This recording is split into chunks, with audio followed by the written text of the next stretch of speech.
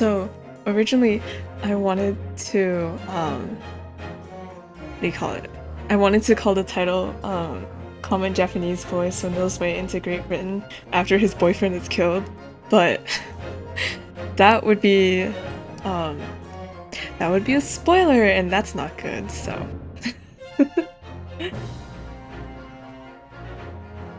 also, like, it just recently occurred to me that Twitch ads are like really long compared to YouTube ads. YouTube ads are at most probably 5 or 6 seconds, and then there's two of them, so 10, 12 seconds total. Twitch ads are like at the very least 30 seconds, I think, which is wow, that's pretty long.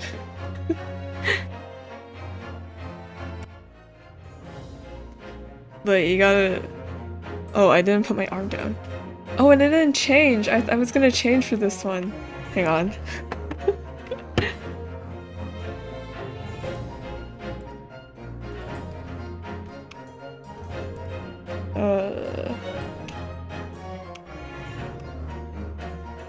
When you forget your own controls.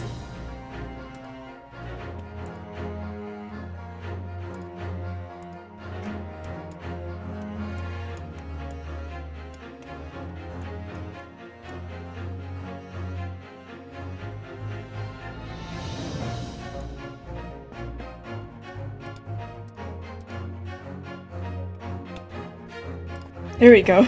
Oh, big. Okay. I was like, I kind of want to just return to normal. Just for this one, because we like some variety, right? You can't just eat mac and cheese every day. It's not gonna taste good after a while. It's gonna start tasting like plastic. I would know. Okay, so we're back and we're in Great Britain. We watched the intro yesterday, but here we are again. We can watch it again. Glancing over my records of the late last century, I am faced by the events of a certain bitter winter. A murder in a carriage as it sped through dense London fog in the dead of night. Though the victim and the perpetrator were the only ones inside, there were multiple witnesses to the crime itself. However, none could have imagined at the time that such a seemingly obvious case as this would end in such a horrendous manner. My friend, Mr. Herlock Sholmes, once said of the incident, I believe that perhaps that case was indeed the prelude. the beginning of a long concerto that impressive Japanese student and I were to play together.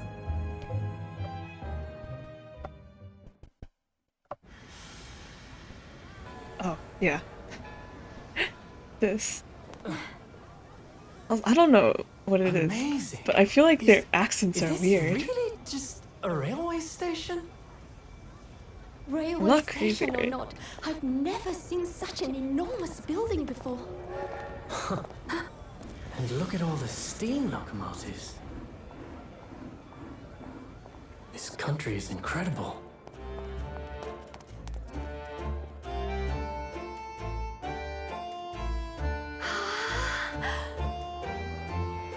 Oh, there's a paper boat! That's cool. Oh, and the horses have blinds. I feel like This seems familiar. So this is the capital of Great Britain. Deja vu? I think I've been in this place before. Where to? Oh, hello. Climb aboard. I'll take you wherever you want to go. in that case, the Supreme Court in Whitehall, if you wouldn't mind. Hello, welcome My pleasure. back. We're back in the grind. We're back. I suppose you're. I'm assuming this case is gonna be longer. Yes. It might not be finished in one stream, but who knows? Well then, I hope you enjoy your stay. And welcome to the centre of the world, Great Britain's mighty capital, London. London. London! Don't be a coward. You're right, we can finish it in one night.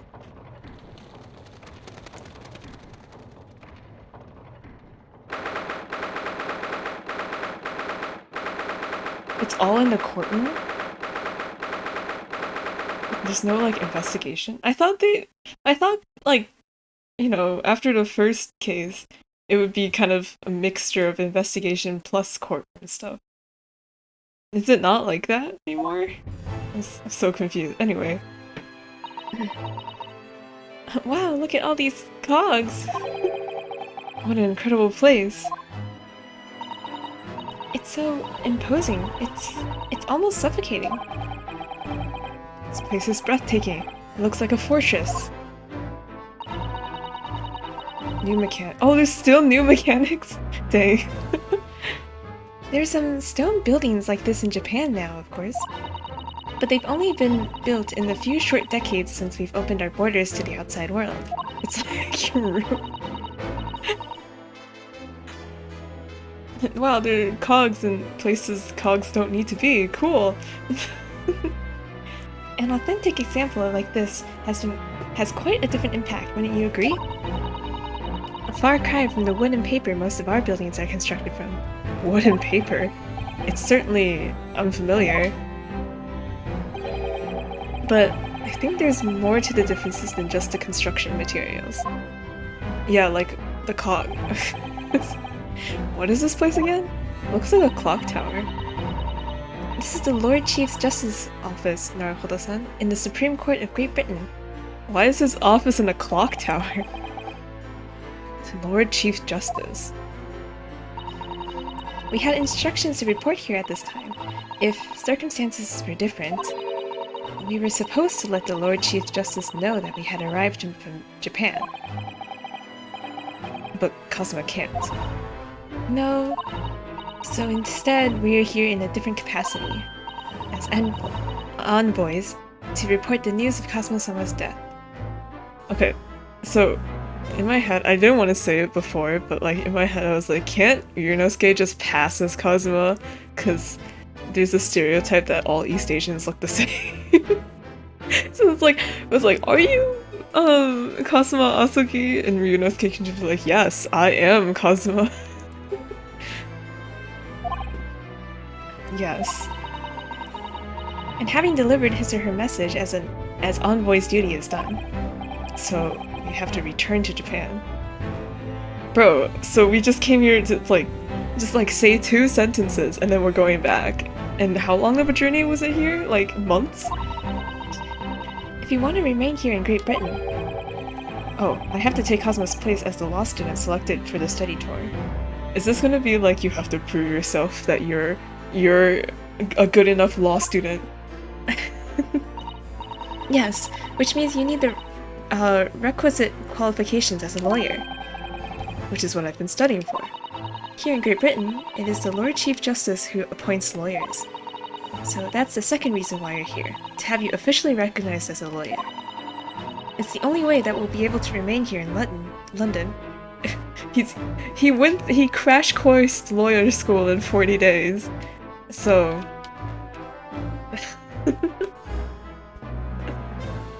false identity. Yeah, right?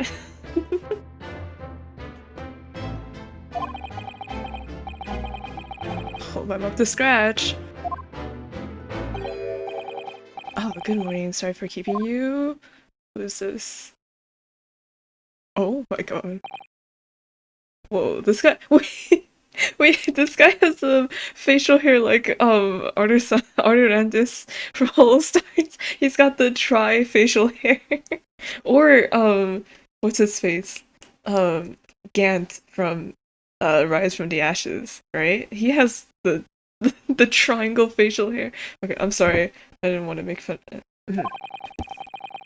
I trust you aren't too exhausted of your long voyage from Japan. I don't know what voice.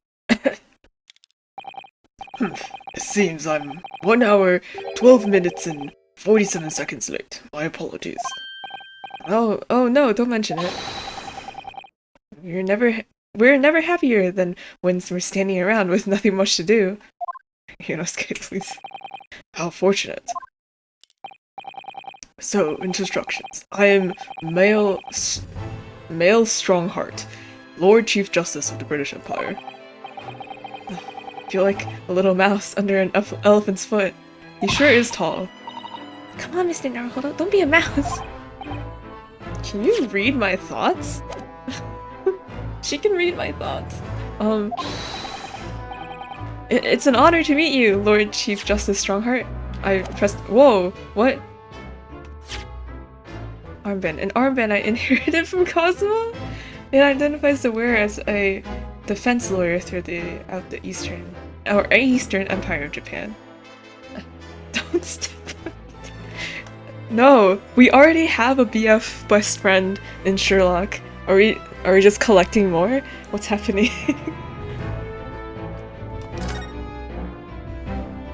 Oh hey, the cronut. These are the scales of justice. They're a symbol of defense, aren't they? Yes, that's right. The scales are a symbol of fairness to show that all are treated equally in the eyes of the law. Music is a tiny bit loud. Okay. And they're a warning to those who enter the courtroom without an impartial mind. But if they're the mark of the defense, it would be more auspicious if they were weighing more heavily on the not guilty side, I think. Very impartial, I'm sure. You're like, are you sure it's equal? Oh, there's a name in here. Oh, it's Cosmo's name. Cry. The lawyer's name is embroidered in the inside here, look. Cosmo Asogi. This was his band, of course. He had his heart set on this study tour in Great Britain. I'm sure he would have found the truth he longed for here. But he lost his life before he even had the chance to see the place. Cosmo, my heart is still broken. I have such a strong sense of his hopes and dreams when I look at this armband, though. I don't think there's anything else here. It's just the cronut and the thing. Okay. Anyway, I'm sorry, I got distracted from the Lord Chief Justice Strongheart. I'm Ryunosuke Naruhodo from the Empire of Japan. Well, Mr. Naruhodo. Oh my god. Welcome to London, the capital of our glorious British Empire. Hi, yeah, thank you. Oh, whoa, talking. Hey, look at my cronut badge. Lord Strongheart, may I show you this? To accept this item, issue a receipt, examine it thoroughly, and make a formal statement of my findings. Would require something in the region of 24 seconds of my time. Sorry? Does the item warrant 24 seconds of my time, Mr. Naruhodo? Why can't you say your name properly? Let's leave it for now. It's okay, it's not that important, the cronut badge of my deceased best friend.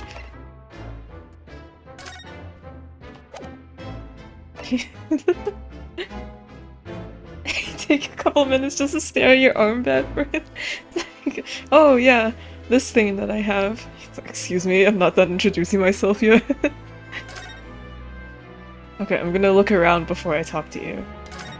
Cause the chair. This must be the Lord Chief Justice's desk. I believe it's made of marble. Looks more like an over-the-top tombstone that's toppled over to me. Damn, you're no scared. I think it's your fanciful imagination at work again, Mr. Naruhodo. It feels like everything that's normally made of wood and paper at home is made of bricks and stone here. It is fireproof, to be fair. I know. That's why this place feels so overbearing, I'm sure. After the Great Chicago Fire. Just look at all the naughty books packed together on these shelves. Oh, I thought I was looking at the candle. They go from floor to ceiling. Wait, did he say naughty? And they're all books that you couldn't hope to come by in Japan. It's like a dream. Oh, naughty, like, okay, K, not, okay. Anyway. Yeah, it's a very bad dream. They're not all about British law either. There are books about the judicial systems of other Western nations. France, Germany, Spain, Holland. What about Russia? Why do you ask? I was wondering about asking the Lord Chief Justice how you say wardrobe in Russian. What do you think? I thought we already went over this enough times. Why? I think perhaps it's a thought best abandoned. Why does Reno's game want to trip? Look at these menacing metal giants facing each other across the room. Metal giants. Naughty is a really weird word. I believe they're suits of armor. Oh, right. Can't move on. Kazuma fuels his mind. I thought maybe they're like the lion dogs you have in Japan guarding shrine gates. No, not at all. In fact, in Europe, suits of armors like these are always possessed by evil spirits, you know? Huh? And they roam around in the middle of the night. Really? Is there nothing you don't know, Miss Susato? This book tells me everything I need to know about everything. If you're ever unsure, just ask. That's a very small book for everything you need to know about everything. What? Too much Scooby-Doo. Where did she get that incredible book? Okay, this very large clock window here. Is this some kind of clock? Actually, I think we might be inside some sort of giant clock. But those gears are larger than anything you find on a steam locomotive even. It's eerie. Do you think clocks are some sort of hobby of his? The Lord Chief Justice, I mean. Well, boys do enjoy fiddling around with machines, don't they? I'm not sure you could fiddle with cogs that size, and I'm sure you couldn't call him a boy. Still, it's amazing how little noise the cogs make, considering how large they are. They're actually something quite soothing. There's actually something quite soothing about their precise rhythm. Yeah, there is something very soothing about watching a cog turn and turn and turn and turn and turn and turn. Okay. I think that's it. Can I look at the ground? No. Pillars. Oh wait, Is this some kind of... Wait, no, this is the same. Oh, I just couldn't see it because the check mark was blocked by the top of the screen. It was cut off. Yes, okay, yeah, alright. Okay, I'm sorry, Chief Justice, we're back at actually talking to you. It's a magical book. That explains it.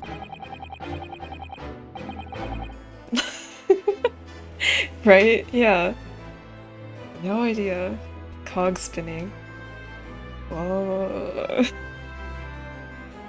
So, what are your impressions of our capital so far? How do you like it in London? I should give him an accent. Oh, help! I've been so nervous ever since I got here that I can't remember a single thing about the city. It's simply splendid, isn't it, Mr. Naruhodo? Yes, I like how the horses have blinds and there are paper boats. Oh? We had a wonderful view of some of London's streets from the carriage on the way here from the station. Everything is so impressive and grand. I must say I'm almost lost for words. You're good at this, Susato. I'm glad to hear you like it. The city boasts tramways, piped water and gas, even cables supplying electricity. We spearhead every revolutionary new technology in the world. Every visitor in London is astounded. Oh yes, astounded is the word. Thanks for saving me there, Susato-san. And everyone seems so jolly and full of vigor. Everyone read Yes. There is much excitement about the upcoming great exhibition we will be hosting here in London. Great exhibition. Cultural and technological achievements from around the globe are to be exhibited here in our great city. It will be the greatest spectacle of its kind in history, and will make Paris's World Fair look like a toy shop. Gosh, I can hardly imagine how magnificent it's gonna be. Great Britain's capital city is nothing but magnificent. London is the center of the modern world. Even if you do say so yourself. Yeah, this guy's just patting his own shoulder. He's like, you know the Obama meme where he's like giving himself the medal? Yeah. The sun will never set on our great empire. Perhaps it is fate that in these progressive times we welcome visitors from the land of the rising sun. Yes, very, very progressive, inviting. What insignificant Eastern islands? That was the term the Russian man used. Lord Chief Justice, I think you were expecting a student of law for this study tour, weren't you? Absolutely. Mr. Kazuma Asugi, if my memory serves. That's right. The British government has already been telegraphed a full report on the situation. I understand the young man lost his life aboard the steamship bound for our shores. That's amazing. The news reached him before we even arrived. Then why'd we come here? My country naturally extends its deepest condolences to yours. Oh, thank you. And you honored this appointment specifically to inform me of the news? Yes. We are here in the capacity of envoys from Japan to report the sad news in person. They tell me you Japanese are a people of protocol and courtesy, and I see that is true. And it is with some regret that I must inform you that the death of the young lawyer means that the study tour arrangement can no longer proceed. If you would just hear us out, Lord Strongheart. What do you have to say, madam? It's about the study tour. Mr. Naruhodo here would like to make a proposal. Would he now? Well, Mr. Naruhodo. This is it then. The moment of truth. Oh no! No! No! I pressed the wrong thing! I didn't realize that it would automatically select it for me, so I went down. Okay. Yes, yes, yes.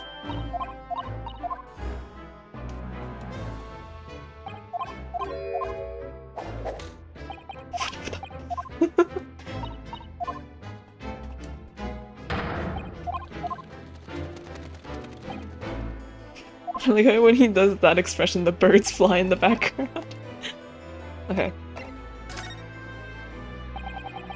The thing is, Lord Justice, Lord Strongheart, I was wondering if perhaps you could consider allowing the study tour to go ahead?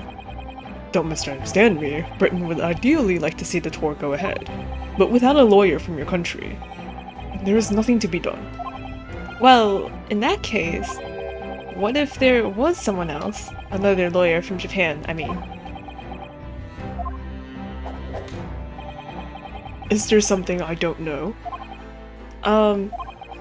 Only a single lawyer was invited to Great Britain from your country, and that was Mr. Asugi. At least, that is what I've been led to understand. Well, the thing is, this really isn't going well at all. I just can't seem to find the right words to say in this fan. Remember what Cosmo told you, just say what you have on your mind. Don't think too hard about it. It might be stupid, but it's stupider to just leave it in your head. Mr. Naruhodo! I could ruin things here if I'm not careful. What am I gonna say? If there- oh... If there- It's Miss Sato! Oh my god. If there's someone else here from Japan who could be described as a lawyer, it's... Wait. Wait.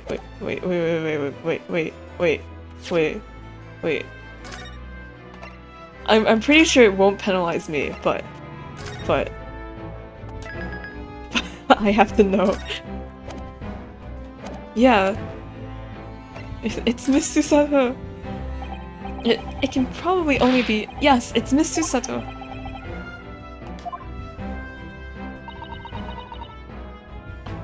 Yurinosuke, are you an idiot? An unusual introduction. But I presume you mean this charming lady beside you. You're a lawyer, are you?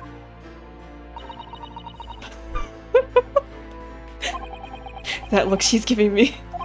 After all the days of hard work she put in to help me study. I can't let her down now. Oh my god. I think that's quite enough joking, don't you, Lord Strongheart? My real answer is, it's me. I can do it. Okay. Of course. Is that so? Yeah, I mean, if you squint your eyes a little bit, I look exactly like Kazuma, right? I mean, I don't actually have any qualifications as such, but No qualifications, you say? And yet, you still claim to be a lawyer. I have acted as a lawyer in a court before, and I won. Only once, as it happens. And I had Cosmo to help me, and I was the accused, but glossing over the details. I've been spending every spare moment on the journey here to Great Britain studying. I've learned all about British law and court proceedings while I was on board the SS, too many S's, SS Buria. The voyage from Japan is some 50 days, I believe. Not what you would call a full education. To become a qualified lawyer here in Britain, not only do you need a university degree in law, but you must also complete several years of training. I realize it's far too short a period of time. Well, I mean, nowadays you can learn anything on, like, online. There's all, like, online courses that basically span 40 days, so why not be a lawyer in 40 days? But I can't just go back to Japan. Kazuma, Mr. Azuki's journey had only just begun. Coming here on the study tour was all he thought about. I have to carry on and do everything he planned to do. Oh. I know it must sound like I have an overly inflated opinion of myself. And never mind. But I would do anything to prove that I have what it takes. Any test you care to set me. Just one chance, that's all I'm asking for. Please! 31 seconds. Sorry? Your opening statement there, Mr. Naruhodo, it was 31 seconds long. Not too brief, not too protracted. A perfectly judged appeal, I would say. Which is a skill that would stand you in good stead as a lawyer. Oh, thanks. Not what you should have been focusing on, but... So, you're willing to put those words to trial, are you? Well, I'm all for entertainment. Huh? But let me ask you one thing first, sir. Yes? You say you intend to do everything Mr. Azuki planned to do. Are you firmly set on that path? Well, yeah, that's my intention. I see. Am I imagining things? Or did his expression just alter a fraction? Did he? Oh shit, I was too busy reading.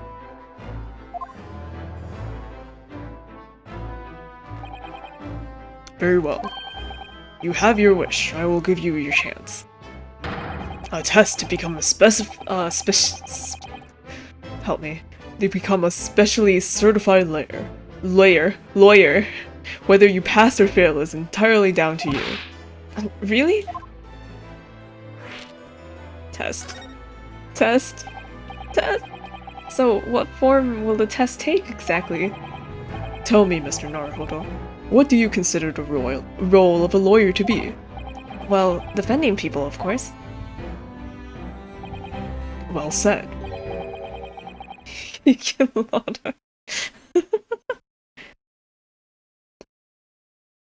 So, let's have you defend someone. Huh?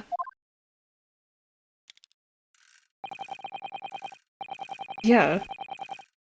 You just realized I've been here the entire time. Your timing is perfect, in fact. There's an apt trial about to begin later today. No advocate has been appointed for the defense as of yet, so this will be welcome news. Today? Straight away? If you manage to secure a verdict of not guilty, you'll have passed my test. I thought the point was to find the truth of the matter, not get the oh, never mind. What could be simpler? How do I get myself in these situations? Well, could I ask, what sort of trial is it, Lord Strongheart?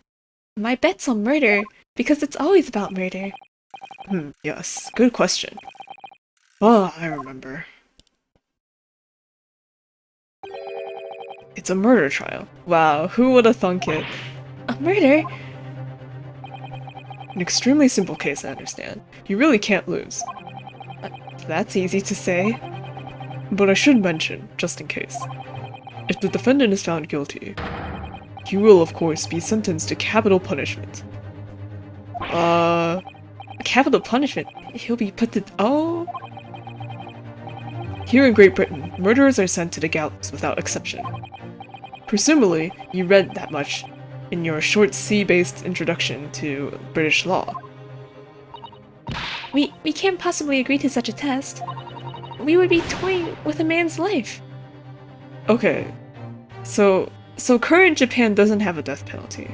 Because Ace Attorney, like the law system in the trilogy and all those games, there is a death penalty, I'm pretty sure, for murder, right? Yeah. So... I see. Okay, I see. I am the Lord Chief Justice. I've decided it's acceptable. But you can't do that, can you? Kill someone's life, lose your life. The law of equivalent exchange. There's no need to overcomplicate this. All you have to do is ensure that you don't lose. If you're sad, don't be sad. If you don't have a house, buy a house. Easy.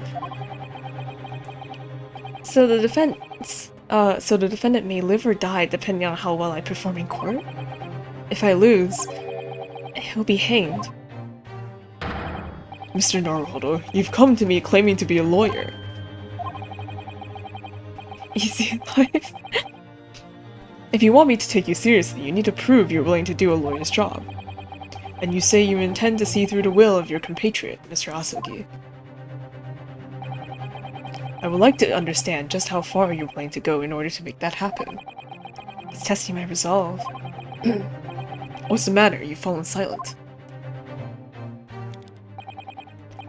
I'm sorry, but time is pressing. The trial begins short- Oh my god, already? I need an answer from you now. What is it to be? What do I say? Do I agree to absurd test? Oh, I didn't get to... Alright, I guess I was gonna try the other option. I can't do it. I can't get the words out. 15 seconds. Oh. Your decision-making needs work if you want to be a lawyer. That was too slow. He's like the kind of guy to be like, time is money. So, it's as I suspected, is it? Sorry? You have noble intentions, but lack the resolve to see them through. The test is cancelled. Thank you for stopping by. Ooh! Ooh! Ooh! Go and acquire your ticket for passage back to the east tomorrow. This conversation is over. Ooh! Yes, Lord Strongheart. Thank you for offering me a chance. Mr. Naruhodo. I'm sorry, Mr. Sato, but what could I do? You could have answered yes! It's alright, I understand. You do? It's not an easy decision to choose whether to defend a man in these circumstances. But resolve has absolutely nothing to do with it. Time is time. Time stands with Strongheart, probably.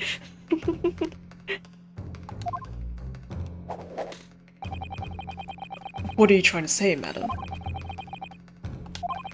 I think what Mrs. Sato means is that no matter how badly I'd like to be recognized as a lawyer and stay here in Great Britain, to risk another man's life by treating his one and only chance at a trial so trivially would be utterly unforgivable, and I feel exactly the same way.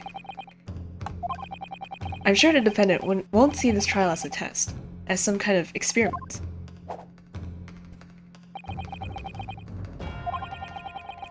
A lawyer may fight for his clients in court day after day, but for each one of those clients, the particular day they stand in the dock may be the only chance they have to fight to prove their innocence. I mean, he would know, you know? No, I was wrong. I'm not qualified to do that job yet. I'm sorry for wasting your precious time, Lord Chief Justice.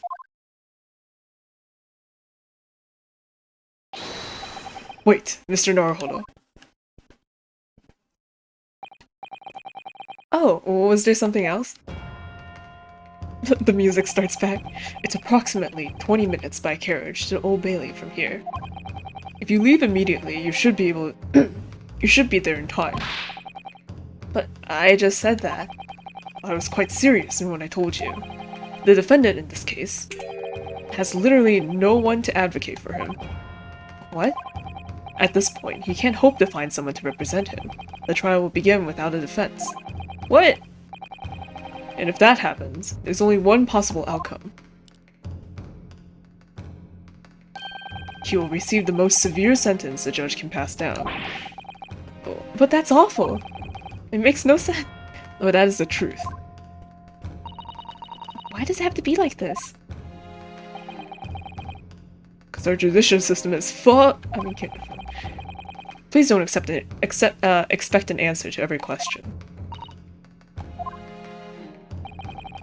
The cold hard truth of the matter is that there is only one person now with a chance to save this man from a very miserable end. And that is you. I'm really his only hope? Not gonna lie, it sounds like BS. There's really not another defense lawyer here in all of Great Britain that would be like, yeah, I would take this case because I need money, because I need practice. I don't know. Hi, Kokoro. So, what do you say now, madam? Me? What do you mean, Lord Strongheart? You said it wasn't an easy decision to choose whether to defend a man in these circumstances, and I agree. But in my estimation, it is purely and simply a matter of resolve. Oh. Our time is up here. I have a meeting to attend. I must leave in 2 minutes and 16 seconds. Jesus. No wonder you live in clock. So, venture into our great city and enjoy yourselves. What? I thought we needed to defend someone. He's gone. He flew away with the birds. The Old Bailey. What's the Old Bailey? If we're going to do this, Mr. Naruhodo, we must leave at once. Time is money. No, time is time. Oh, we can talk what to do. Oh, right. Miss Susato, can I just ask you something? Careful. From this position, I can perform a Susato takedown in an instant. I know. Mr. Naruhodo, you heard Lord Strongheart. The trial starts imminently. If I need to throw you, I will. You know, you could just say, I think we should hurry to the courtroom. If you need to ask me anything, it had better wait until we're at the Old Bailey. Okay. Hey, Susato, look at my cronut badge. Look at the badge. Oh, look my cronut badge. Miss Susato, can I just ask you something? Careful from this. Okay, I think this is the same. She's just like, oh my god, Yunosuke, get back to work. Okay, alright. The Old Bailey.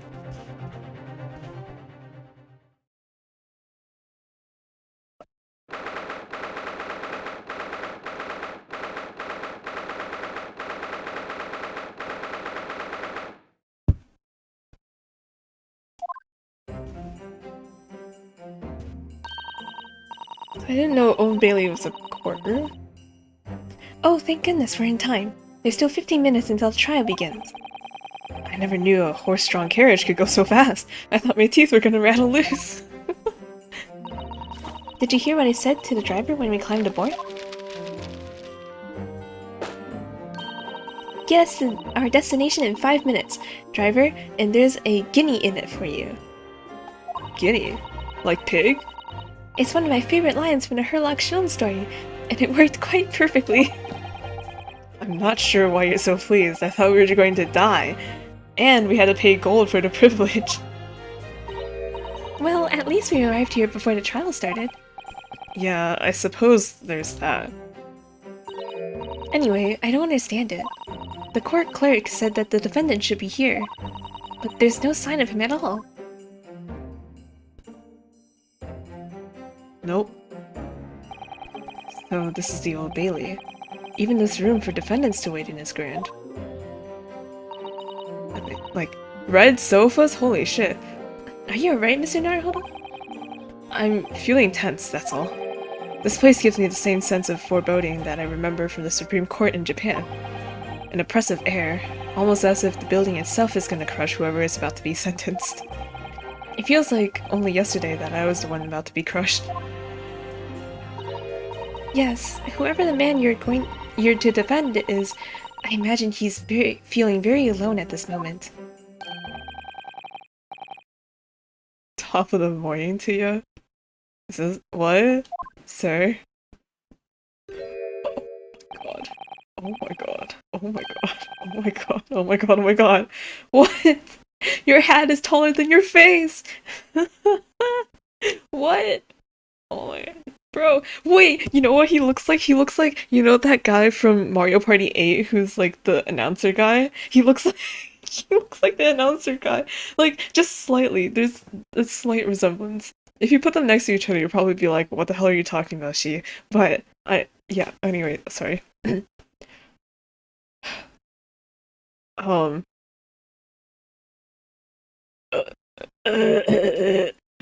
What are yous doing following me here? Teens are very desperate, are they?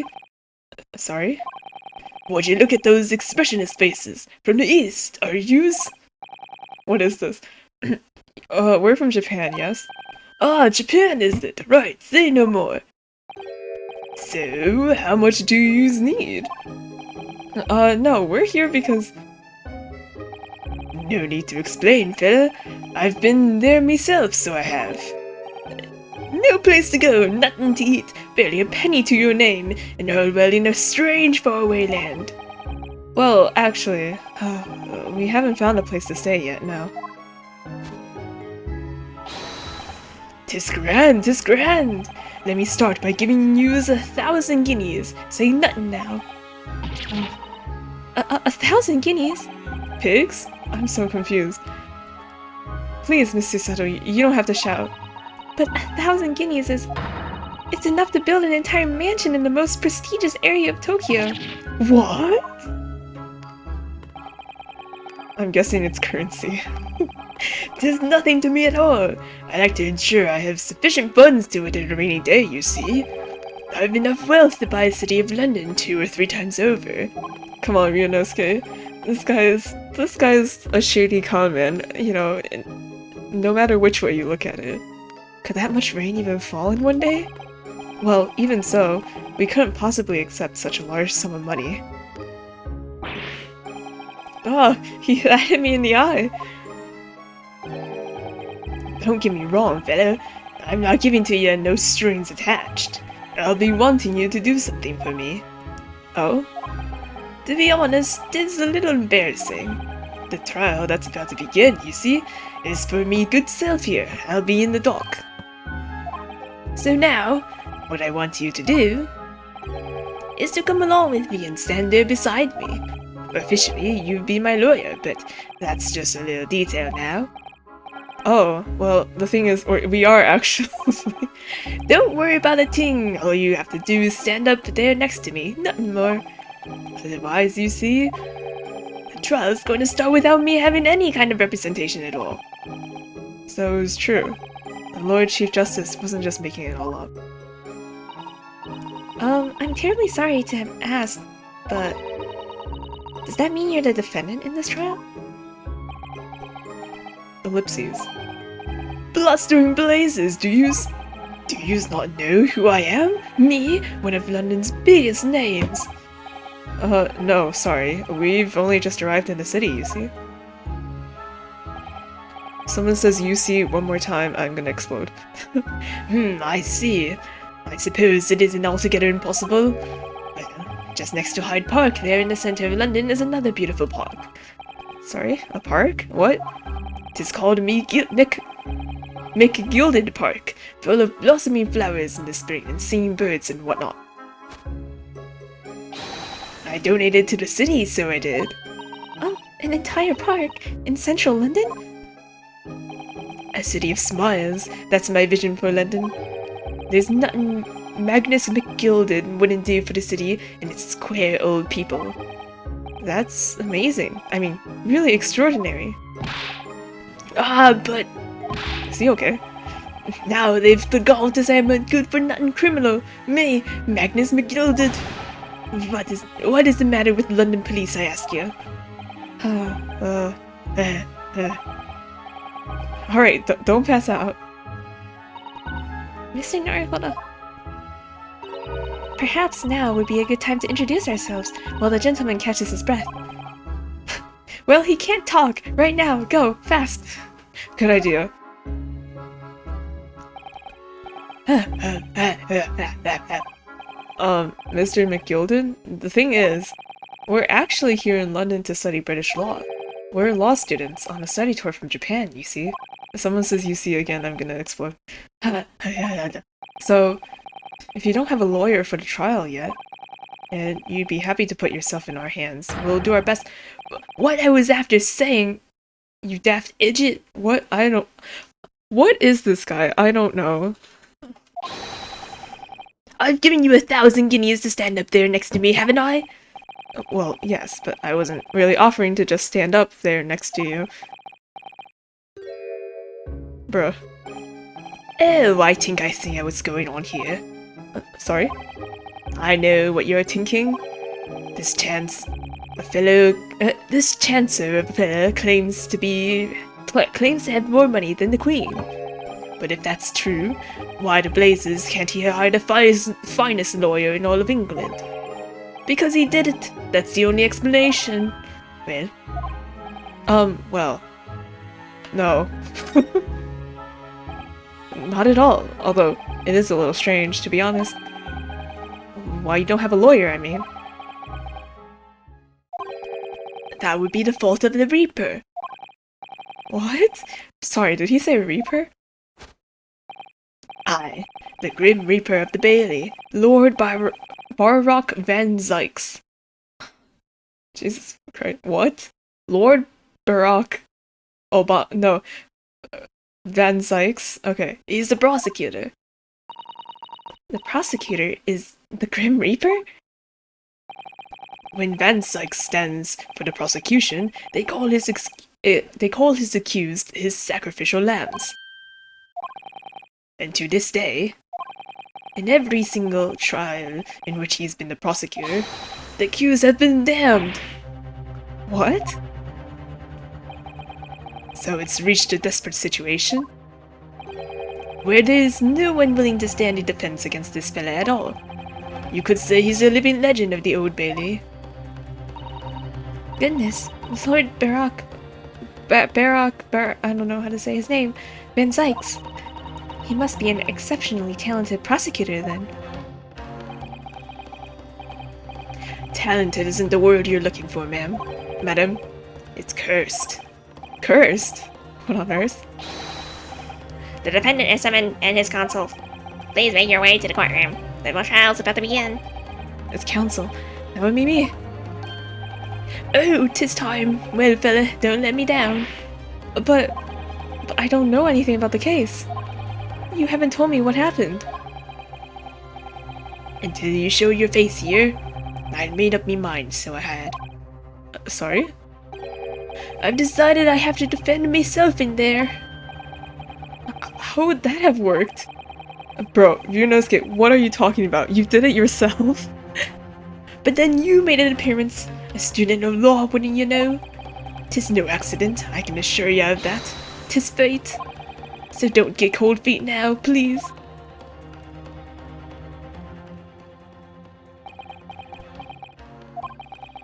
I literally know nothing about the case, or about this man who stands accused. In fact, the only thing I do know is that I can't just turn my back on him. Are you sure? I think I could. I'm kidding. Mr. Naruhodo, the man has no one. He'll have to stand alone in that courtroom, armed with nothing to defend himself. Yes. Something... Yeah, like... Tell us what happened!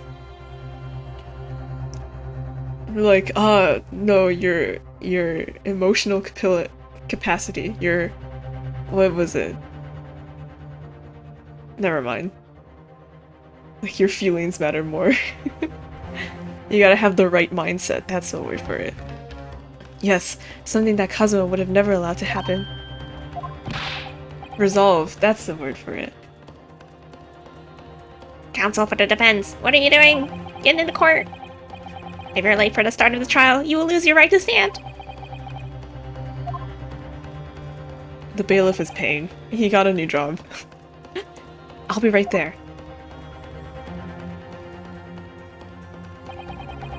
It's happening then.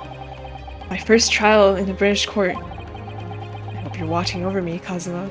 Oh, because I have no idea how I'm gonna manage this. His brain is full of Kazuma, isn't it?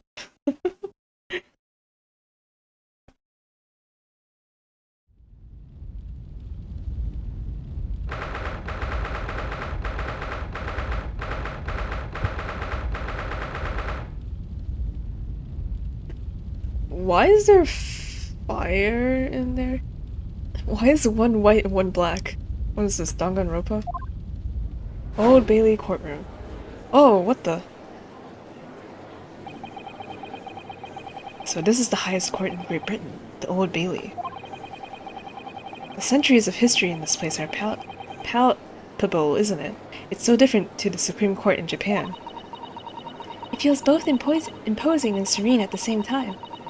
The atmosphere almost makes words redundant. Empty only Kazuma. Whatever the country, determining a person's guilt or innocence is always a solemn affair. May I say something, Mr. Naruhodo? Oh, yes. What? Oh my god, oh man.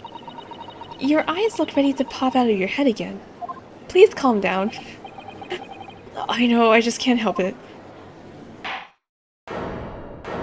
Oh! Santa Claus? In the name of Her Majesty the Queen, I hereby declare the court to be in session. What is that voice? We are here today to determine the guilt or innocence of Mr. Magnus McGilded. I now call upon the counsels for prosecution and defense to declare their willingness to proceed. Holy shit, this guy is a vampire, isn't he? What is this? The prosecution is fully prepared. No. Prosecution is fully prepared. That must be the Reaper of the Bailey. He looks more like a vampire than a Reaper. He really doesn't look fully prepared to dispatch his next poor victim to the underworld. Are you good boy or naughty? Santa! Oh, instead of being guilty, he says you're going on the naughty list. Drink a chalice of blood. Oh my god. Does he? Bro. I mean... The counsel for the... shit. The counsel for the defense, you appear to be Eastern. Do you speak English? Yes, of course, sorry. But he asked if the defense was ready. And I couldn't be further from ready if I tried. Those eyes please me. Nipponese. Nipponese? Is that even a word? They shroud your fear, your doubt, your trepidation. They run wild, clinging to some phantom notion of courage. The quintessential look of a sacrificial lamb. Oh, a cold shiver just ran down my spine, all the way to the tips of my toes. I can't. The judge looks so much like Santa Claus. Did they do that on purpose? Now, Mr. McGilded. Yes, my lord? You stand accused of murder, a capital offense. You shall be sent to the gallows if found guilty. Are you quite sure you wish to entrust your defense to this foreigner? As I've always said, my lord, it is a grand thing to give opportunities to the young. Even if the fellow is a student from little island of off in the far east. It is not the British way to ignore the dangers to yourself and give those... Is it not the British way to ignore the dangers to yourself, and give those less fortunate a fair chance? I'd like to think that acts as chivalry to the great British Empire proud. Listen to Mr. Misgilded. What a fine gentleman London has in him. Did you hear that he donated £5,000 to the government the other day? Mother, please, can we go and play in Gilded Park? Seems as though everyone in the public gallery is firmly behind Mr. Gilded. Well, Mr. McGilded, I forgot his first part of his name. That's certainly welcome news, and he certainly has a way with words. I'm surprised he didn't convince anyone to defend him. Or he couldn't. Eloquently put, Mr. Gilden. The most laudable sentiments. Now, ladies and gentlemen of the jury, I'm sure I need hardly remind you that you 6 members of the public have been selected for your impartiality. Are you ready to proceed? There's a jury? Oh my god, it's Mr. Monopoly! Oh god, I can't do these voices, I'm so sorry. It's gonna be bad British accents everywhere. Yes, my lord, if the task is to end rotters to the gallows where they belong, I'm more than ready. At the manor, his lordship always says that we should dispose of rubbish properly. Naturally, I agree. Any criminals here will soon be wishing they never set their eyes on me. Oh my god. It's the scariest secretary-looking lady I've ever seen. I feel a chill. This guy has like eyes that just kind of go in 2 different directions. Like Ed Sheeran. Oh, don't mind me, my dears. I'll just be getting on with my knitting. Must finish these mitts for my grandson. Bro. Mr. Naruhodo, Those people are... The jury, yes. That's something we don't have in Japan yet. That we should really have. Because the judge is kind of... that's right. I've only ever read about it. But here in Great Britain, the court's final verdict depends on the opinions of those 6 jurors. The judge passes sentence according to the law, but the jurors determine guilt based on common sense. Are you bad-mouthing Japanese Santa? No, of course not. So the defendant is ultimately judged from 2 completely different points of view. But how exactly did the jurors give their verdict? That I don't know, but I'm sure it'll become clear as the trial progresses. Yeah. Don't jurors, like, vote on it? Prosecutor Van Sykes, my lord. It's been a number of years since we've seen you here in the courtroom. I thought you had renounced your fame. Everyone's ready to Doesn't one of them have a knife? I'm known as the Reaper of the Bailey, my lord. Infamy rather than fame, I would say. But yes, 5 years have passed since I last spread my wings in this capacity. So what brings you back? Is there some change of circumstance in which the court should be aware?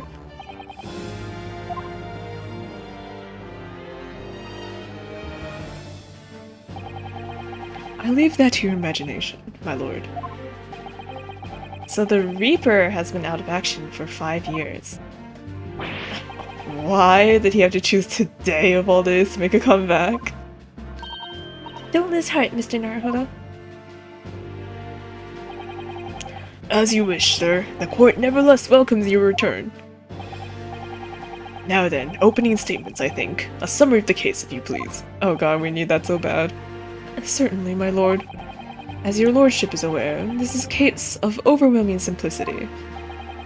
We must be the only ones in here who aren't aware.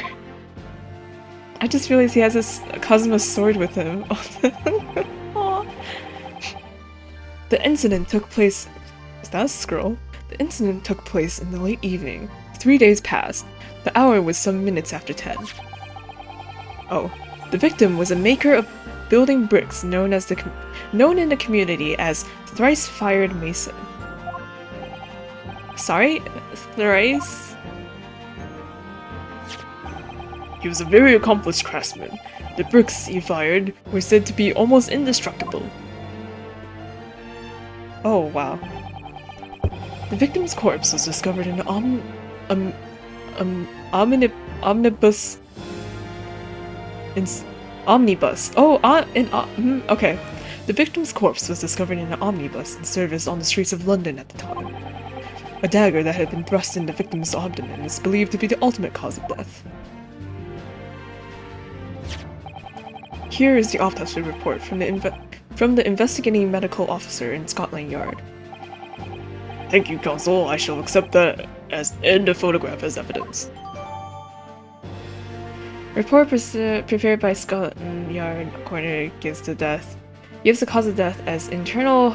I don't know how to say that word, but it appears a lot as a result of a single stab wound to the. Okay.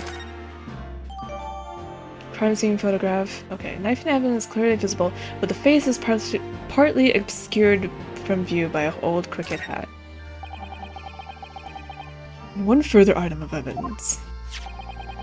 The prosecution wishes to submit these as well. And these are... Good lord! Is that blood, counsel? Santa wears a toupee? Yes, my lord. Seized by a policeman who arrived at the scene. These gore-soaked gloves were taken from the hands of the accused when he was arrested. What? Mr. McGilda's gloves had blood on them?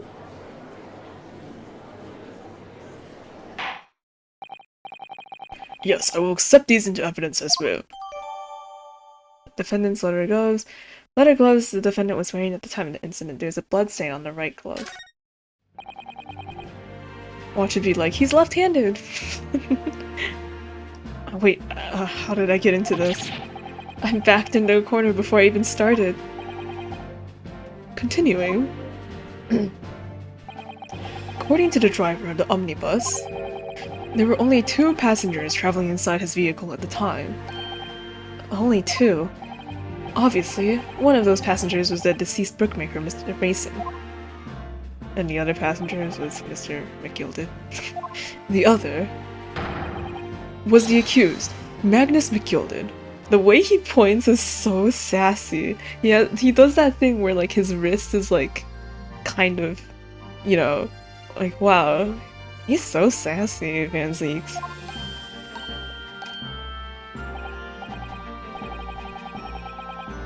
Well, rather damning circumstances to say the least. Defendant, what say you? Oopsie. Well, of course, I have no recollection of such a thing. Mr. McGilded? To be sure, I rode the omnibus that evening. But whenever I'm in a carriage, I'm taken with a fierce tiredness, and I always succumb to it. Are you claiming to have been asleep? 'Tis the motion of the carriage, my lord. Littling, so it is, and when I opened my eyes again, 'twas a desperate sight before me, the body of a man I'd never laid eyes on before in me life. Now I ask yous, whose good-hearted soul wouldn't rush to help a fellow bleeding from his stomach? Oh, is that how? I wasn't about to start worrying about me gloves now, was I? I reached out to give the man a hand. That's why, okay. So the blood got into the gloves then, after the man had been killed. Unfortunately, that statement of the driver's is only the beginning. What? That's not all of it? There were multiple witnesses to the precise moment at which the brickmaker was fatally stabbed. Multiple witnesses? Also, another thing, can the defendants, like, stop doing dumb shit? Like, if Yunosuke just hadn't picked up the gun, nothing would have happened, right? If this guy didn't run over and get his gloves dirty, nothing would have- well, I mean, maybe something would still happen, but, like, it would be less damning for him. Like, just don't touch. Leave it alone. Order! When the killing took place, only the victim and the accused were inside the carriage, and there were witnesses to the crime. This is not just a case of compelling evidence. It is a nail in the coffin for the accused.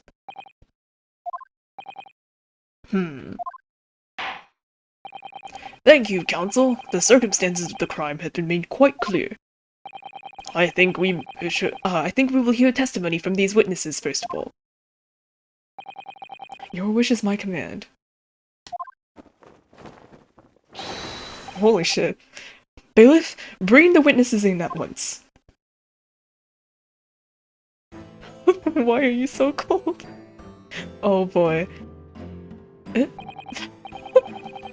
Witnesses, your name and occupations. My name is, well, everyone calls me Beppo. I drive the omnibus in the East End. Bruce Fairplay. Shit, I don't know. Bruce Fairplay, I'm a banker in the city. My name's First. Lady First. Lady First. I, make hats for gents. Let's begin by confirming the facts. 3 days ago. Wait, hold on. What was the bus guy's name? Oh, I can check. Male, strong heart. It's thoroughly intimidating, man. Magnus McGilded, defendant. Baroque Funds Lakes. 32. I mean, fair. Supposedly the souls of the prosecutors term, but 32 is better than some 13-year-old prosecutor. Thrice fired Mason. Mason. Beppo isn't Beppo a polar bear? Bruce Fairplay. And of course, Lady First. 3 days ago, at a short time after 10 o'clock in the evening, all of you present at in the stand were in the omnibus and witness to the aforementioned incident. I thought the bus driver said there were only 2 people in the bus. What do you mean? Is that correct? Yes, sir. Quite right. Why does he only show this side? Yes, sir. That's right, sir. Very well then, let's proceed with your formal testimonies, please. Each of you will tell the court precisely what you saw.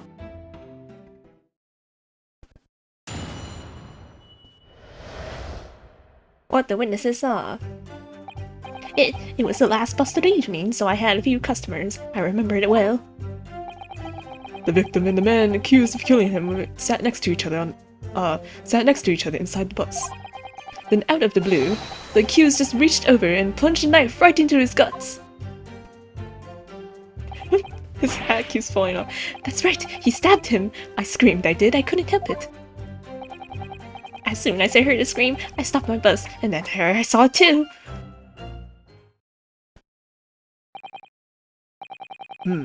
Unambiguous testimony, I must say. Exactly, my lord. These men witnessed the incident in the omnibus with their own eyes. Thunk. Oh, oops, I keep pressing the wrong button, I'm sorry. I'd like to ask a question, if I may. The guy with the terrible hat is a hat maker.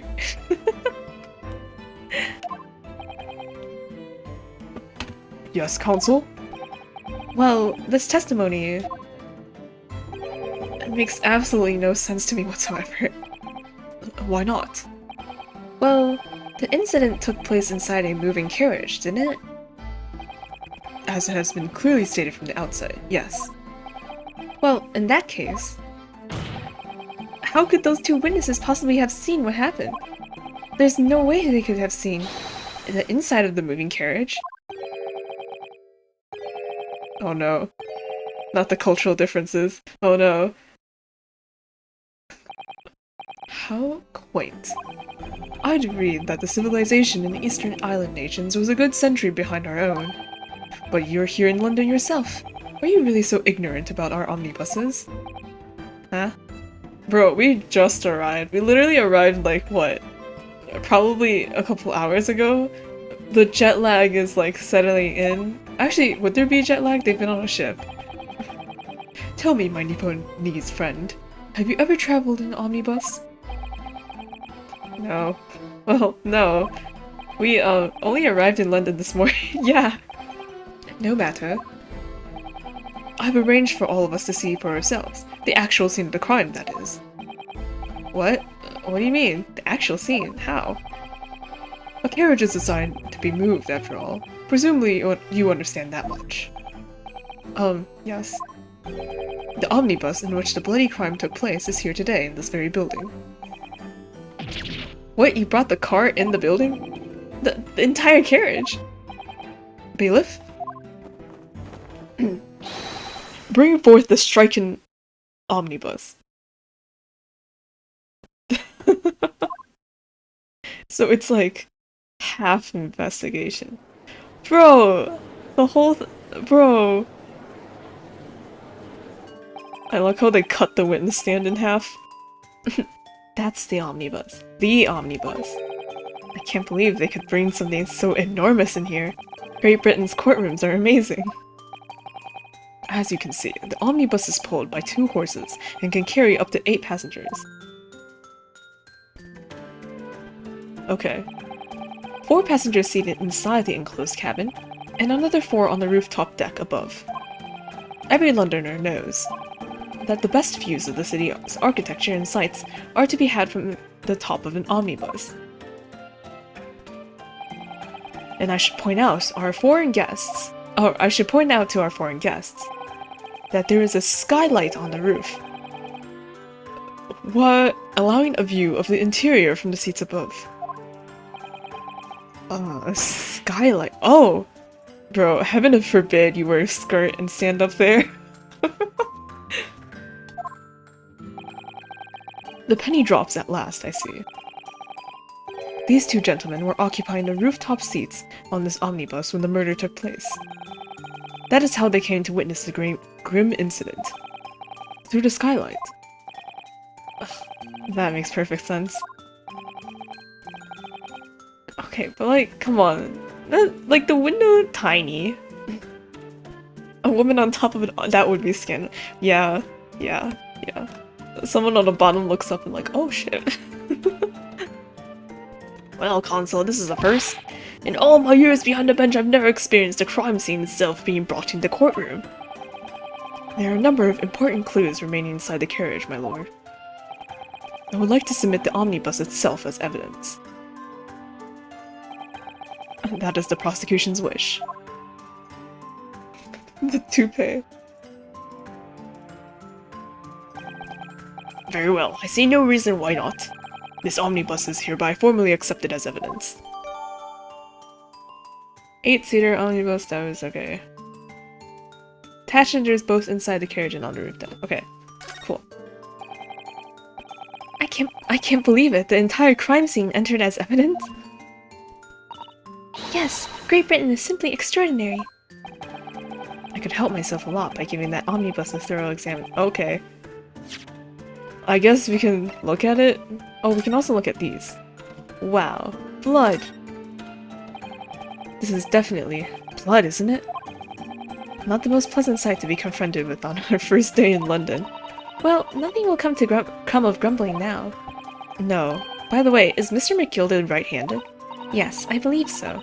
Damn, I was wrong then. He was toying with the coin in his right hand a little earlier. Ugh, pity. If only he'd been left-handed. I think blood on either glove will be fairly incriminating, really.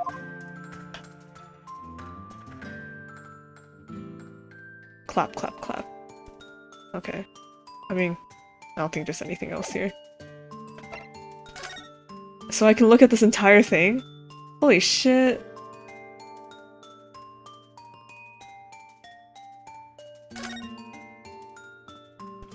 Ooh. You can certainly see inside the carriage through this opening, that's for sure. Yes, and there's a lamp in the enclosed cabin, so I'm sure the witnesses would have been able to see quite clearly. That's not good for us. But they would only be able to see the top of his head, right? Like, not... It's hard to see this face from this point of view. Like, if you bird's eye view a person, you know?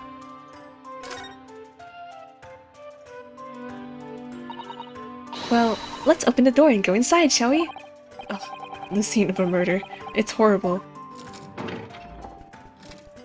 Ooh, the inside.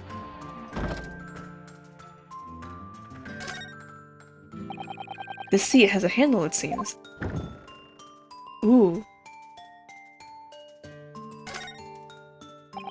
This looks like all sorts of equipment that may be needed to keep the omnibus running. Feeding tubs, tools to repair wheels, blankets, horseshoeing tools. So it's a storage compartment for the coachman to keep his things, it seems. There doesn't seem to be any space for passengers to stow their luggage, that's for sure. Well, I don't imagine it would be very convenient for that purpose anyway. That's true, they would have to sit on it. Okay, and then there's... Ooh, what's this? There's a poster for the great exhibition that's due to start 6 months from now. Ah, yes, advertisements. There's a lot of focus being drawn to the Crystal Tower, the centerpiece of the whole exposition. Ooh, the Crystal Tower. It's under construction already, I believe. People all over London must be fizzing with excitement at the prospect of such a grand event. Okay. The blood on the seat. That's blood that's soaked into the seat. The victims, obviously. Yes, and that seat would be clearly visible from the roof deck. Eh? Would you really stab someone in full view of the other passengers like that, I wonder? Well, it was after dark. And there was a lamp on here, so perhaps the culprit couldn't see anything outside through the skylight. Whichever way you look at it, it doesn't seem like it was a planned attack. See, I don't know Final Fantasy. I'm not cool like that. What's on top? It's quite a large skylight, isn't it? Yes, quite large enough to afford a good view into the cabin from the roof deck. There doesn't appear to be a handle or catch of any description, so I suppose it can't be opened from inside the cabin at least. Okay. It's also a poster of what looks like the Eiffel Tower in London? What?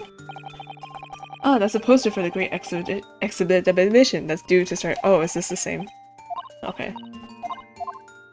The Crystal Tower looks like the Eiffel Tower. Like, plagiarism.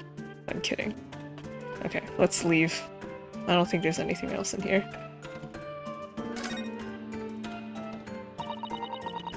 Have you seen enough? Let's step back outside then. He brings like the omnibus in, right? And so like, and the defense counsel just like is like, ooh, what's this? And everyone's just watching from outside. It's like, what are those two doing? Phoenix Wright? What do you mean anything out of place? What is this? 418. A ladder onto the top. The window. London 5th Avenue, Baker Street.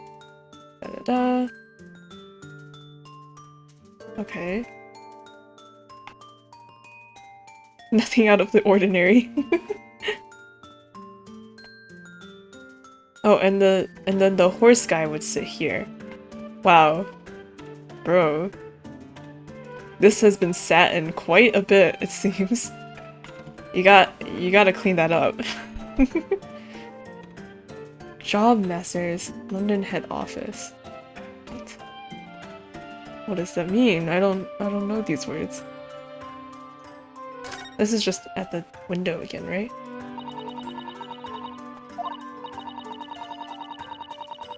Oh, you must have a wonderful view of London's streets from up here. So people sit all the way up here on bitter winter nights with cold air rushing past them? And they have to pay money to do so? Brr, I can't imagine how cold it must feel. That just made me think of something horrible. Can you imagine being dragged around in the city in the freezing cold as a punishment? Perhaps that is the real price you pay to stay out late. No wonder the carriage guy is freezing all the time, even though it's not cold. Okay, I think that's good. Let us continue with the proceedings. The defense has finished eyeing the bus for quite some time. Your cross-examination, counsel. Pray, don't expect this Nipponese stray to understand the intricacies of a British court's cross-examination rights.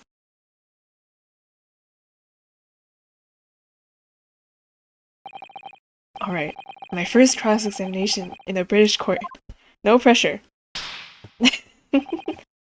Focus, Ryunosuke. Focus! I really like Ryunosuke. He's so cute. He reminds me a lot of like Apollo when in his first game. It's like, damn. Anyway. It was the last bus of the evening, so I had a few customers I remember very well. Yes, I think it was sometime after 10, wasn't it? Ooh, I can... I can flick to these guys. I see. It's weak table slot. That's true. He's lacking in the loud noise department. Oh, yes, sir, that's right, sir. Yes, ever so cold. It was freezing, in fact. And you had 4 passengers on board at the time, is that correct? Yes, that's right, sir. Not at all traveling in the same parts of the bus, of course, no. And there were no other passengers when the incident. Oh, no other passengers. No one alligator, pretty jumping. You're right with that, sir. No other passengers like that, no, none. So nobody fled the scene of the crime then. I have to say, the boss insists on it running. He does every morning or every evening, the last bus of the day. But I do wonder sometimes if it's altogether worthwhile. Yet sorry to say. What do you mean by that? Well, with it being so cold and everything, they only made making 20 pieces on the run. You see? Yes, I spend that much on the pub on the way home, just trying to warm up again. So he goes drinking afterwards. The victim and the man accused of killing him were sat next to each other inside the bus. Wait, sat next to each other? Like, on the same seat? And you saw them through the skylight. Oh, and you saw them through the skylight in the roof of the carriage. That's right. Oh, when you sit on... Oh, I don't know what voice this is, I'm so confused. That's right. When you sit on top of the roof deck, the window's right there at your feet. Indeed it is. There was a lamp on the inside, so I had a pretty good view. Okay. The 2 of them were wearing hats, and I couldn't exactly make out their faces. Yeah, see, that's the part I was concerned about. But there's not a shred of doubt in my mind that it was Mr. McGilded. How can you be so sure? Well, how can I put it politely? Mr. McGilded is a gentleman of a rather small stature. Ooh, he called him short. I couldn't have mistaken him for anyone else. Okay, but his hat is like really tall. He's a tiny man. Let's not forget that when the vehicle came to a halt, the only people inside the enclosed cabin were the deceased Mr. Mason and Mr. McGilded. There is no room for doubt here. Ugh, I really wish there was. Then, out of the blue, the accused just reached over and plunged the knife right into his nuts. Okay. I said nuts, not guts. Right into his nuts. You actually saw the exact moment when it happened? Didn't already testify to that? Or our fair dinkum, hard-working city banker is not considered trustworthy these days. Oh, no, I didn't mean that. This is no good. I've really got his back up. What? Perhaps you could just tell us what you saw in a little... It? That's a cruel thing. Yeah. My lord! Juror number 3? What's the meaning of this? I don't know why his voice keeps changing. My mind is made up, my lord. Completely and utterly made up. Made up about what? I don't like the stinking rich. Never have. They're always up to something or other that they shouldn't be. Every one of them. Fire? And that little leprechaun of a man is no exception. Well, he can't fool me. What? That's so cool. How the fuck does that work? There's no point wasting time listening to any more of this. That's my opinion on the matter anyway. That's precisely what I'm about to say. What? As the foreman of the jury, it is my duty to set a good example for my fellow jurors. Bro, we ain't even done yet. Have some patience. You're almost as bad as the kids on TikTok. What the? What's happening here? Let me see. Ah, yes, it seems that's how the members of the jury give their verdicts. With fire? Apparently, yes. White for innocent and black for guilty.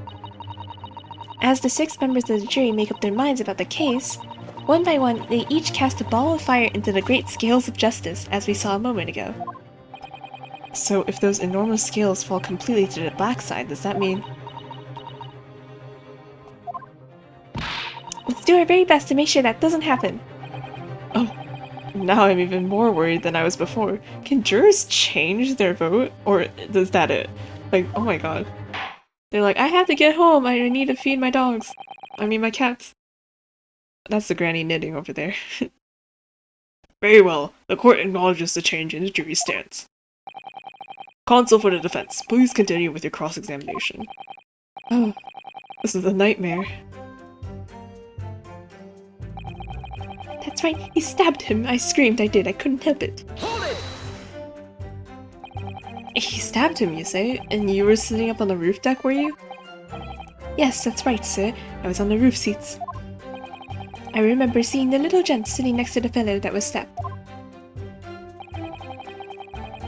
I'd been thinking about that new hat design, you see, so I was just gazing absent-mindedly around.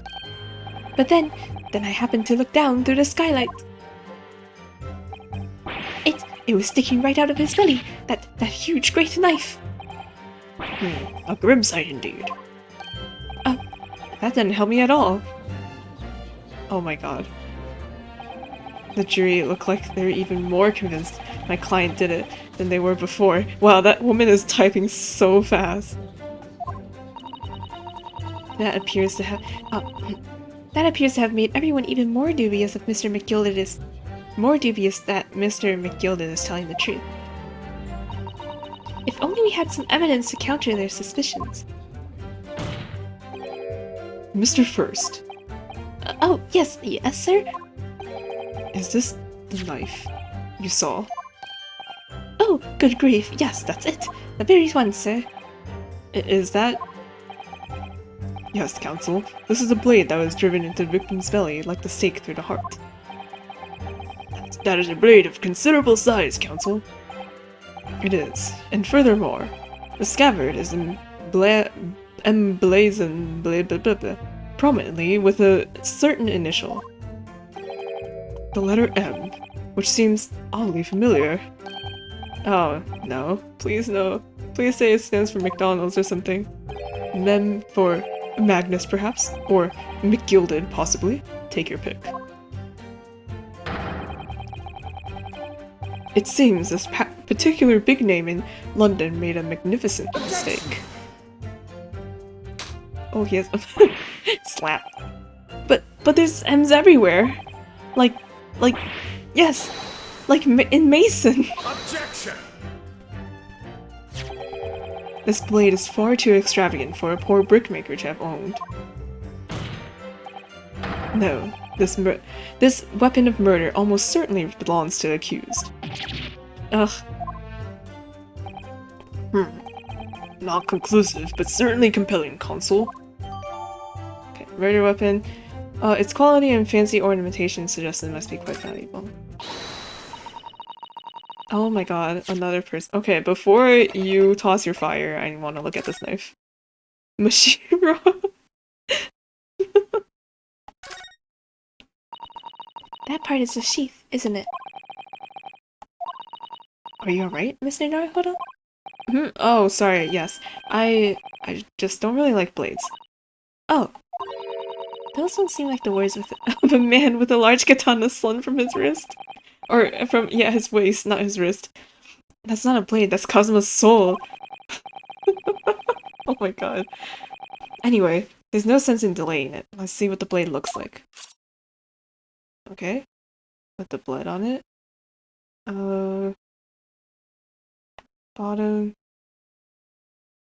Yeah. Wow, his head is still full of Kazuma. Ugh, it looks a lot like blood. It surely is blood, the victim's. Ugh, an Englishman's blood looks a lot like Japanese man's blood. Did you think it wouldn't? Sorry, it's just that we've only arrived here in Great Britain. I'm finding it a little hard to adjust. Yes, I do understand. What did you think English people would bleed?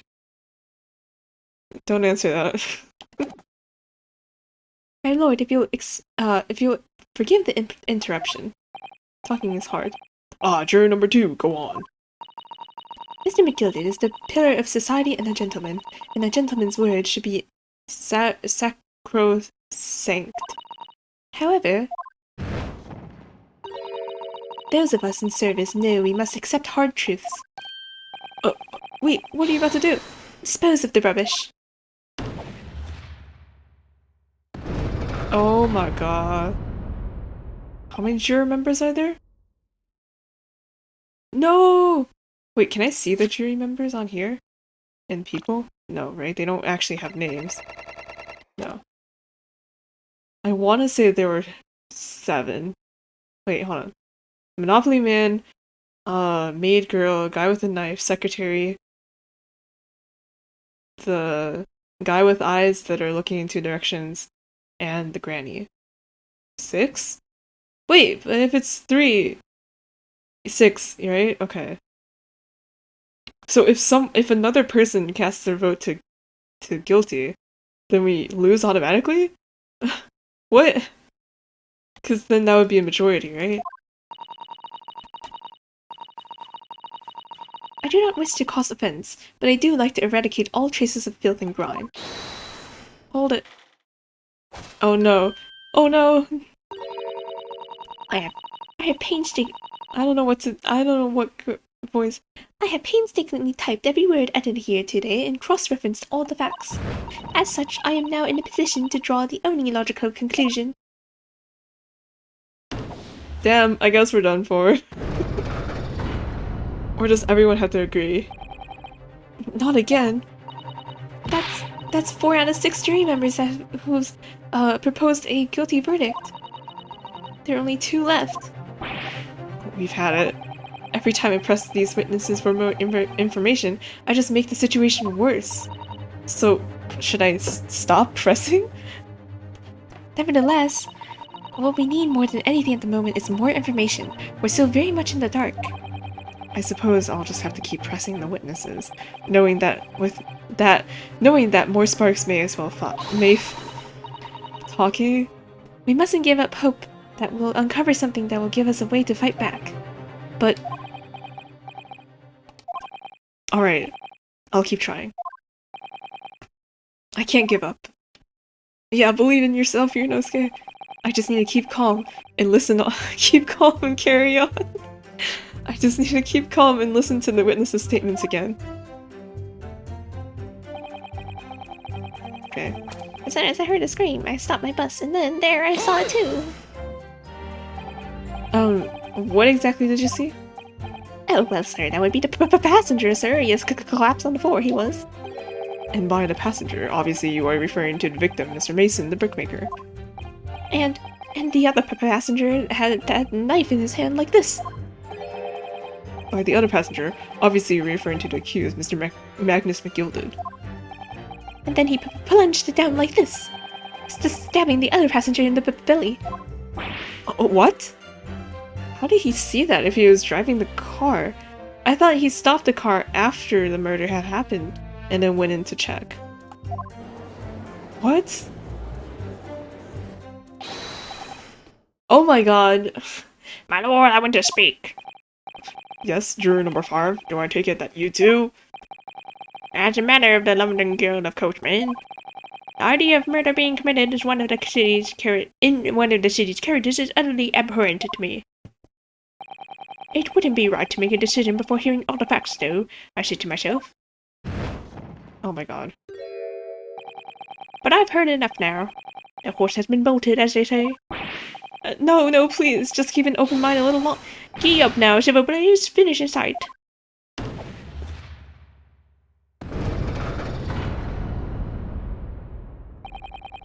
Hippo is a long-standing member of the guild, and I trust what the man says.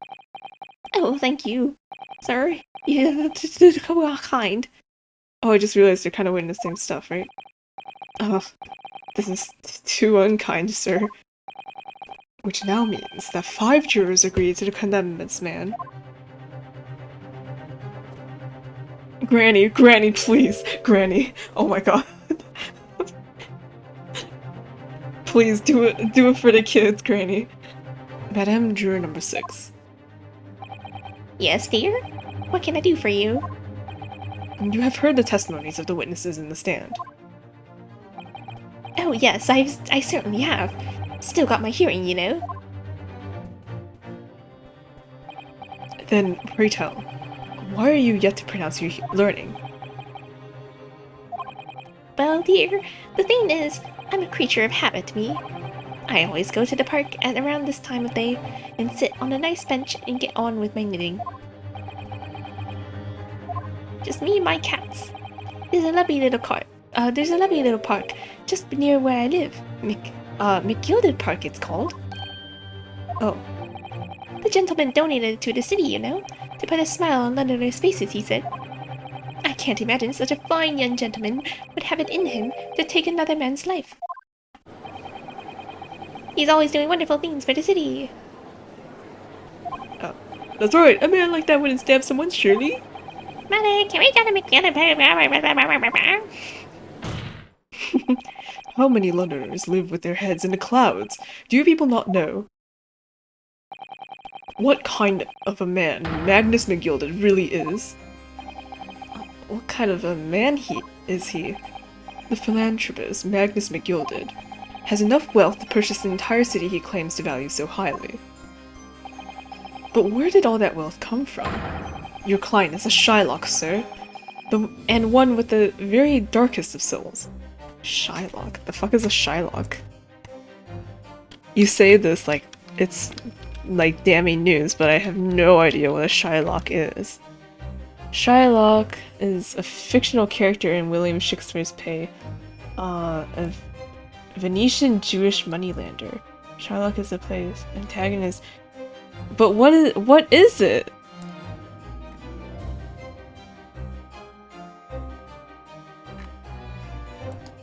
A relentless and revengeful moneylender.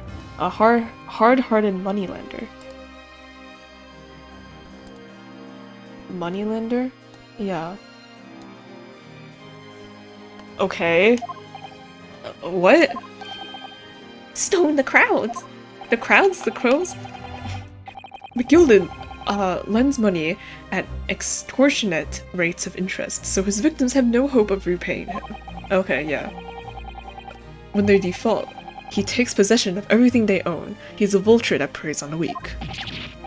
I've never heard any mention of that before. Your faculties haven't deserted you, I'm sure, madam.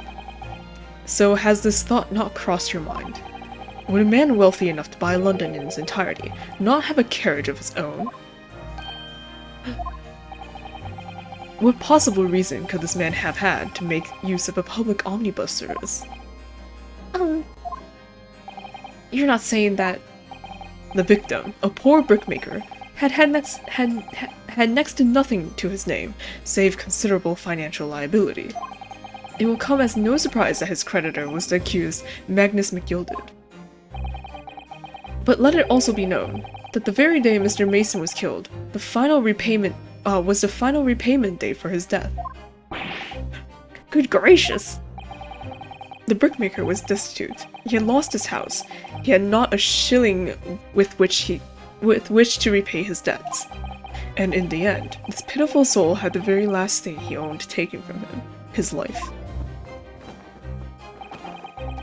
By merciless philanthropist pretender, Magnus McGilded. I don't believe it! If I might add something briefly. Miss Susato? You claim that the victim had been lent money by Mr. McGilded. But where's the evidence to support your claim? Fuck yeah, get him, Susato. Wait, what? When did this appear? Oh, you're right, he does drink blood. Pray forgive the discourtesy of filling my hollow chalice in the court of law. There it is! Lord Van Zek's hallowed chalice! Is the judge a fanboy? What's happening? How can this be considered acceptable? I don't know, man. Coffee is. But I find myself in unexpectedly good humor. I'd heard ladies from the Far East could show great courage. The vampire theory. As judicial assistant to the defense, I'm simply doing my job. What a pity that your display of courage is in vain. This is the debtor's ledger, which details all the monies loaned by the accused. You will find the victim's name clearly recorded inside. Oh, Allow me to present this ledger as evidence. And pray forgive the discourtesy of raising my chalice in a toast to the enigmatic East at the same time. A marvelous toast, Counsel. I will gladly accept this new evidence. Debtor's ledger. Catalog of people who had borrowed money from the defendant at a high rate of interest includes the victim who had owned 20 guineas. Okay. Ah yes, 20 guineas. The victim owed a considerable sum. And the accused made quite certain that he had ample Oh no, Granny, please! Granny! well, it would seem I've had the wool pulled over my eyes. Regrettably, ma'am, that is the modus operandi of the accused. And it's such a pretty little park, too. What a scoundrel. Granny, no! Granny! Still, maybe it's all for the best. Wait a minute! Let's think about this a little more for- I don't stand for nonsense. No! Granny, no! Oh no! Fuck. Well, that was a bust. That was it. The last juror is a decision.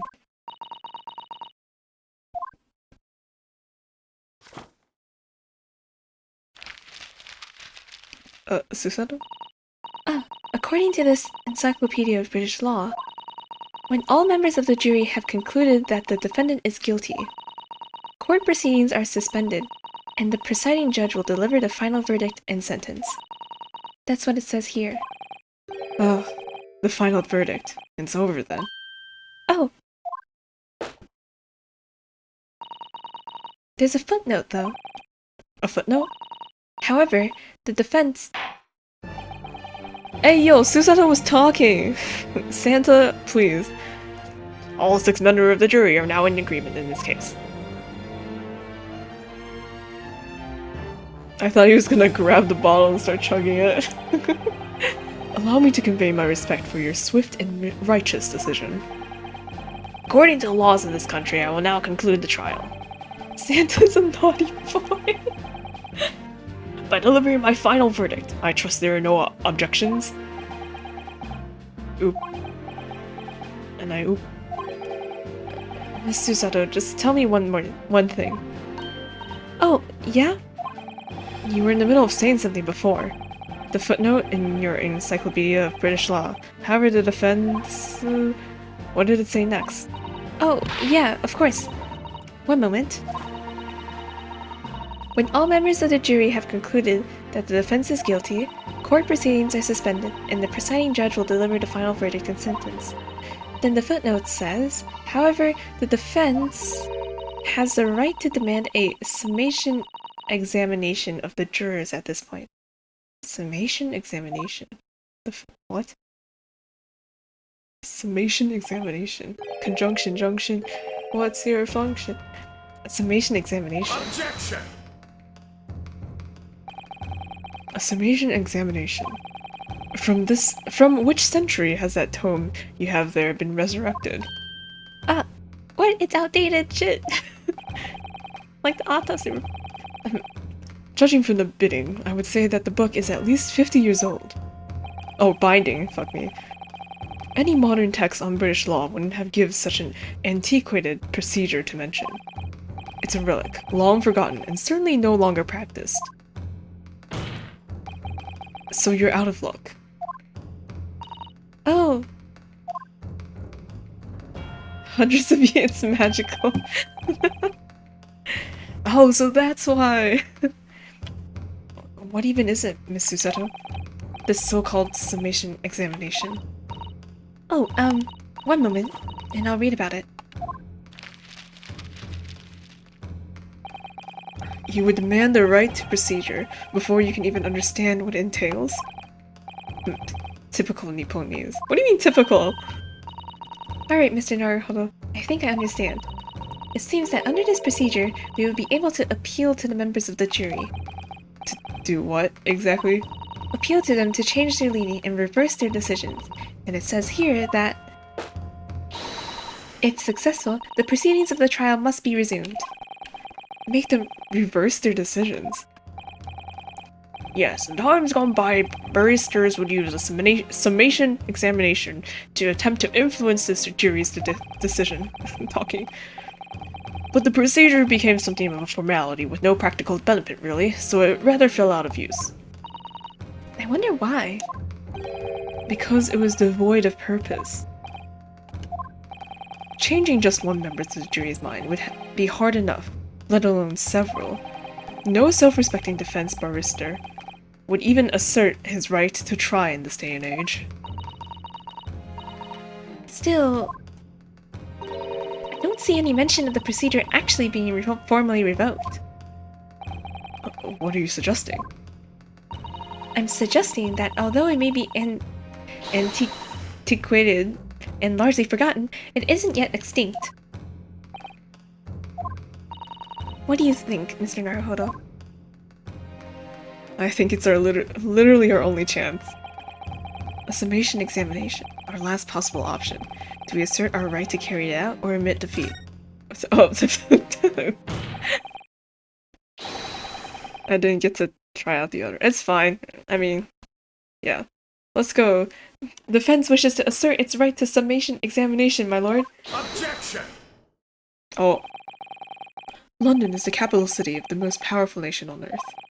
We have a duty to the world to exemplify the very highest standards of judicial procedure.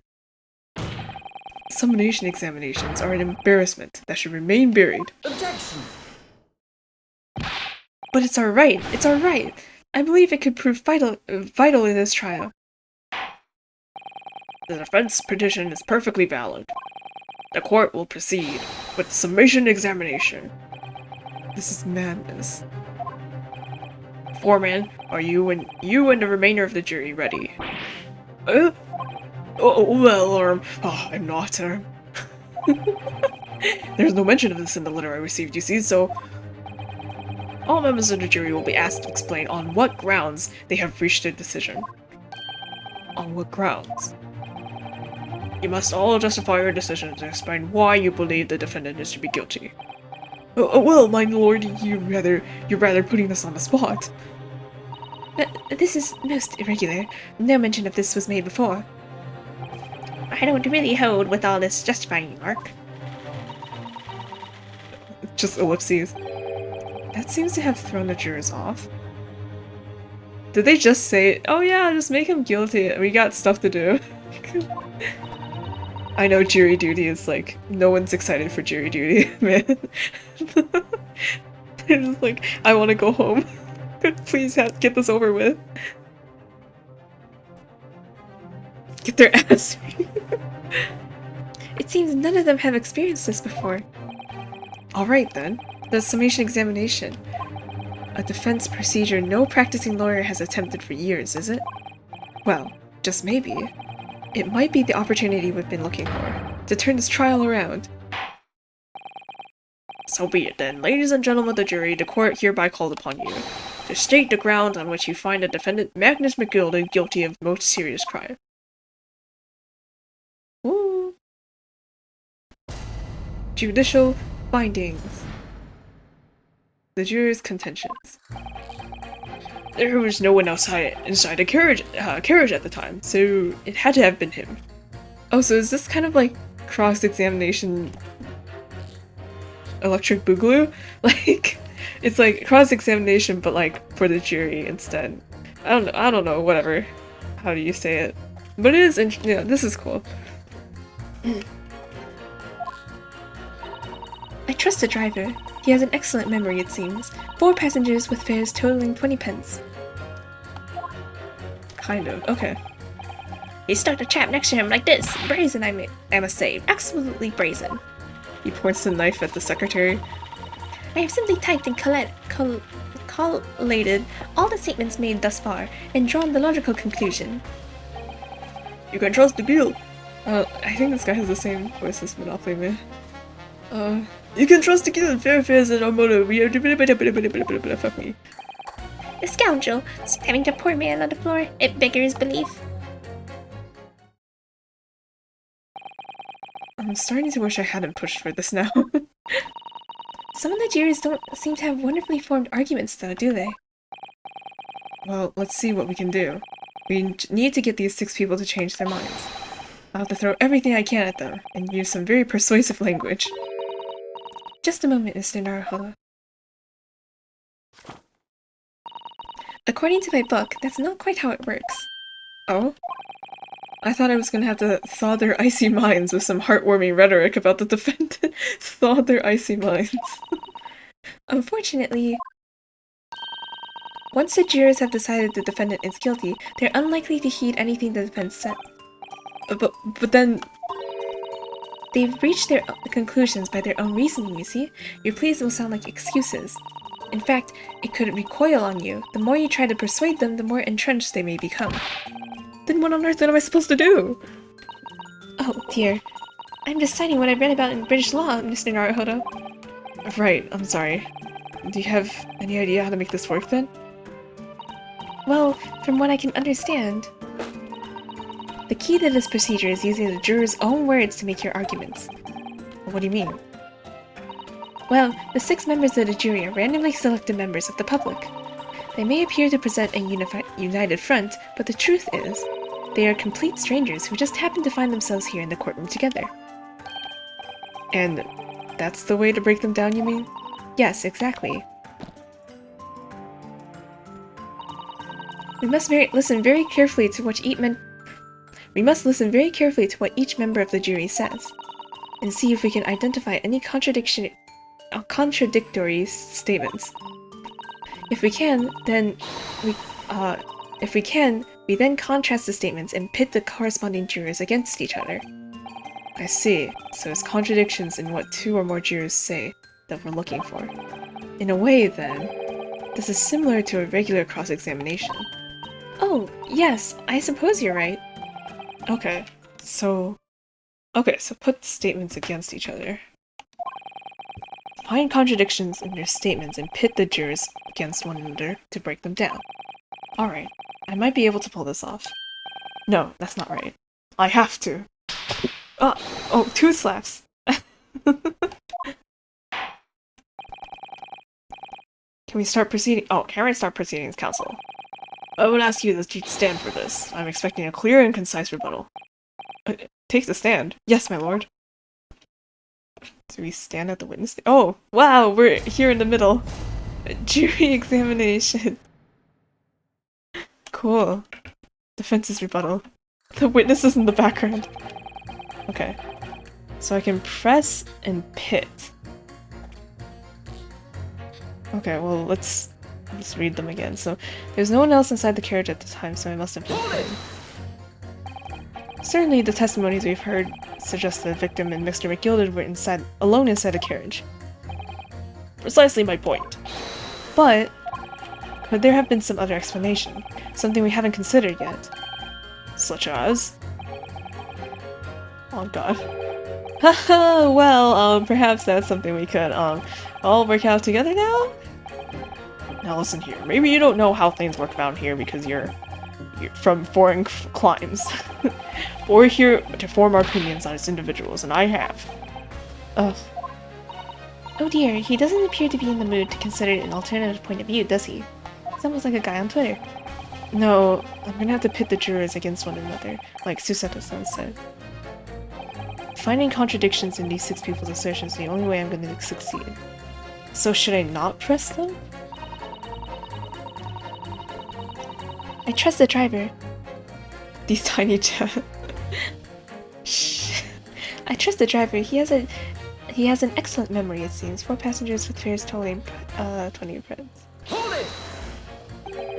But does his ability to recall his takings that night really tell us how trustworthy the man is? I manage all of his lordship's cash affairs, so I'm very particular when it comes to accounts. oppose each other, not add up. Okay. I see. A single penny can mean the difference between life and death after all, can it?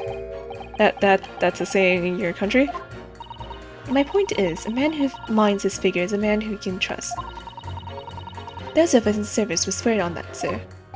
So she trusts him because the ledger, I'm guessing. Oh, I haven't checked the ledger! So if the good driver says that he saw Mr. McGilded in the act, I don't doubt him. Or not the ledger, I'm stupid. She trusts the bus driver, right? Okay. The only task left to do today is disposing of the rubbish. Oh, now wait a minute. One of the other jurors mentioned something about money, I think. Money. Did they? Now would be a very good time to listen carefully to jurors. If you notice an inconsistency in what two different jurors are saying, Pit them against each other. Okay. Yes, let's see if I can do just that. Okay. you stuck the trap next to him like this. Press it, I must say. I'm gonna press all of them because I like reading. Careful, you could hurt someone with that. Tish, you're a fine one to talk. What of that sword hanging from your waist, hmm? That's my best friend's soul. No, that's just my battered soul. Well, anyway, I despise anyone with too much money. Oh! They're all the same. Stabbing some brickmaker in the other behind the scenes, you mark my words. But that seems very unlikely, doesn't it? Are you mad, man? We all know that small shorty is a rotten Shylock. Well, yes, that does seem to be the case, but... Mr. Naruhodo, please, be careful of what you say. If he's been trying to squeeze money out of us less fortunate, then as far as I'm concerned, he's as guilty as sin. That man can hang. Oh, he can't get the knife out. Come to think of it, didn't one of the other jurors say something to do with the defendant's underhand activities? If you thought of something, Naruhodo, don't let it go. Test your theory. Pit the two jurors' statements. Okay. Pit them against it, or I'll never get anywhere. But what if I want to press them all first? Hold it!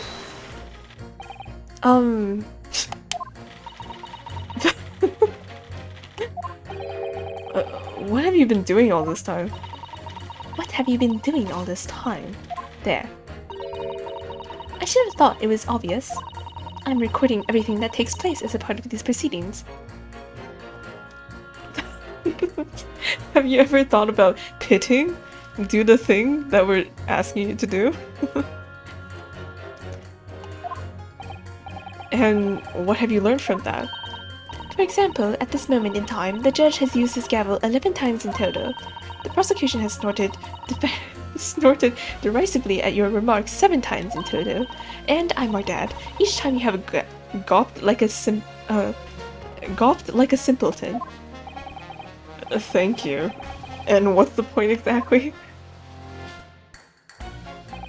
So, anyway, ma'am, are you able to explain why you think the defendant is guilty? That is a conclusion I have drawn as a result of the copious notes I have typed. Clearly, but I'm asking you to explain why you've drawn that conclusion. Please don't distract me. It makes it extremely hard to concentrate on my note-keeping. Girl, this is going nowhere. Okay. You can trust the guild. Fair, we have a rate of 4 pounds per year. Oh. Oh, this guy's talking about money with the bus driver. Okay. That's how much it takes to take the omnibus? That's right. As guildmaster, I decided to set a policy for all drivers across the city. 1 fare, no matter which bus you take, you know where going. We have to compete with the rest of the rise of the motor car, you see. Us coachmen have to make stand together. Motor cars, you say? Yes, and this murder on one of our buses is extremely damaging to our cause. It's beyond repair. It'll lead to declining passengers, you mark my words, and that's all that rascal's fault. He has to pay. Is it the crime or his buses that he's more worried about? Anyway, each member of my guild is reliable and trustworthy. So if the driver says he saw him do it, that fellow in the dock is as guilty as sin. So that's not really putting them against each other, because he's saying that the driver is trust. Oh, well, I don't know, we'll try. We'll try later. Hold it! Court stenograph, it turns it's nearly impossible for human to type at average speaking speed in English. They have the special alphabets and devices that. Yeah. Yeah. I don't know exactly how it is, but I do remember like the keyboard is different. I really think you should stop waving that needle around. You heard what the good coachman said before, didn't you? That hideous man stabbed a poor fellow, just like this. Yes, that's what he said. You're right. McKildred Park is such a lovely little place too. I've always enjoyed resting my legs there when I get on with my day. I had thought that anyone who donated to such a delightful place would be a fine fellow indeed. I suppose I was wrong. It's like trying not to eat Chick-fil-A. Whoever would have thought that he was a miserable murdering moneylender without a scrap of remorse? Oh, help. She's as sure can be that he's guilty now. The old lady certainly seems to know her mind, doesn't she? Okay.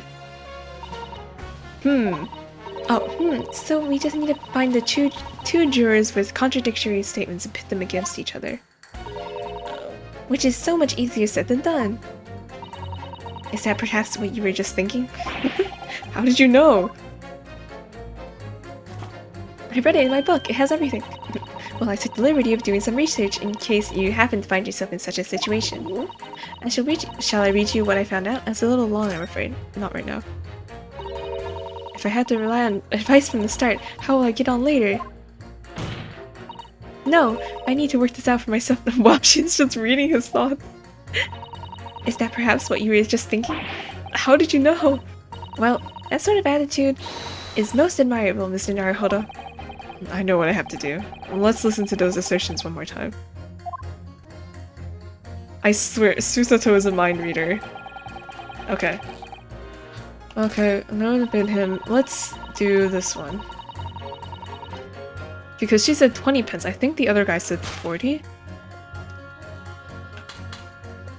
And then put this against this guy. 4 pence. Oh, yeah, 20 pence.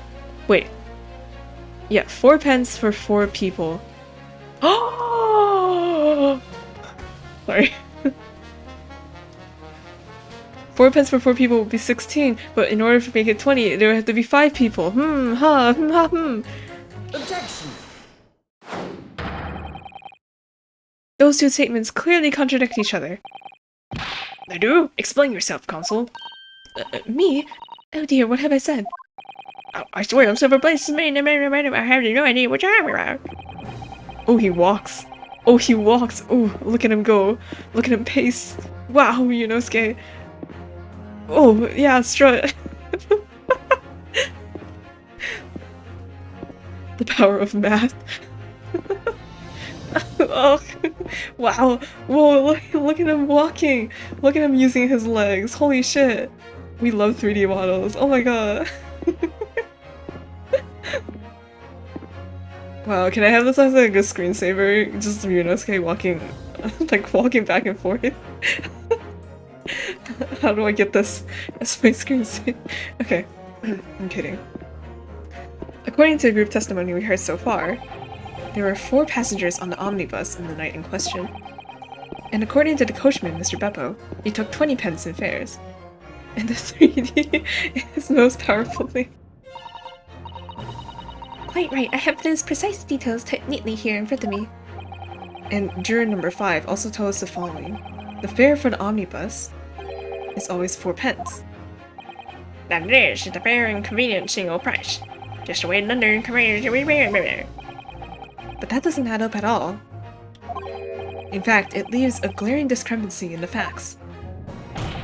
Why, man, why? 4 passengers paying 4 pence each. If you did a multiplication... It would be 16 pence. Exactly. As I said, it doesn't add up. The figures are different. By 4 pence, in fact. Or precisely, 1 person's fare. 1 person's fare? Yes, in other words, on the omnibus that night, it's distinctly possible there was another passenger we've heard nothing about. Good gracious! Ooh, cool, Yunosuke, you're so cool. This can't be right. The coachman of the girl that I'm going around and reading. What do you know? This guy's voice is just shit. His wig. His wig got snatched. The figures your coachman claims are most certainly do not add up. Your watchword, good sir, is a fallacy. I beg your pardon? Ooh. Mr. Guildmaster, I think you ought to consider that if this trial were to end now, the news would surely spread all over London. The news that one of your coachmen tried to hide the fact that he lets nefarious characters ride his omnibus.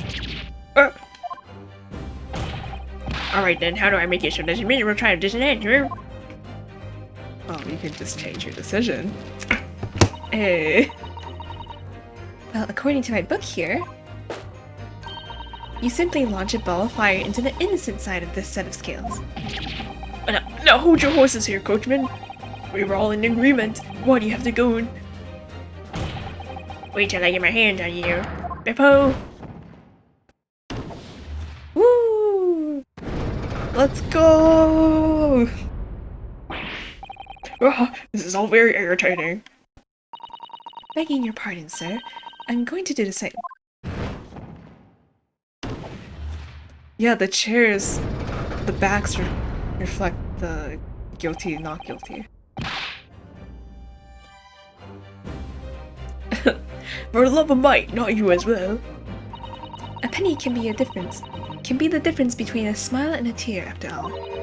I certainly can't put my trust in someone who doesn't follow my exacting standards in financial matters. Oh, really? I, for one, think it's only proper that we hear from the witnesses again. Yeah, we did it! Oh, well done, Mr. Naruhodo, you did it! If we can manage to change 2 more jurors' minds, we can force the trial to continue. 2 more. Actually, there is something else that's bothering me about a couple of their assertions. Then that's where you must strike next. So we need to pit 2 more jurors against each other and show there's another contradiction in their assertions. Exactly, you can do it. Well, the scales of justice have shifted, but they still weigh heavily on the side of guilt.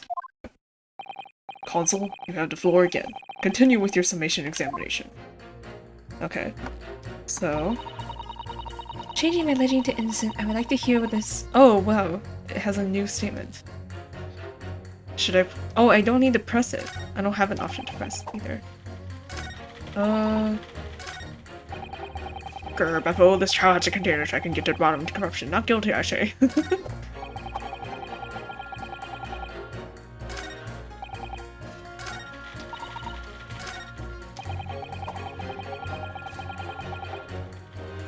I think it's this? No, I don't want to press, fuck. No, I wanted to pit. No! No, the game is gonna be like, wow, why didn't you pit? I wanted to, I swear.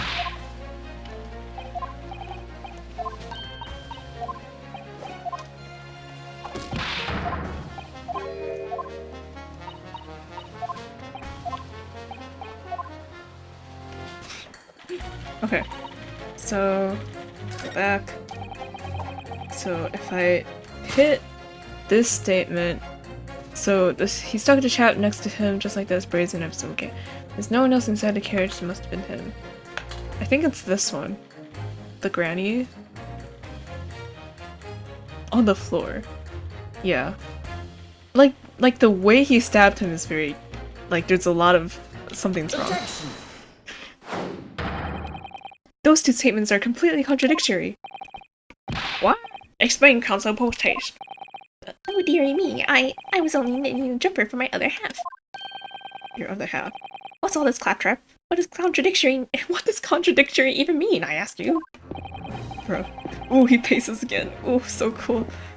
We've heard from more than one witness that they allegedly saw the actual moment when the defendant stabbed the victim. She already finished the mitts. She's fast. Or we're extremely slow. Now, out of curiosity, juror number 3. What? Can't you see I'm busy here? How would you say the defendant stabbed the victim? What sort of motion was it? Ha! Want to test me, do you? It was like this. Stuck the fellow next to him without even getting up. That's just like what the prim banker said. Yes, that was Mr. Fairplay's testimony. Quite true. Now then, juror number 6. Oh, is that me, is it? What can I do you for, young man? How would you say that the defendant stabbed the victim, madam? Oh, well, dear, it's as far as I understand it. It was like this. He stabbed the poor man after he collapsed on the floor. The coachman said so. Now don't move. Take a look at these 2 jurors. Juror number 3 actually stabs someone. He's the next one on trial. He stuck the fellow next to him without even getting up. And he stabbed the poor man after he collapsed on the floor. Well, I never. They're stabbing in totally different directions. What? Bless my stitches, what a muddle. Poor secretary, the one getting stabbed. Oops. What this tells us is that there's a strong possibility one of the witnesses isn't telling the truth. Oh. But why? Why would they lie? I don't know that yet, but what I do know is that if the trial ends at this point, we may never find out. We may never know the real truth. Ladies and gentlemen of the jury, can you really let that happen in all good conscience?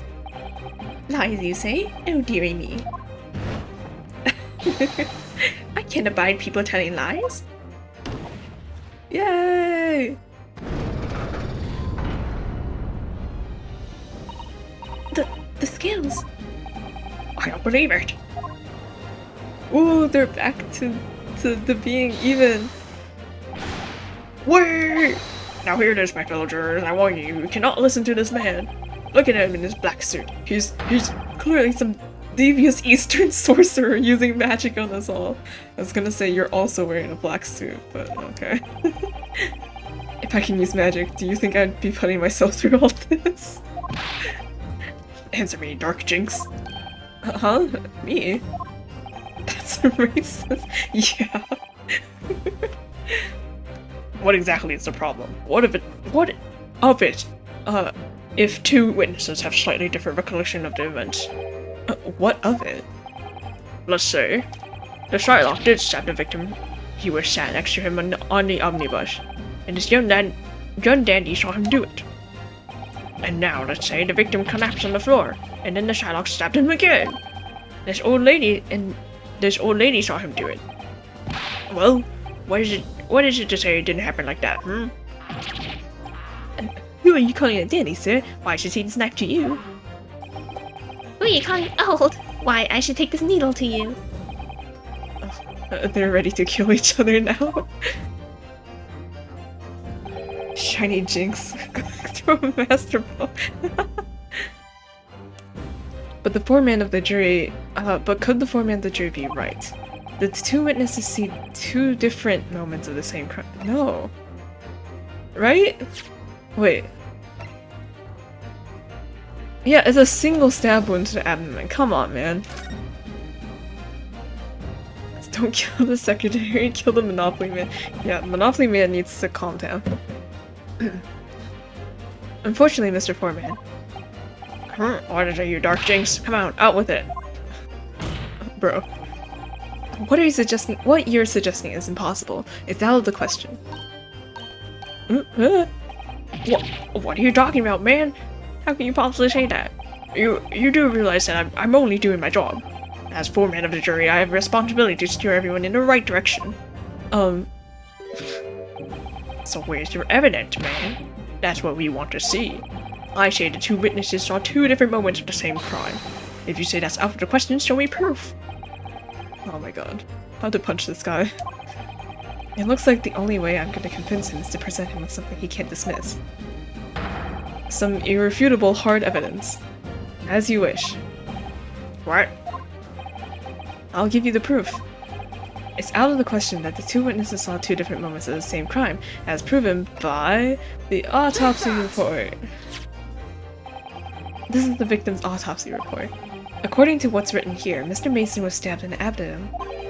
Only once. Only once. It's quite simple. The victim was stabbed precisely one time. Which means these witnesses couldn't possibly have seen it happen two different times. Oh, alright. I concede defeat. He became southern.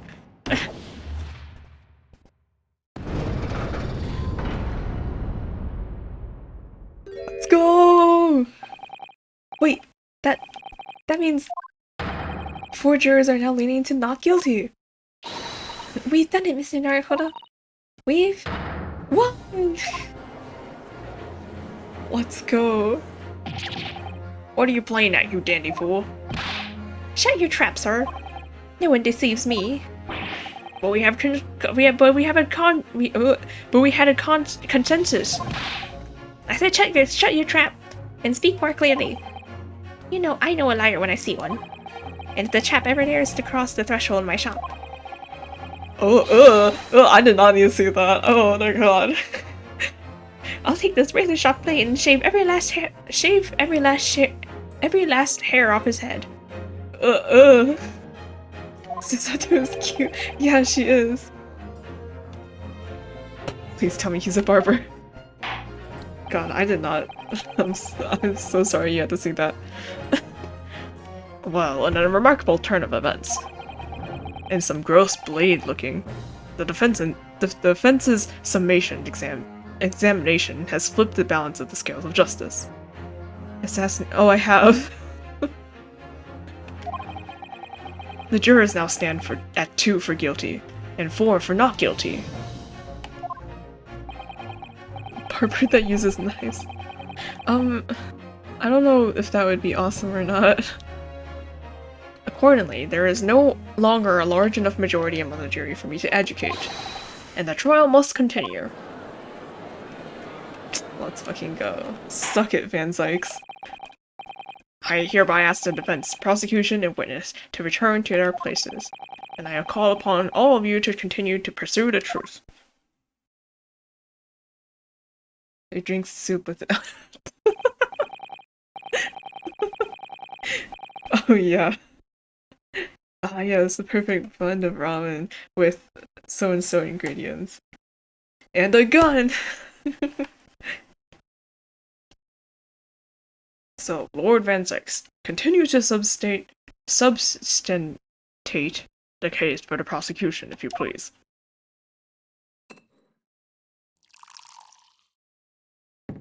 Honestly, after that, I would need a drink too.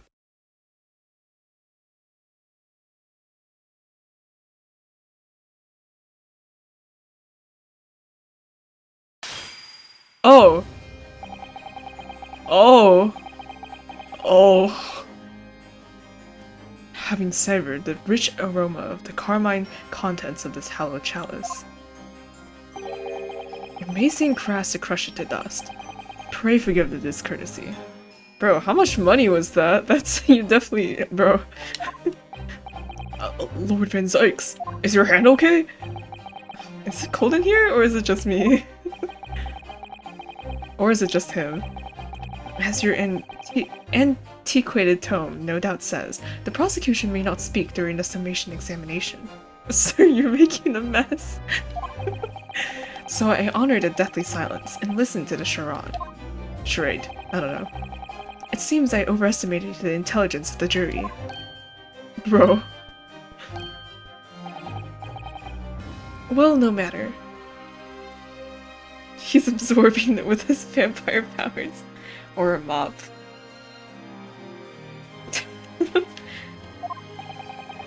There is nothing so hard to prove as a self-evident truth, it would seem. No, and why else should we grace the courtroom with our presence after all? So, why are we zooming in? Let us proceed with the next round of battle. Oh my god. Oh, whoa, he took off the cape!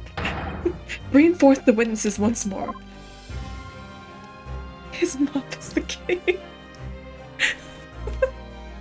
He threw the cape on the table to soak up the wine.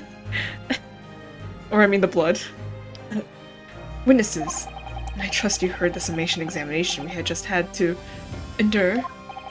Oh, yes, sir. That I did, sir. Of course I heard it. Oh, yes, sir. I heard it. After he tossed it.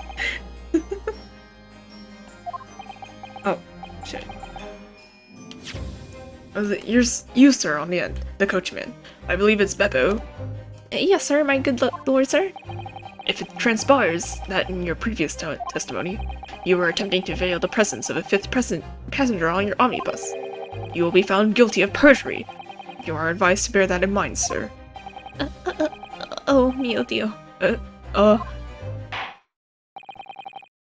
Now then, witness, I hereby call you to testify before the court again. You will explain the various misgivings brought to our attention by the defense's summation examination.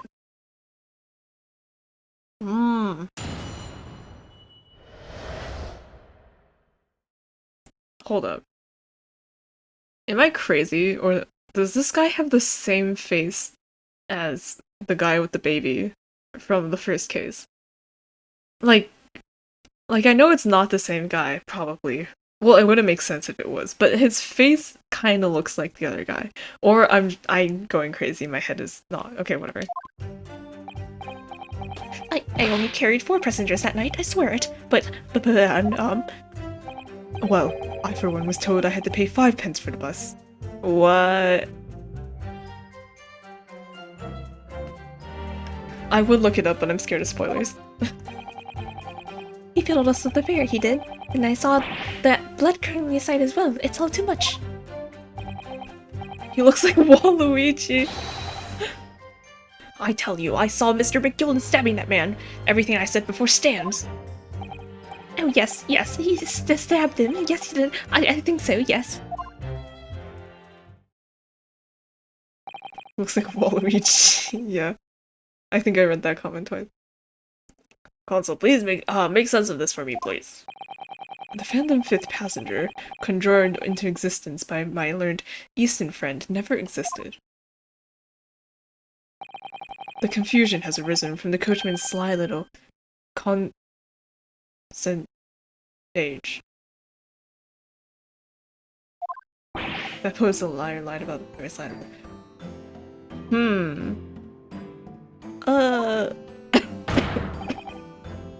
Beppo, explain yourself. I'm terribly sorry, Guildmaster. Take out fare for 4 pence across the board. You know that. Oh, did he lie about the cost to ride so that he could get extra money? Tips. Am I to understand that you've been overcharging our passengers by a penny for a fare? It's so cold, and the last run of the day is always half empty. You have been dishonest, coachman. I'm sorry. You're a disgrace, Beppo. A disgrace! And your selfish actions have brought dishonor and entire. If I may, sir, I had to pay the 10 pence on the bus just like last week. I had to pay 10 pence on the bus just last week. What? 4 passengers at 5 pence each. Yes, 20 pence. I've done the arithmetic 10 times already, but I just can't make the result come out differently. No, that figures. Susato, it's okay. Well, it would appear that one of the aforementioned misgivings have already been explained. So, counsel for the defense, you're cross-examined if your nation, but you've reached. I need to switch my headphone.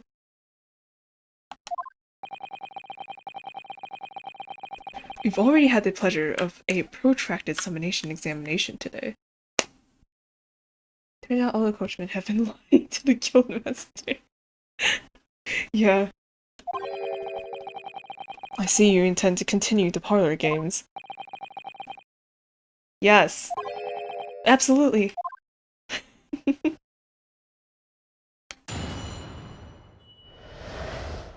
Various misgivings. I only carried 4 passengers that night. I swear it, but Oh, wait. I need to go back. I need to press them. Right.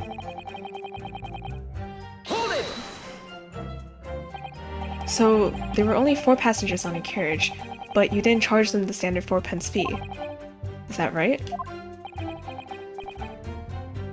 Well... It's impossible to make the last run in the pay. It's so cold, I would do.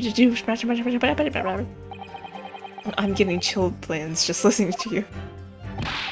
It was terrible, so I wanted to give myself a pat on the back for even keeping the bus running. Doesn't a dedicated coachman deserve an extra penny per passenger? You're digging a deeper hole for yourself here. If only there had been a 5th passenger on the omnibus that night. Then we would have had another suspect. Okay, Van Sykes. Well, I for one was told I had to pay 5 pence for the bus. Oh wait.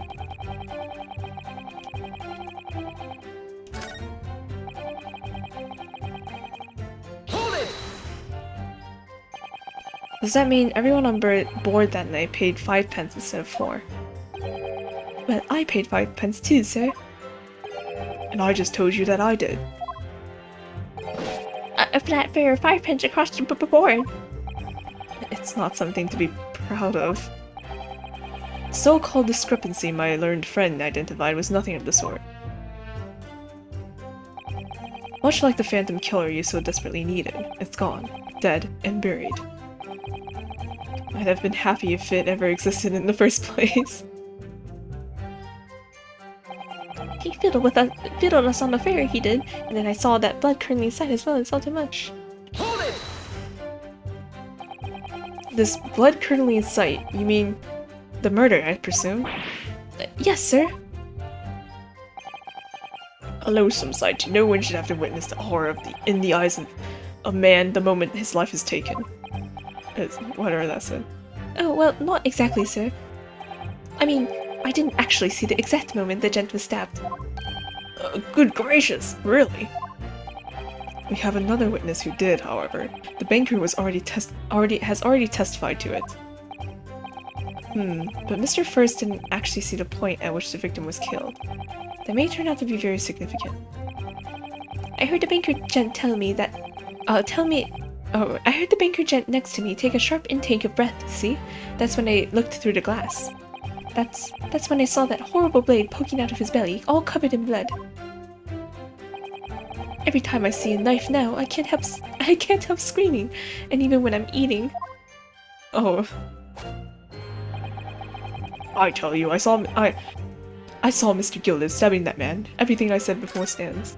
I need to stop pressing A.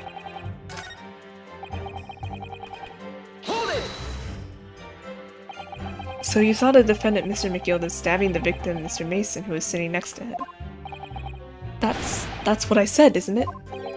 It's bothering me before, this was. For just a brief moment, he hesitated before answering the question. Anyway, there was only 2 of them inside the carriage, wasn't there? There's been much talk of a 5th passenger, but as yet, 0 evidence. Then what are we wasting all this time for, eh? It's black and white, the man's guilty. Something about Mr. Fairplay's testimony just jars with me. I wonder your flips tonight.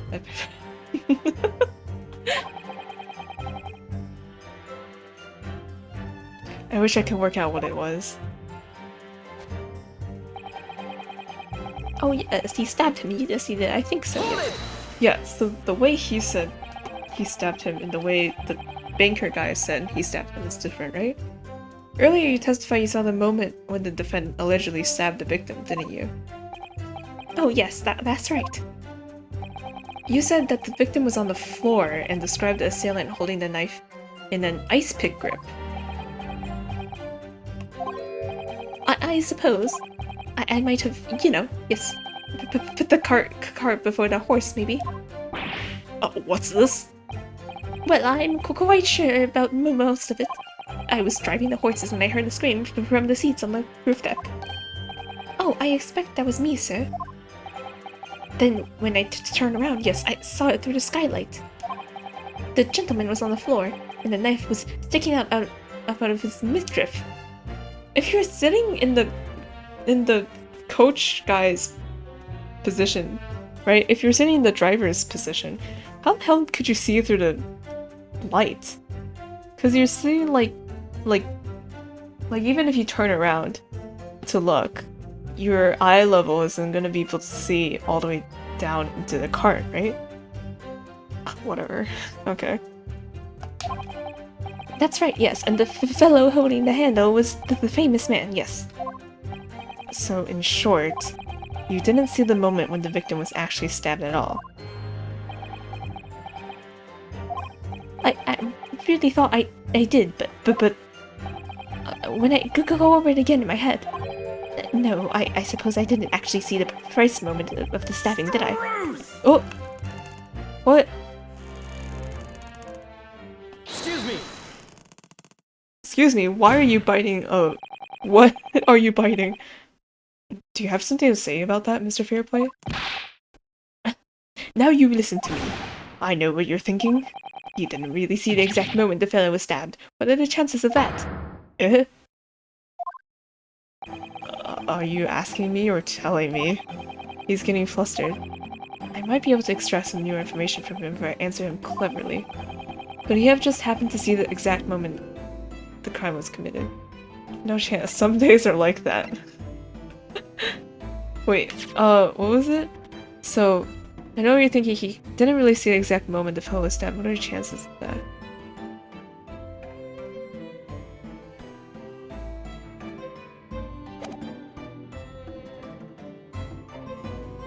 What? Wait, what? Am I going crazy or I don't know what they're asking me? He didn't really see the exact moment the fellow was stabbed. What are the chances of that? What are the chances he didn't really see the exact moment he was stabbed?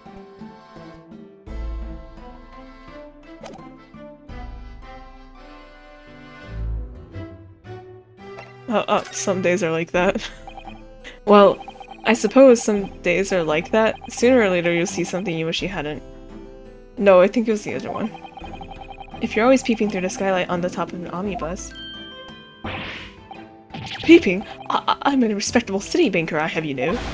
I know what I saw. I remember it as clear as a Ballarat day. It was a grim scene, I don't mind telling you. Thank you, Mr. Fairplay. Oh, excuse me if I was getting a little hot under the collar there, my lord. I would ask you to supplement your testimony with a clearer statement about what exactly you saw. Oh, I can do that, alright. I'll tell you just how grim it was. Okay. Did you think I'd forget the sight of those blood-soaked hands after that butcher stabbed the man? The sight of the blood-soaked hands. Hold it! Blood-soaked? Well, perhaps soaked is laying it on a little thick, but... What's with all your exaggerations? Everyone's exaggerating everything. But anyway, there's definitely blood all over them. Both of them were covered in it. You saw that from the roof? Through the skylight? Well, the skylight's reasonably large, so I had a pretty good view.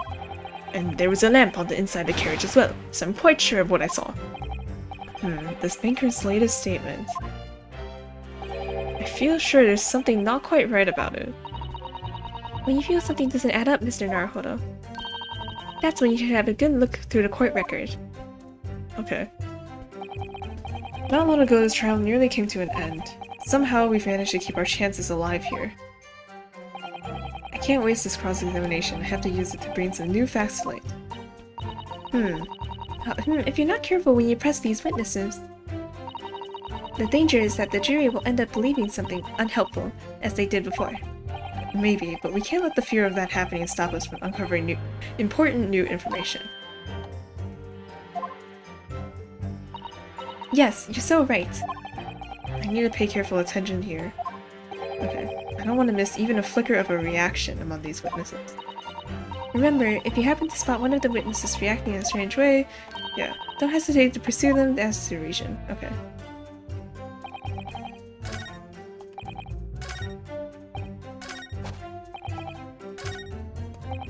Okay. Do you think I forget the sight of those blood-soaked hands after the butcher stabbed the man?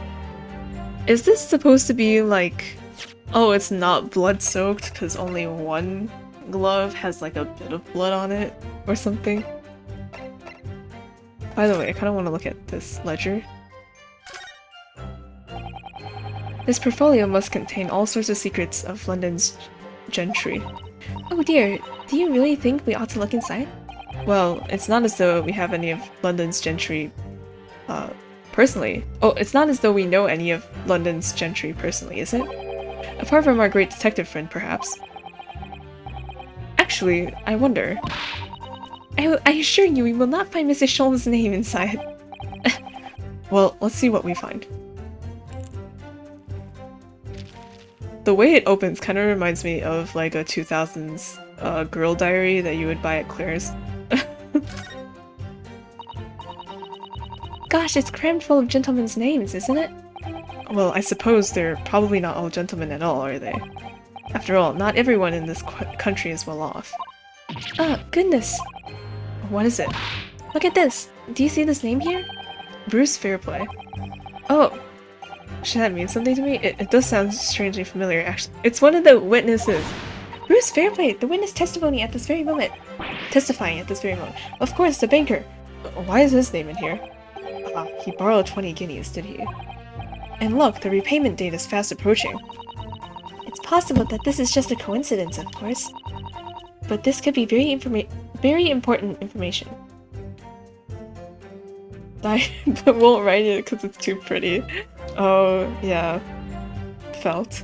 Or like stickers that you bought but you never used because it's like, oh, I don't want to ruin it.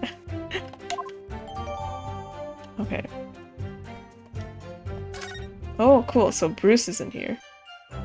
Nothing else on this book, I don't think so. Anyway, but that's not really what he's talking about. That's probably for something else later. So, the glove? Objection! Blood-soaked hands? Well, I admit soaked might be leaning on a little thick, but anyway, there were definitely blood all over them. Both of them were covered in it. That's what he meant.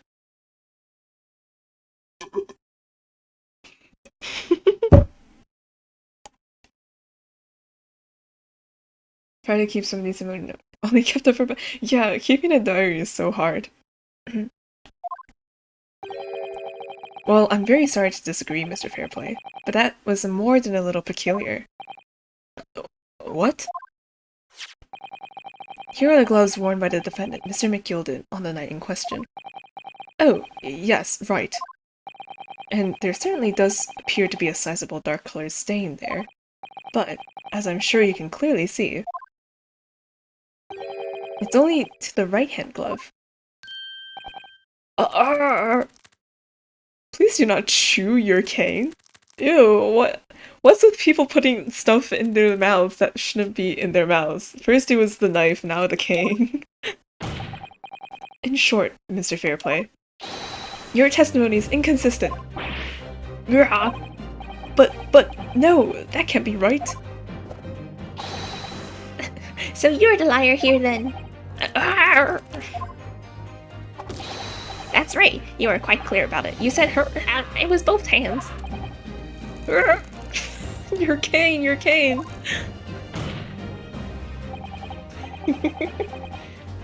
Mr. Fairplay, if your last statement was a lie, it calls your entire testimony into question. You say you saw the moment the victim was stabbed. But is that really the truth? Objection!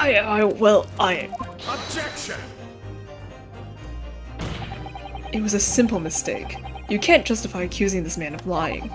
Yes, it wasn't both hands, it was only one. But the fact remains.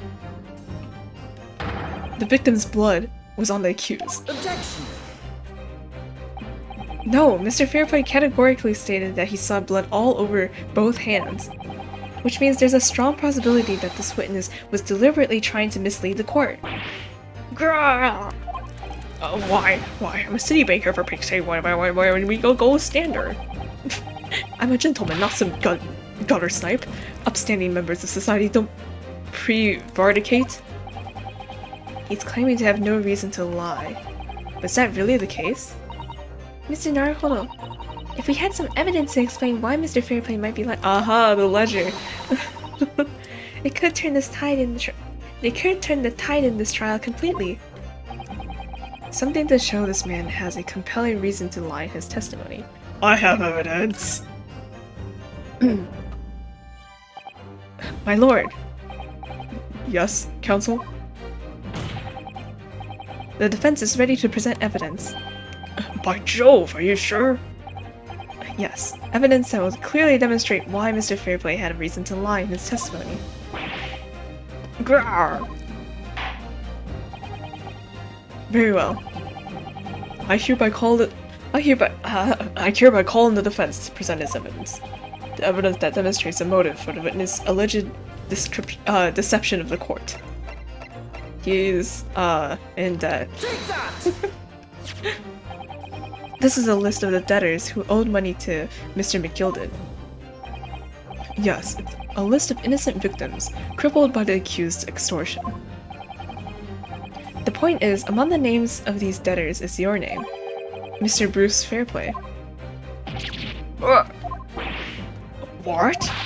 Mr. Fairplay, are you currently indebted financially to the accused? No, well, it's barely worthy of being called a debt.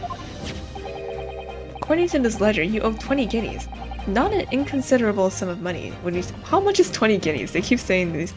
Pence is like a cent, right? How much is a guinea? Because every time they say guinea, I think pig. Guinea. Currency. Guinea is a coin that contained approximately 1/4 of an ounce of gold. Oh, they're sort of like gold coins. Okay. So like gold coins. Okay. So I'm guessing without inflation, because in my mind I'm like 20 bucks, really? Okay. It's probably way more than 20 bucks. Well, what of it? Well, let's suppose Mr. Gilded was to be found guilty of murder. What would become of your debt in that case? These documents say that the loan agreement is forged between two individual parties. Therefore, were the creditor, the defendant here, to be sentenced to a capital punishment, all outstanding debts which were owed to him would be they would cease to exist. Cease to exist? Mr. Fairplay, is it not the case that you claimed in your testimony to have seen something you never in fact saw, in a devious attempt to annul your debt of 20 guineas to the defendant?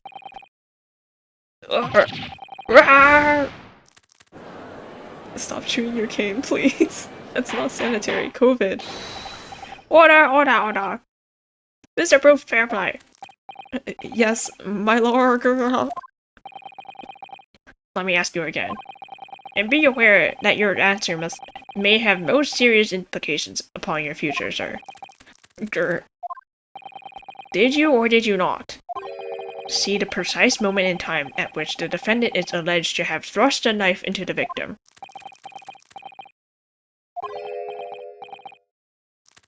Oh. Your silence speaks volumes. You did not tell the truth in your testimony. Alright. Now let's not make a melodrama out of this. Perhaps I did overstate the truth a pinch. A pinch? But it makes no difference. I definitely remember seeing blood on Mr. Gilded's hands. Both of them. Objection! And yet, only one of the defendant's gloves, which we see here as evidence, is stained. So you keep saying.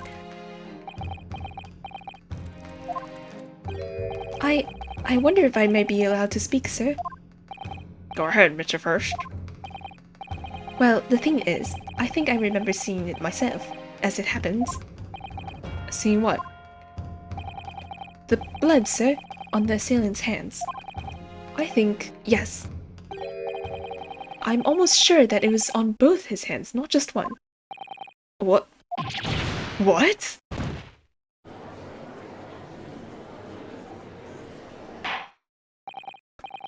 It would appear that we're going to need further testimony from all you witnesses. This time, I would like to know precisely what you did and what you did not see. Do I make myself perfectly clear? Yes. Mr. Naruhodo, this is good news. The course of the trial seems to have shifted slightly at last. Yes. Sorry, my nose was itchy. I might finally have a chance to turn things around here.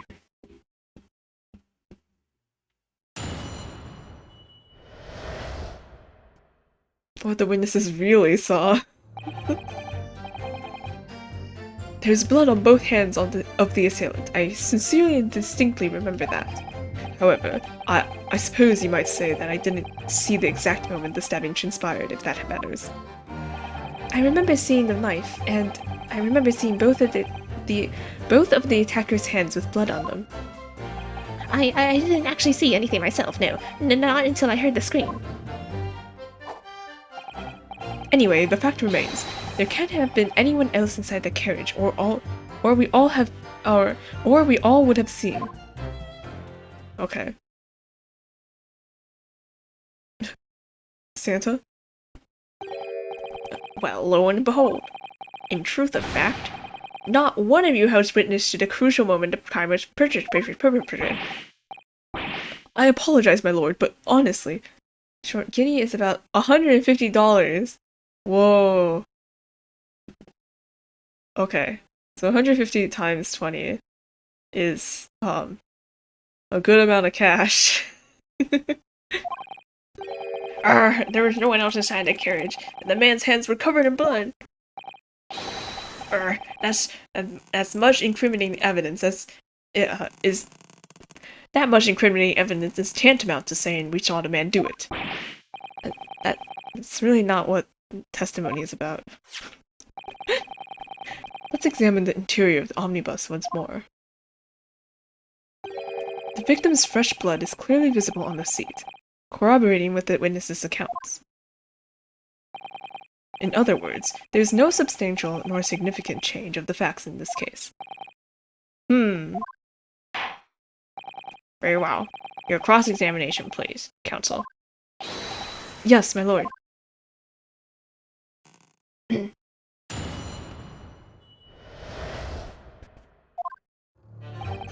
There was blood on both hands of the assailant. I sincerely and distinctly remember that. I feel like it's gonna end up being... It has to end up being a different guy in the carriage with them. That just happened to kind of dress similar. Because they were also saying that they couldn't really see their faces either, right? No, the evidence tells us otherwise. We have the gloves the defendant was wearing on the night in question in the court record. I'm well aware of that, sir, but nevertheless, I know what I saw and I stand by it. The man had blood on both his hands. He's defiant, even in the face of hard evidence. He's steadfastly refusing to admit that he might be mistaken about what he saw. But why? Your reasoning is dire. One hand or two, the salient point remains unchanged. Minutes after the grim crime, the victim's blood dripped guiltily on the accused's fingers.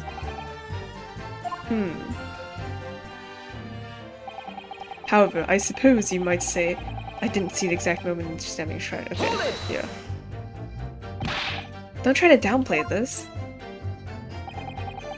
Whether or not you saw the exact moment of the crime is a matter of fundamental importance as well as you know. For crying out loud, we all know that no one else could have possibly done it. It was just trying to save us all time. Oh, I was just trying to save us all time. You have a loan of 20 guineas outstanding with the defendant, do you not? Ugh. Had you hoped to release yourself from that financial burden by ensuring the defendant was found guilty? Oh, had you? Yeah. I will. That's not entirely not what I was hoping for.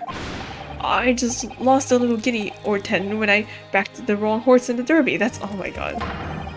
I was gonna win it all back. There's a fixture this weekend. That's a sure thing. A little guinea or 10. I'm a banker. No one bats an eye if I borrow a little spending money for the weekend. Hey, yo. The judge is just like, man, I don't know if the guy on the stand is guilty, but this guy certainly is. I think you may have revealed more about your character than you bargained for, sir. And this witness's scruples are not on trial here. Proceed to the next witness. Is that really how it's supposed to work? I remember seeing the knife, and I remember seeing both of the actors, blah blah blah. Okay. No, wait, I don't want to go back. No. Hold it! You definitely saw that too. Blood on both hands. Yes, sir. I mean, I know what you're going to say. Only one of Mr. McGilda's gloves has any sign of blood on it. That's right. The thing is, as far as I remember, sir, when I looked down and saw Mr. McGilda sitting beside the other fellow, I don't believe he was wearing any gloves, sir. When I looked down and saw Mr. sitting beside, I don't think he was wearing gloves. Huh? Mr. McGilda wasn't wearing gloves? He wasn't wearing these gloves? That's correct, sir. And I saw the blood on his bare hands quite clearly. It's true that the dark-colored stain on the dark leather gloves wouldn't have been easy to see. Okay. I should point out that the police officer who apprehended the accused all night in question reported that there was no trace of blood on Mr. McGilda's gloved hands. Huh? There's no trace of blood. Huh? Huh? There wasn't blood on his hands, not his. What? Wait. What? Okay, so there's blood on the gloves, right? We have the gloves with blood on them on one hand, right? But he's saying that no, he was actually gloveless, and that's when he stabbed him without wearing gloves, and the blood got on his actual hands, right? His bare hands, right? So there wasn't blood on his hands. What? This must be significant somehow, I'm sure of it. Okay. I didn't actually see anything myself. Okay, right. You didn't see anything? Oh, yes, sir. That is to say, no, sir, I didn't. I'm very sorry about what I said before, sir. I'm very sorry, yes. It was wrong of me to make up stories and say I saw him stab the man. Wouldn't you agree, sir? I don't know what you're insinuating, but I certainly was making up stories. Still, to say you saw nothing isn't right either, is it? No, sir, I saw nothing at all. Mr. Beppo, you were driving your horses. At the very least, you must have enjoyed a good view of London streets, no?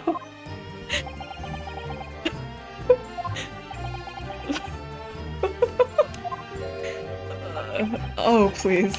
You didn't even see that. It was so cold that night, you see. It was all I could do to keep from passing out, sir. Yes, my head was fairly frozen solid, sorry to say, sir. It would seem prudent. The dots are, they're trying their hardest to connect, man. To avoid travel on the last omnibus service of London's cold winter nights. Oh. Yeah, don't go on the omnibus. Beppo! Ah! Anyway, the fact remains, there can't have been anyone else inside the carriage or all we could have seen. Yeah. And everything you saw of this incident was through the skylight on the roof of the omnibus. That's right. It was fiercely cold that night, but the glass wasn't frosted over. Oh yes, I remember I was shivering. It was so bitter. Yeah. Which rather begs the question of why the pair of you were sitting on the roof deck in the first place. Well, I don't know about this young fellow, but I couldn't enter the cabin. Why not? It was locked from the inside. I tried knocking, but no one opened the door. It was locked from the... Huh? That's right. It was a public bus service, for pity's sake. That's not what I call fair play. Yes, I had exactly the same experience. I tried knocking, but the gent inside just gestured to me to clear off. So I had no choice but to climb onto the roof deck and look down lovingly into the warm cabin below. Well, I can assure you I wasn't just looking down, I was glaring, long and hard. And that's precisely why I can tell you with absolute confidence that if there was anyone else at all in the cabin, I would have noticed. Oh. Okay. Unequivocal, I would say. I'm not sure about these two witnesses. Could they really have seen everything inside the cabin through the skylight? No! Yeah, there's like the angle you see it, it's not... Yeah, come on. Allow me to confirm one thing, Mr. Fairplay. You were riding this omnibus and witnessed the events in the cabin through the skylight of the floor of the upper deck. Is that right? That's right, yes. In that case, there is a portion of the cabin interior that would have been out of sight from you. What? By golly, really? The other side of the seats? Obviously, at this stage, we can't say for sure. But the possibility cannot be denied. That at the time of the incident, there could have been another passenger in the enclosed cabin of the omnibus. Objection! Enough hypothetical meandering, my Nipponese friend. The prosecution demands that you substantiate your claims. After all, the scene of the crime is here, in the flesh. Alright, Van Zykes, climb on the bus, bro. Very well, I will uphold the prosecution's demand. You will identify the area on this cross-section plane of the omnibus. Where exactly in the omnibus are you suggesting this potential extra passenger could have been situated? Right here! Take that! Both rows of seats on the roof face in the direction of travel, whereas the seats in the enclosed cabin face each other, which means the visible part of the cabin which passengers on the roof deck can see through the skylight. Yeah, is as I've drawn here. Oh. That's right, my lord. As you can see, the seat opposite the one on which the victim and his attacker was sitting is obscured from view. In other words, if someone had been sitting on that seat, it's quite possible these witnesses would have been completely unaware of it. Ah! Objection! It is quite possible some phantom was sitting there. You Nipponese have a foreboding habit of obscuring the truth with ambiguity. Racism. I concur with the prosecution's rejoinder. In a British court of law, evidence is paramount. I cannot entertain this conjecture, counsel. That is, unless you're able to put a name to this mysterious passenger to whom you allude. Can you, Mr. Naruhodo? I honestly don't know. Who could have it been? Who could have been in the other seat, which was out of sight from the witnesses on the roof deck? I don't... Hang on. Hang on. Another person, right? They're asking us to name someone now? I thought they were gonna give us more people. Let's just say I have an inkling. I understand, my lord. The defense would like to put forward a name. You are a fool. That response was a desperate attempt by a man who has no notion of his own limitations. A toast to hard lessons not yet learned. Let us not delay, counsel. The defense is still to name the passenger on the other seat. Ah yeah, slap his face. This could be it. This could be the chance I've been waiting for to turn the trial in my favor. On that night, on the night of the murder, the person occupying the seat in the ominous cabin that was obscured from view was... Okay, Oh!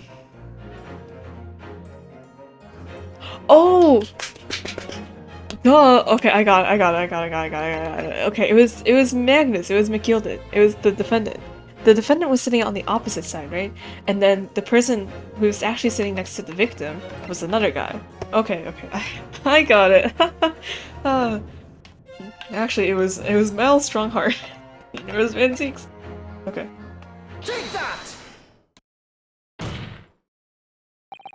The passenger in the closed cabin that the witnesses on the roof deck failed to see had to have been Mr. Magnus McGilded. Mr. McGilded? What are you talking about, counsel? That's the name of the defendant! I know. Objection! What? What?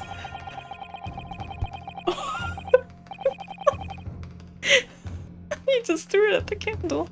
What? If I desecrate this chamber by smashing my hollowed chalice, do forgive the discourtesy. And exploded. Yeah. Isn't alcohol plus fire is not a good thing. Oh my god. Like after the trial's over, they come over to the prosecution stand. It's like there's like blood and pieces of glass all over this place. That's so unsafe. Lord Van Zykes, please do not throw your alcohol at the fire. People talk of those tiny island nations in the Far East as having a learning and culture of their own. But I see they use the terms ill-advisedly. You're being unsafe right now. What are you trying to say? Let me explain in terms that even a student of an artless backwater such as yourself might understand. When the bloody scene unfolded, the victim and his assailant were sitting side by side. Multiple witnesses have attested to this fact. It is the very premise on which this case is built. Objection! But that premise may be wrong. What? If the victim really was sitting beside Mr. McGilded, it creates an inconsistency that can't be reconciled in any way. What inconsistency, counsel? The defendant's gloves, my lord. Both witnesses made the same testimony. They claimed there was blood on both hands of the person sitting next to the victim. Objection! Yet we know this truth to be otherwise. Only one glove bears the gory remains. Objection! The point is, even if in the face of this irrefutable evidence, both witnesses have maintained their stance. Yes, their testimony remains unchanged. Exactly. They both adamantly swear that they clearly remember seeing blood on both hands of the assailant. In short, their memory of events is correct, and their testimony reveals the truth. It was somebody else sitting beside the victim that night. A third party that we have yet to identify. Talking is so hard.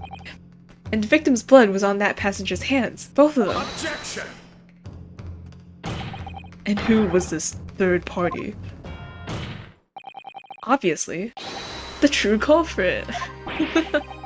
Extraordinary. Order! What exactly are you postulating? Objection! The defense's postulation is just that, nothing more than conjecture. The witnesses have clearly stated that they saw the accused. Objection! I'm gonna drink water.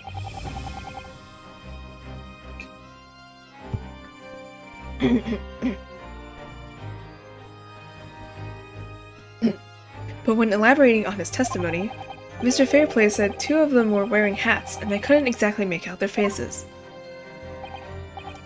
Yes. The tops of their heads were obscured by the roof. I could see the rest of them, though.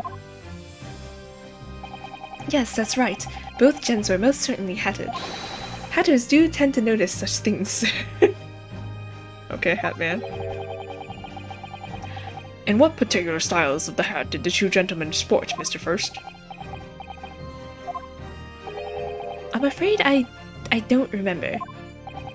And you call yourself a hatter? The style of hat makes no difference. There was no third passenger in that cabin. How can you be so sure? Because if there had been, the accused, Mr. McGilded, would undoubtedly have offered to depose the fact. Yeah, he would have also said before that he was sitting on the other side, right? If that's the truth. Unless, that is, you are proposing even more preposterous explanation. The accused failed to even notice the presence of the true culprit in the very cabin in which he traveled? Oh wait, but he did say he was asleep though, right? Ah.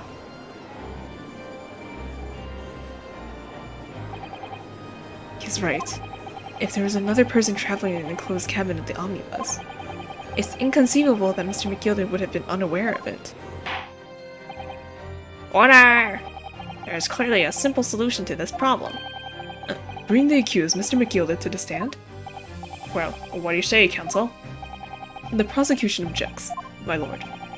On what grounds? As a suspect, he will already have made a full statement to the police. But what if there's reason as to why he's unable to speak freely? Magnus McGilded is no uneducated ruffian. If it indeed turns out the man has been withholding information, you can be sure it will have been a most deliberate act. Counsel for the defense, what is your opinion? My lord, should I ask Mr. McGilded to testify or not? Yeah, oh, I mean, I was gonna say yes, but... Yes, we need to hear what he says in order to find out the truth. Yeah, raises his hand. The defense would like to call Mr. McGilded to the stand. In that case, I would like to hear the opinion of the jury. Yes, I need a little time to consider this. If you ask me, I think we should hear what Mr. McGilded has to say. Get the man out here, I say! It would be utterly illogical not to hear his testimony. Or something he's doing, getting done. Hearing what the patron of my favorite little park has to say, oh, that would be lovely. I thought she hated that guy. Yes, the jury says the man must be hurt. Very well, the court will hear the defendant's testimony. Bailiffs, throw the defendant to the stand at once. Okay.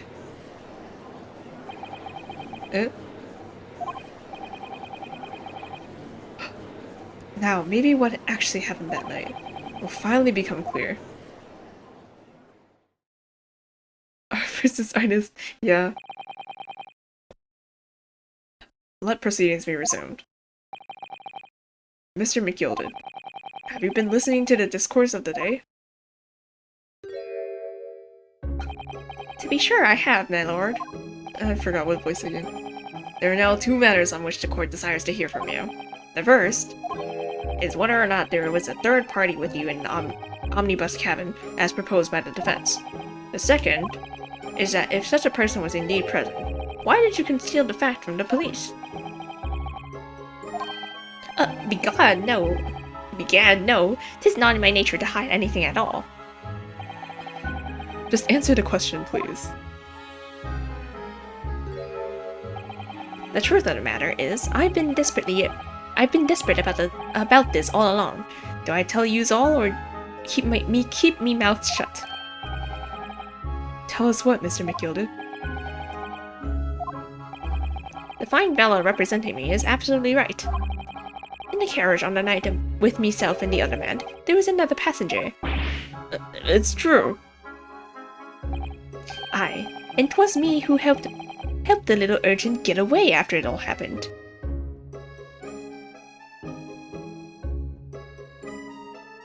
What? So you're an assailant?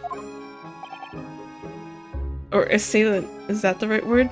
You were a co-conspirator. Huh? What?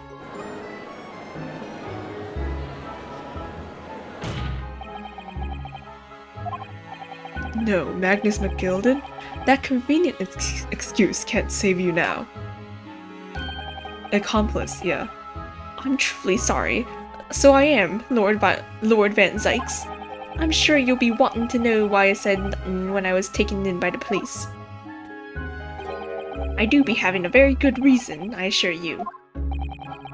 Which was? Well, the little child that was just in the wrong... Well, the little child was just in the wrong place at the wrong time, and not in any way involved, you see. Child? What? It was a kid? If the police had known the wee one was there, they'd have assumed she had done it. They'd have hauled her into this here courtroom just like myself. I was only trying to spare her that. Young hearts and young minds are easily damaged, my lord. What? A woman? Wait, that does not add up with anything. And who was this young child of whom you speak? That I don't know. You don't know? Aye, well, the wee thing just happened to be in the carriage that night. I never saw her before and since. Objection! We have absolutely no reason to believe this man. The prosecution calls for the witness's statements to be disregarded by the court. You know, I wouldn't be surprised if the urchin isn't here in this courtroom as we speak, listening to the proceedings. Huh? What? What? Smoke! What? Fire! There's a fire! Somebody's trying to get away! It's no use. I can't say anything while I smoke. What's going on? Be careful, Mr. Naruhodo. Cover your face. Bailiff, don't let the accused escape. Secure the omnibus. What the fuck? I hereby call in the emergency recess. Bailiff, ensure the defendant is in custody and clear the courtroom. A fire? What the fuck? We were hurriedly removed from the smoke-filled courtroom by the bailiff, amid the scenes of chaos as people stumbled over one another in their desperation to flee from the chamber. We had no idea what was happening. All we knew was that, for the time being at least, the trial was suspended. What? What? What? What?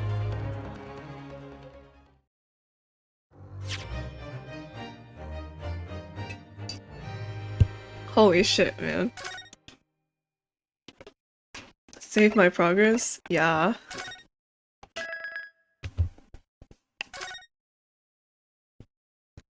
What? I don't know either.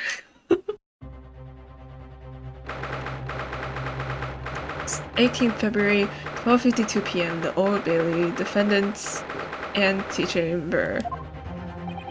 What on earth just happened in there? Mr. Naruhodo, I managed to find out what happened. Miss Susato. I was told it was an advanced form of smoke grenade, a type of exploding device that releases smoke. A smoke grenade? It sounds like the sort of thing ninjas use. They're just trying to make sure everything is safe now. I think the trial will start again before long. But who would have done something like that? The police managed to catch someone who was trying to flee the courtroom, apparently.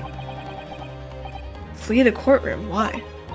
Well, it's a young girl around 15. Another young girl of around 15? You have to be kidding me. This is the second one. A young girl? Then could it be the other passenger that Mr. McGilder was just talking about?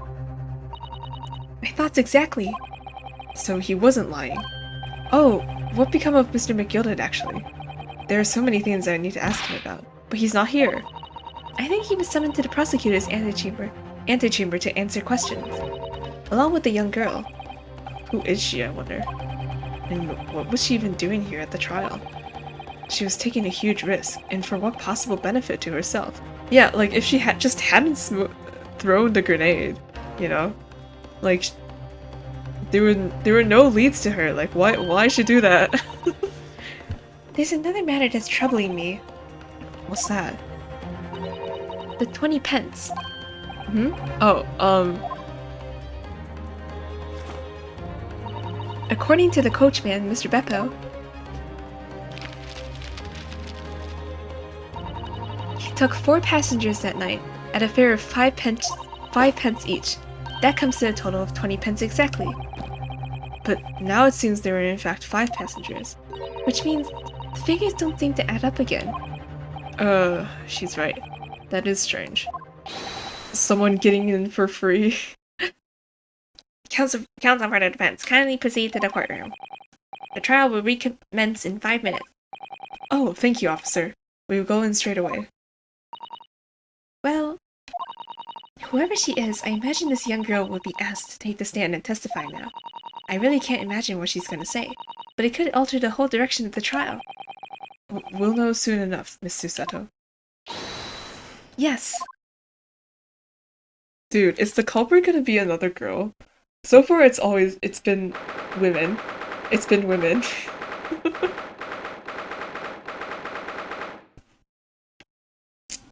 18th February, 1 p.m., Old Bailey Courtroom. Fuck. I was gonna say, oh, she's cute, but that's not appropriate. There's the young girl next to Mr. McGilded. Look. She must have been the one who caused the disturbance before. Well, after that rather eventful recess, the court will now resume the trial of Mr. Magnus McGilded. Now, Lord Van Zeeks. My lord? Be teenage girl do crime. I believe you have established the cause of the smoke, which veiled the proceedings earlier. It seems to have been an advanced form of smoke grenade, of the sort typically employed by the army. Good gracious, the army? What in the devil's name? It was an elaborate attempt by a young girl to cloak her escape from the public gallery, but she was caught. And now occupies the stand. Your name, girl? Are you responsible for the smoke grenade which induced such pandemonium here in my courtroom? What is the meaning of this deplorable behavior? If I may, my lord. Yes, Mr. McGilded? I think perhaps I ought to explain here why it is that this wee lass was here in the first place and why she tried to bolt like that. It is all tied up with the events of that night, so it is. Then why didn't you tell us this earlier? Very well, Mr. McGilded. Give your testimony. You explain to the court exactly how this young woman is involved in the case. Just what did happen last night? It's not like a defense lawyer needs that information or anything. Yeah, like instead of telling us about your money, you could have told us the fuck happened. The young girl. On the night in question, I took the back seat in the omnibus and promptly nodded off. Then, begorra? A loud thud and a wee scream woke me up with a fair start. There was a fella collapsed on the floor at me feet, so I sat him up on the seat across from me. Then I turned to find out where that scream had come from, and bless my soul, what did I find? There was a child there, all curled up in a ball, hiding her wee self away.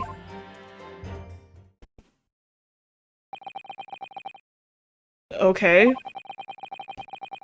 I remain somewhat baffled, I confess. But from what I gather, on the night in question, this young girl was indeed riding in the omnibus, is that correct? 'Tis exactly as the defense counsel said. The last was the 5th passenger, my lord.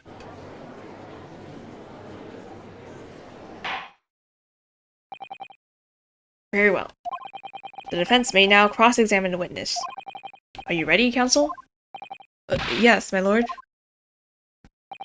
Or rather, no. I have no idea where to start.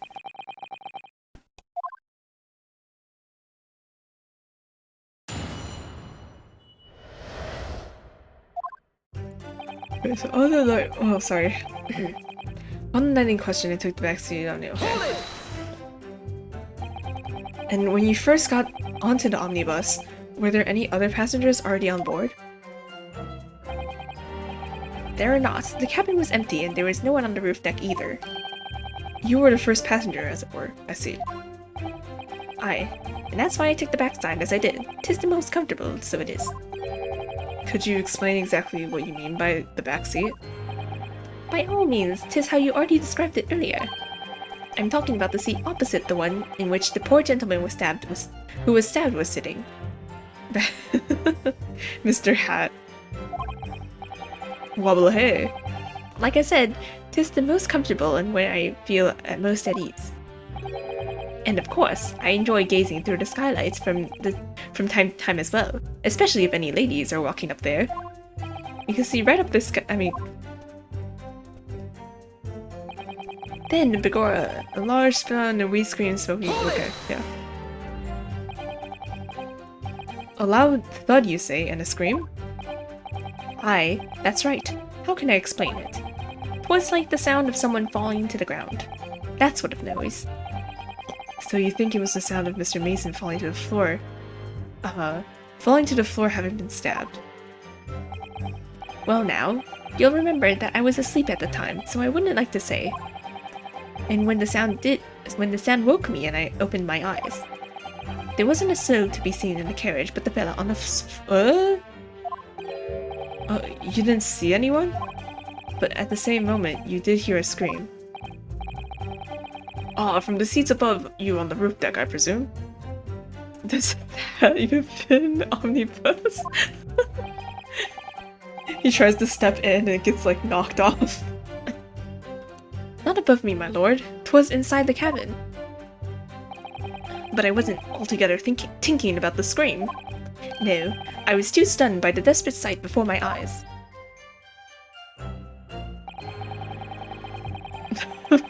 He's short, so the hat just brings him to regular height. There was a fella collapsed on the floor at me feet. Okay.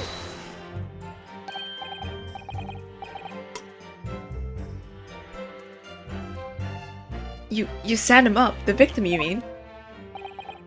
That I did. On the seat across from me, I said. I could plainly see the poor devil was already gone. And you wouldn't leave a dead man just lying on the floor now, would you? 'Tis common courtesy, so it is. I find that a little hard to believe. Ada? Lord Van Zeeks, now why would that be? You wake to find a man lying dead at your feet in a carriage, and he... Sorry. Any normal person would hail the cabman. Any upstanding member of London society, that is. Well now, as you know, I'm in something of a special line of business. The business of lending money at exorbitant rates of interest. Unfortunately, my lord, not everyone is thankful for the help I've offered them, and some would even see me dead. So I do try, where at all possible, to avoid getting myself in a tangle with trouble. Are you suggesting you were just gonna leave the man there? Heavens alive, no! I was always intending to report it, so I was. Only, I had a mind to find out the whys and wherefores first. And the whys and wherefores? Right you are. There are some details I wanted to understand before anyone else got meddling. That wee scream I heard, for example. Wouldn't your good self do the same? Yeah, the scream he says he heard at the same time as the thud of the victim collapsing. Then I turned to find out where that scream had come from, and bless my soul, what did I find? I'm afraid I don't understand. I'm sure you told the court that there was no one else in the carriage except yourself and the victim. So I did, sir, so I did. As far as I could see, that is. What do you mean by that? Well now, 'tis a queer thing, the wee scream I heard as I woke up. It came from, if you'll excuse the vulgar expression, under me backside.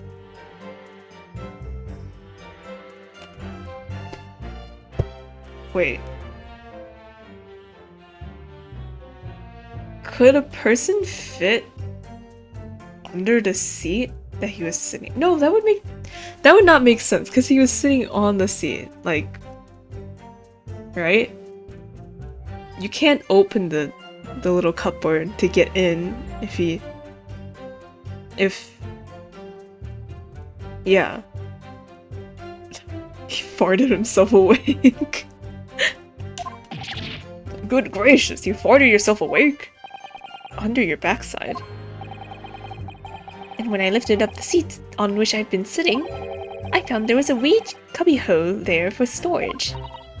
Mr. Naruhodo, we can examine the omnibus ourselves, remember? Yes, of course. The whole bus is submitted as evidence. Yes, we did look inside there. I already did. And that's when I found her. So she was in the seat storage. There was a child there, all curled up in a ball, hiding her wee self away. Oh, I did not press. I do wonder how you must be feeling, Mr. Naruhodo. Being the defendant's lawyer and yet finding myself as stunned as everyone else at his testimony. Let's just say it's trying. We certainly had precious little time to talk to Mr. McGilded before the trial. But we mustn't be dispirited. We must just try to learn all the facts we can. Ugh. When we arrived in London this morning, I didn't see my day panning out like this. Mr. Naruhodo, no grumbling, even in your head. Can you stop reading my mind, Susato? How did you know? Okay. So, the last statement... There's a child there, all curled up in a ball, hiding her wee self away. You say she was hiding herself? Aye, that's right. It was hard to see in the dim lamplight, but she was all curled up in a wee ball. When our eyes met, well, me heart nearly stopped beating in my chest. You're really overacting this. Still in all, I pulled her out from under there, and sat her on the seat opposite so I could have a wee chin wag with her. Seat opposite? Next to the... That's right. Just next to the dead gentleman there. You sat this young girl next to a corpse, sir? Well, as I'm sure I mentioned, a gentleman in my position can all too often find himself in mortal danger. So, I needed to find out just who this urchin was, you see. And while I was in the middle of talking with her, I heard another scream, a fellow's voice this time. Presumably, that scream was Mr. First, who was sitting on the roof deck seats. Right you are again, I would say, sir. Looking down through the skylight, he must have seen this young girl and a gentleman with a knife in his belly. In other words, the previous witness did not in fact see you at all, Mr. McGilded. What they believed to be yourself and the victim... what they believed to be yourself and the victim was in fact this girl and the late Mr. Watson. Or Mr. Mason Watson. Aye, my lord. I was, as I think everyone understands now, sat at the back of the carriage out of sight.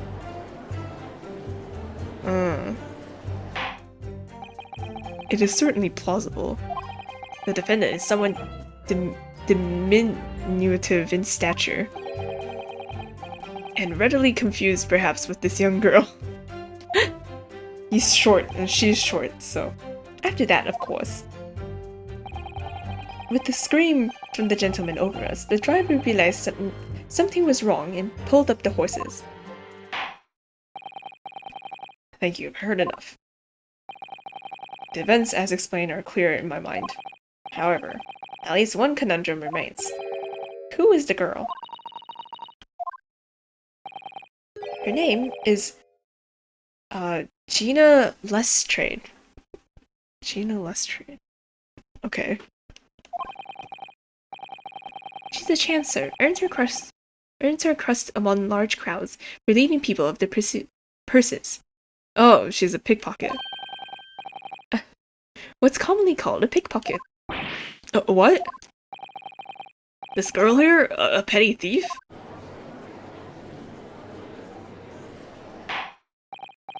Order, order. Is this true, Miss Lestrade? Miss Lestrade, you will answer the question. What the what? Ah! How dare you? What is the meaning of this? Shouldn't she not be allowed to bring that into a courtroom? The name of the lead inspector? Oh. Ooh. Oh, she ran away! Ah! The girl! She's gone! Open your eyes. Oh. I'm over here. Good gracious, how?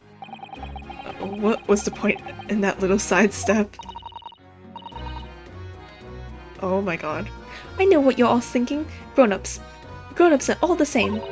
This dirty little diaper, you say, slipped up and got caught on the job. She got herself back in the corner, so she knifed the gent.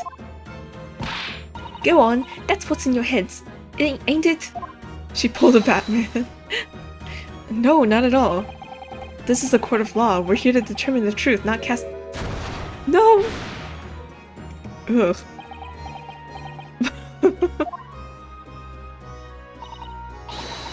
Look, knives are for cowards. Only thugs use weapons like that.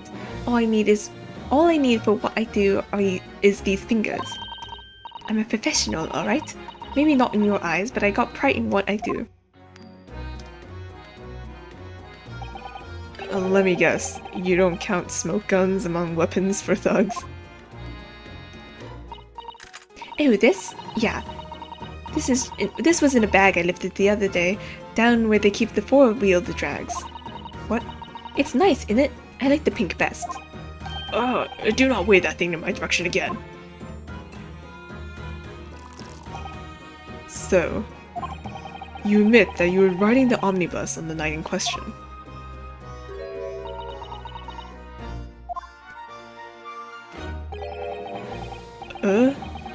Tis alright, lass. You can tell him the truth now. Alright, yeah. It's just like the Irishman said. The court accepts this girl, Miss Gina Lestrade, as a valid and, significant witness in this case.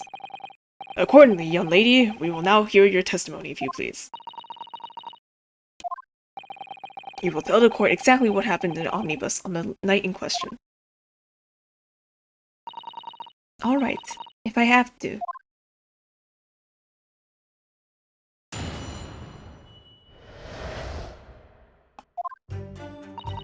So I snuck inside the carriage before they hooked up the horses, just like always. I love when they type in the accent. But it was a right old waste of time. I got nothing to show for me troubles that night. I tell you, you can't see a blind thing in that hiding place. It's pitch in there. Then, after a while, I hear this loud bang. Nearly jumped out of me skin. And I did. And the screaming just came out. It's because of that this friend found me. He did help me get away, mind. I feel like her voice should be higher. Yes, he let you go. I fail to understand why you let the street urchin go, Mr. McGilded. Oh, 'tis simplicity itself, my lord. You see, she couldn't possibly have killed the other passenger. I knew that for a fact. How? As I'm sure I said before, sir.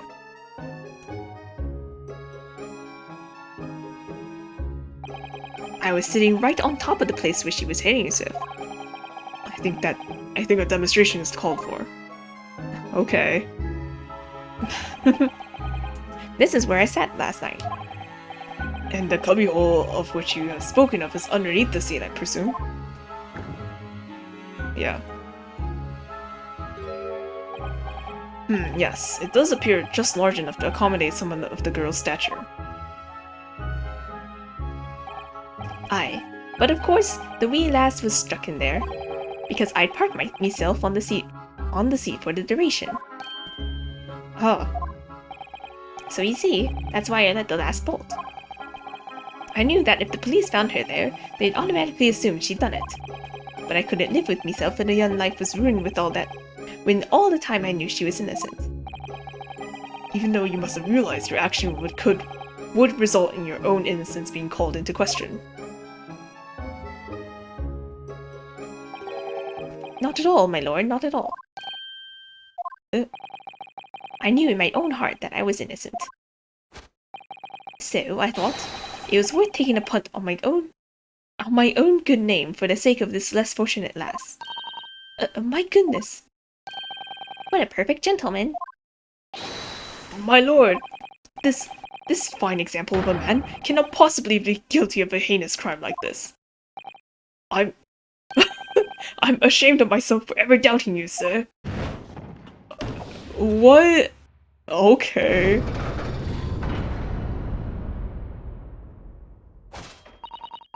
With calm and calculated reasoning, one arrives clearly at the truth every time. Oh my god.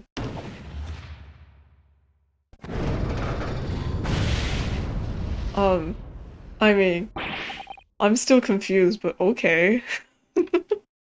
Science alive! All 6 members of the jury consensual in their leaning into a verdict of not guilty? I don't... words. Mr. Naruhodo, this, well, it must mean It must mean what? Ryunosuke, are you fucking blind? that we're victorious.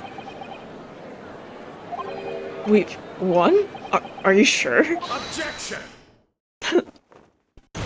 What? What?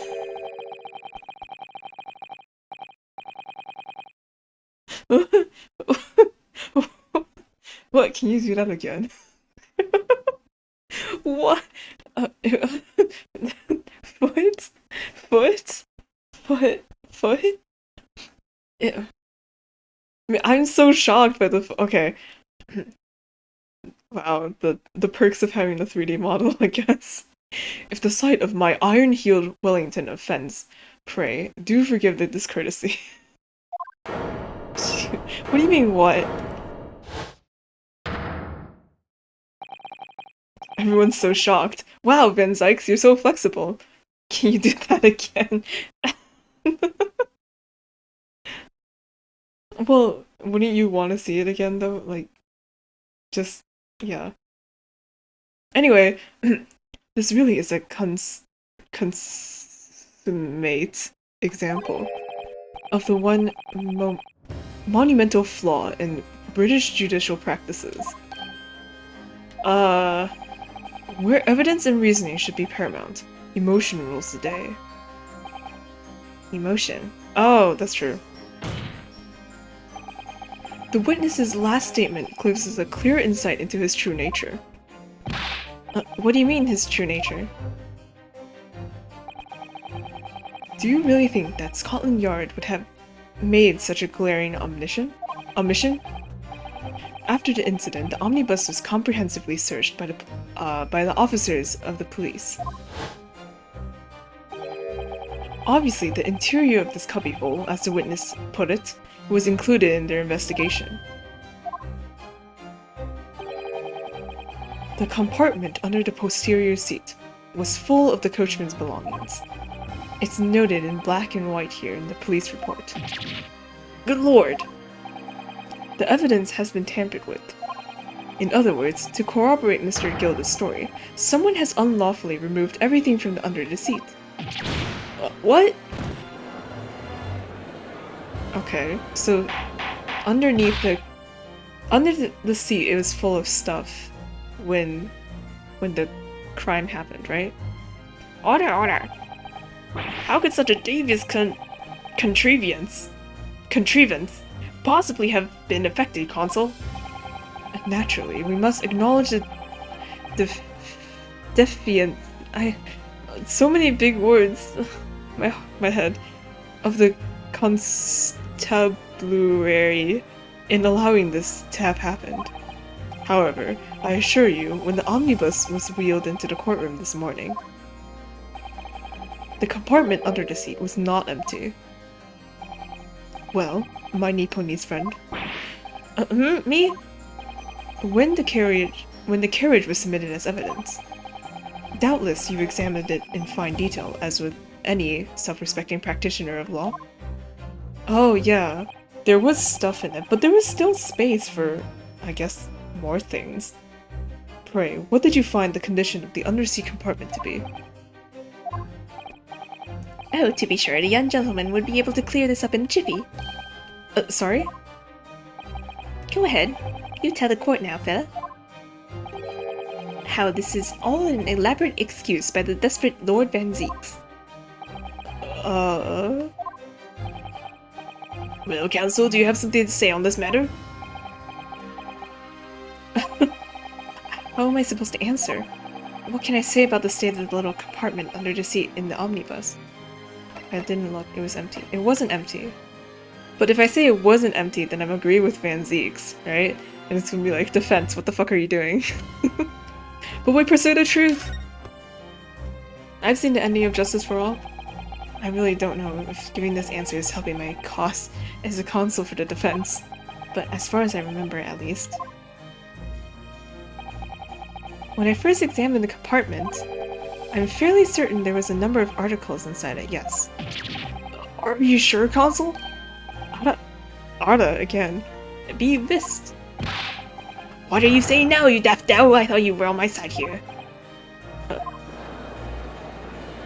Haha!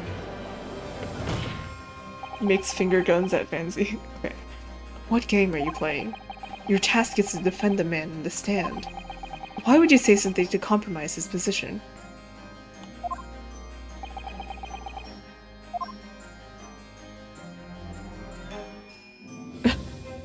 Deep breaths.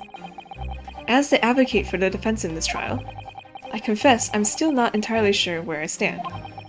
But it seems to me that I should state what facts I do know as clearly and honestly as possible. Interesting. This is not altogether pleasing, Bella. I'm simply telling the truth, Mr. McGilded. Well, don't forget that you're supposed to be respecting my best interest here, lad. Now then. A fella's memory is a curious thing, and not altogether reliable. No, the court must consider the facts. That there cubbyhole under the seat is as empty as the devil's heart, so it is. Did you think perhaps it would be in your best interest now to admit that you might have been mistaken? Why do I feel like something's not right here? I would like the jury to weigh in on this matter, I think.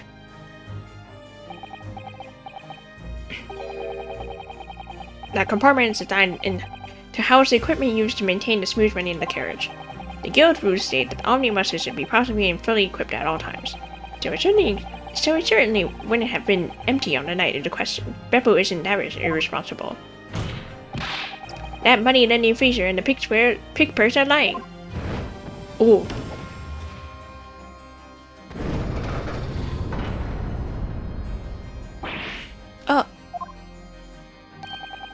I can't believe I was nearly taken in. That stinking rich are always stinkers. Nothing but cowards, a lot of them. What? Oh no. It's a trick. Of course it's a trick. Please don't make it so that the majority says guilty again, or all of them say guilty again, and then we have to do another one of the fucking... whatever, the conjunction junction thing. Quite so, I must concur here. Please don't make it a majority. Please don't make it a majority. Or like all 6 of them. Please don't, not all 6 of them. Please not all 6 of them, please. With calm, calculated reasoning, one arrives clearly at the truth every time. You said that before.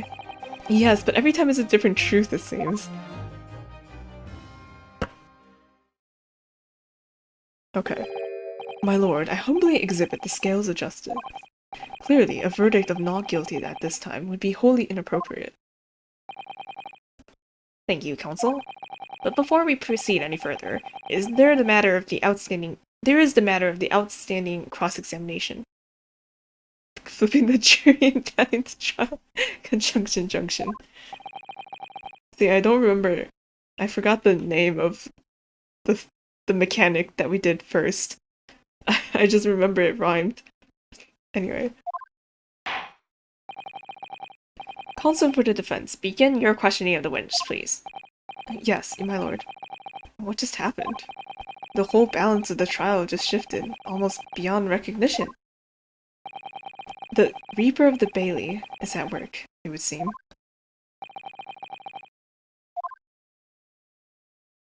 Okay. Cross-examination. What the girl saw. So I snuck inside the carriage before I hooked up the horses and all this again. Yeah, summation examination. That's what it is. Okay.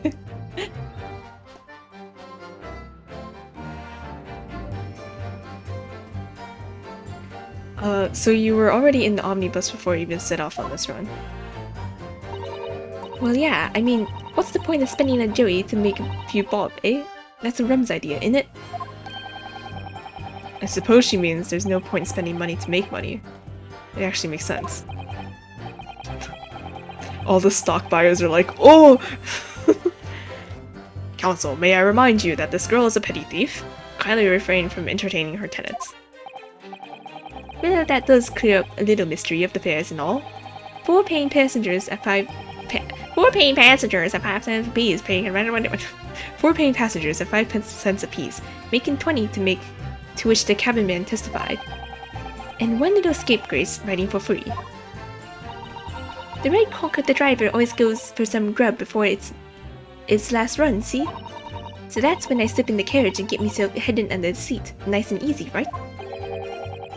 but your hiding place is a storage compartment, full of equipment for the coach. No? Did I say conch before?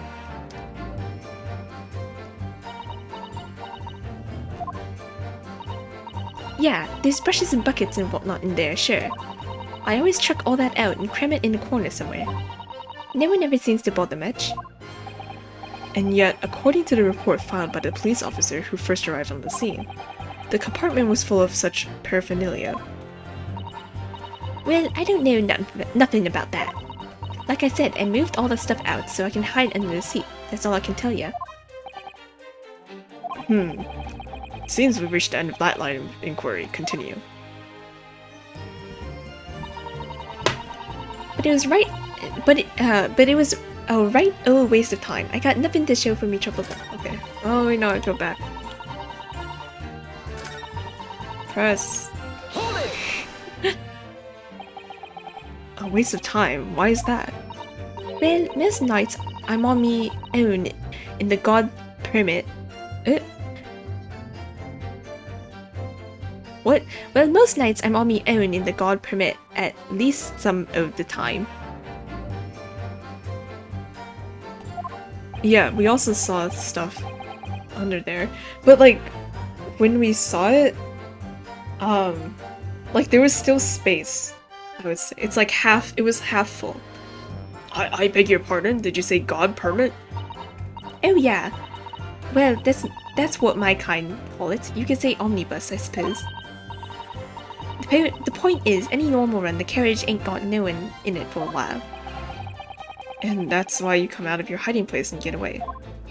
And that's when, yeah. That's it. Only that night. Oh, only that night. This cove was sat on me seat from the start. And he didn't budge the whole way, did he? Not 1 inch. I was totally stuck. Yeah, I thought like if she curled up, she could probably fit in there, right? And take up only half the space? I don't know. Do you mean to tell us that you were present in the carriage for the duration? You were under the seat the entire time while events unfolded in the enclosed cabin? Yeah. Right, mister. Right, mister? To be sure. I was as shocked as anyone. You don't expect to lift the cushions you've been sat on and find a child now, do you? So this Miss Lestrade couldn't possibly be the culprit then.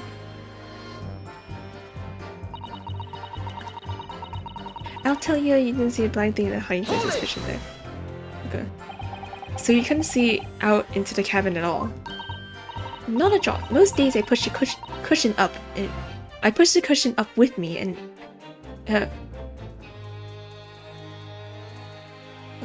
Huh? Not a jot. Most days I push the cushion up with me, and he head with me head and look out the crack. Oh, push the cushion up with me head and look out the crack. Bro, I can't. Then I can have a butcher's at who I'm gonna fiddle. I thought you were a pickpocket, not a butcher. I mean, I can have a look. The seat I get under ain't as plush as the other one, see? So most of the time, the passengers plant themselves opposite. But for some reason that night, this here gentleman spent the whole journey right over me head. And for that reason, you weren't able to push the cushion up to peek out, I see. Truth is, I ain't too happy in small dark places. Feels too much like being thrown in the clink. But it's the only place to hide in them carriages, so it's Opuson's choice. Why doesn't she just stick to picking people's pockets in the open then? I say there's some reason she's not letting on, judging from her demeanor. So anyway, I was a bit scared, but I had to just stick it out under there. Nothing else for it. Then after a while, I heard this loud bang, nearly jumped out of my skin and screamed just came out. Okay. When you say loud bang, do you mean the noise of someone falling to the floor? Could have been, I suppose. I don't remember so well. Point is, it made me jump. And you let out a scream involuntarily. That's right. And then I felt the cushion over me head get lighter all of a sudden. Presumably when the defendant got up in order to help the victim, yes. Or not. It could equally have been the moment the accused stood up to stab his victim. Could it not? Well, girl, did you see what happened at the crucial moment? Yeah, I saw it. Huh? I pushed up the curtain and had a quick butcher's while I had the chance, didn't I? Irishman was sitting up the bloke what had fallen on the floor on the seat opposite. That matches Mr. Gilda's account, of course. But then, the fella suddenly turns around and looks right at me. I sunk back down again, but it was too late by then. I should have never risked looking. Okay. And then he saw her, right? Because of that, the swell found me. He did help me get away. And when Mr. McGilder discovered you, he pulled you out from your hiding place? I was scared stiff, I was. He dragged me out and sat me down on the seat and all. Next to the victim, Mr. Mason. Yeah, the bloke had a knife in its guts. He was still bleeding. Then the carriage lurched a bit, and he ended up falling onto me. Ugh, how awful. Both me and hands got covered in blood. It made me feel as sick as a dog. Both her hands covered in blood. That must be what the rooftop passengers saw. Okay. After that, I believe you talked with Mr. McGilder for a while, is that correct? He asked me some stuff. Wanted to know me name and what I was up to and that. Then I heard something from above. Someone screamed. Yes, Mr. First on the roof deck, one would presume. Well, I didn't want no one seeing me face, so I didn't look up. Then the horses were drawn up smartish, and this eared Irishman says to me, "Get back under the seat. I'll see that you can get away later."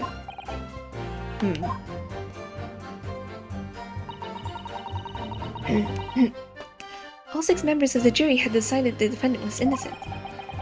For one brief shiny moment, yes. It's clear that they are all still very unsure. If we could just find some conclusive piece of evidence among this new testimony, I'm sure we can clinch the verdict we want. Yes, I think you're right. I have this niggling feeling. Something's bothering me, but I just can't quite put my finger on it. Eh? Okay, wait, so...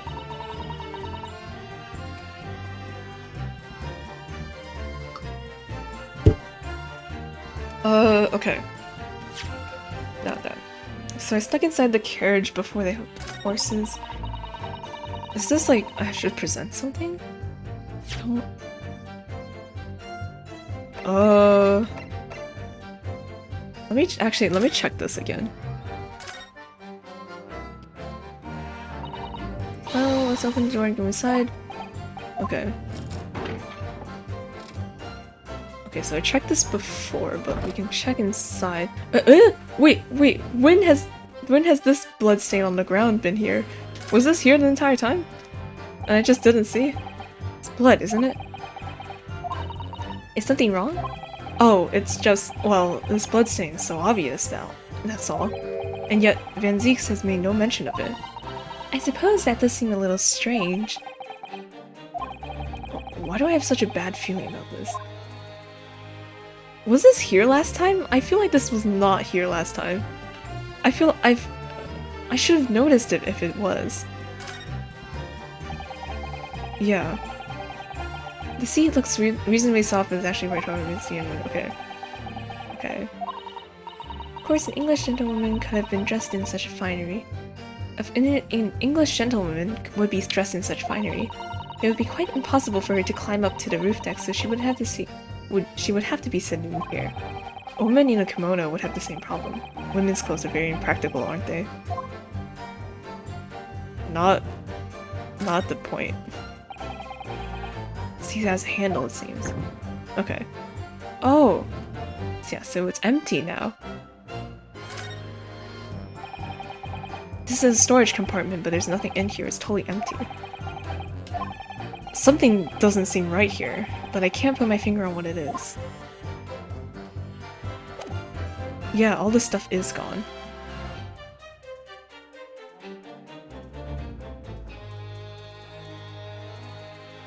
Think? Okay. I got nothing to show me. I'll tell you, you can't see it, but I think it's pitching. Okay. After a while, I heard this long bang, nearly jumped out of skin, and this scream just came out. That's fine. You can't see it. Oh wait, I pressed the wrong button. Swell found me. Okay.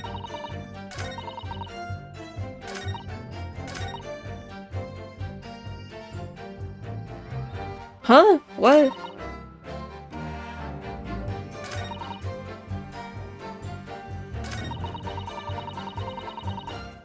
Wait. Can't see blind? Okay, yeah.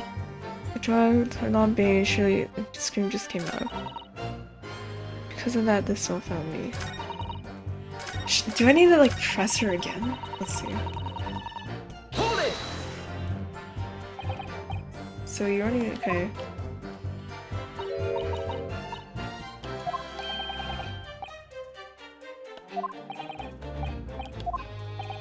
Okay.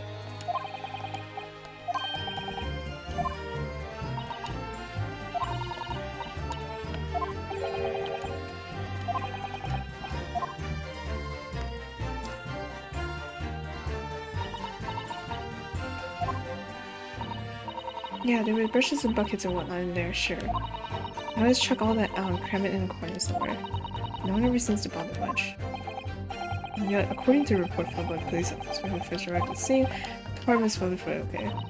Well, I don't know if like I said, I moved all that stuff out so I can hide under the seat. That's all I can tell you. Things we reached the end of that line of inquiry. Continue.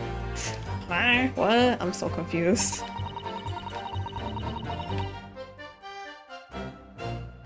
Shit. Do I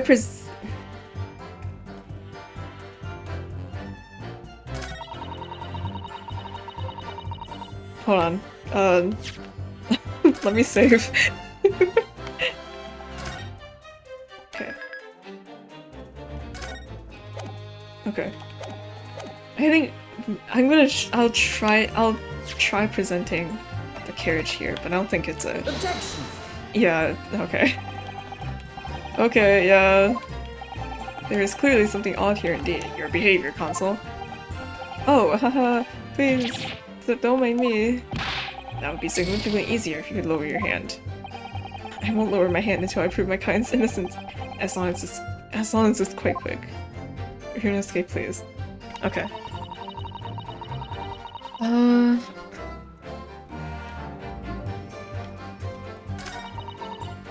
I guess I'll just press again? But it seems to be the same stuff from before. Beg your pardon, God. Okay. Point is, I need no more.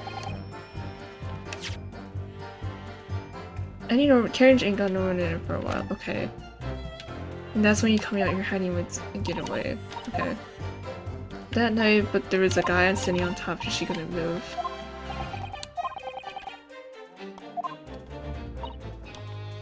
Yeah, right, mister? Be sure to be sure, as shocked as anyone. They don't expect to lift the cushion and pay.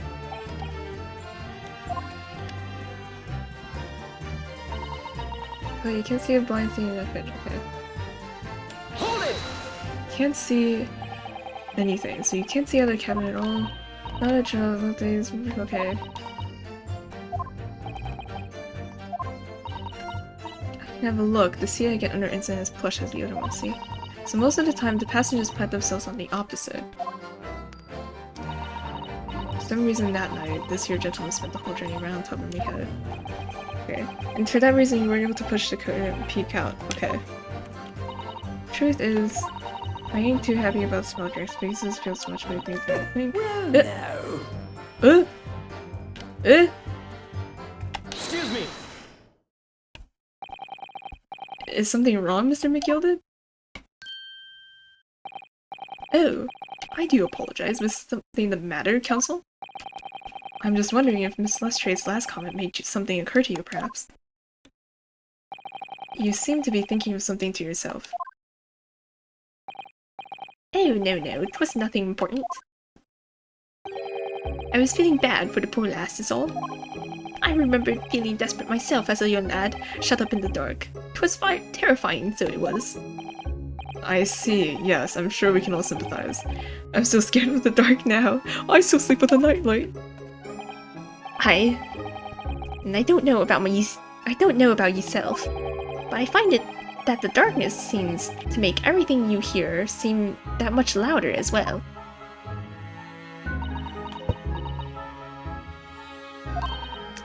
Yeah. I suppose it does. Maybe. Miss Lestrade? Did you hear something that night? Anything? An unusual noise, perhaps?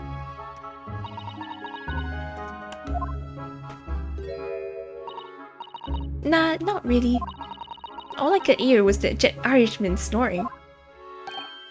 Bejabbers, there's no need to tell the whole world of me foibles, you little scamp. What a pity. If only Miss Lestrade had heard something, it might have given us a vital new clue. Yeah. What should we make of that last statement of hers? I don't know. In these sorts of cases in Ace Attorney, you just say it's profoundly important even though you don't really know what it's important for. My lord!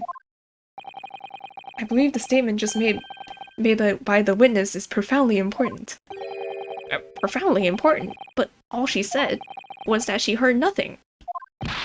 Yes, which is the profoundly important point. I'm almost sure of it. I'm almost sure that I don't understand the inner workings of your Eastern mind, Counsel. Racism! Miss Gina Lestrade, you will supplement your formal testimony by repeating the last statement, please.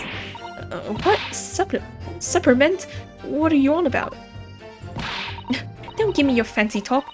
I know what you're trying to do. Well, it won't work on me. That's right. Insult the judge. Always a good move. I was straining my ears to work out what was going on, but all I could hear was snoring. Hold it! So you were straining to hear what was happening the entire time since the moment you hid yourself? Not exactly, no. Sorry? Well, there was no one in the cabin to start with. I could just push the cushion up and have a butcher's to see what was what. But then, when I saw the swell getting on, I got me head down so he didn't notice me. And Mr. McGilded sat on the seat under which you were hiding, correct? Yeah. Would you Adam and Eve it, eh? What a mug. Adam and Eve? So then, all I could do was listen. I was waiting to jump out there as soon as I heard him leave, see? Chloe got shocked. Okay. But would he? Not likely. Even though we stopped here and there, I never heard the door open. So I had to just stay put and listen to him driving his pigs to the market, snoring like an old dog he was. There's so many apostrophes. Are there any conclusions we can draw from that, I wonder? I didn't understand a single word she said. I was waiting to jump out as soon as I heard him leave, right? Okay, so she didn't hear anyone. She didn't hear the door open, right? But that doesn't make sense because the victim had to get on. Miss Lestrade, what you have just told the court. Thick Cockney accent. Yeah, I can't do it. It's clearly at odds with the facts. At odds? Are you sure, man?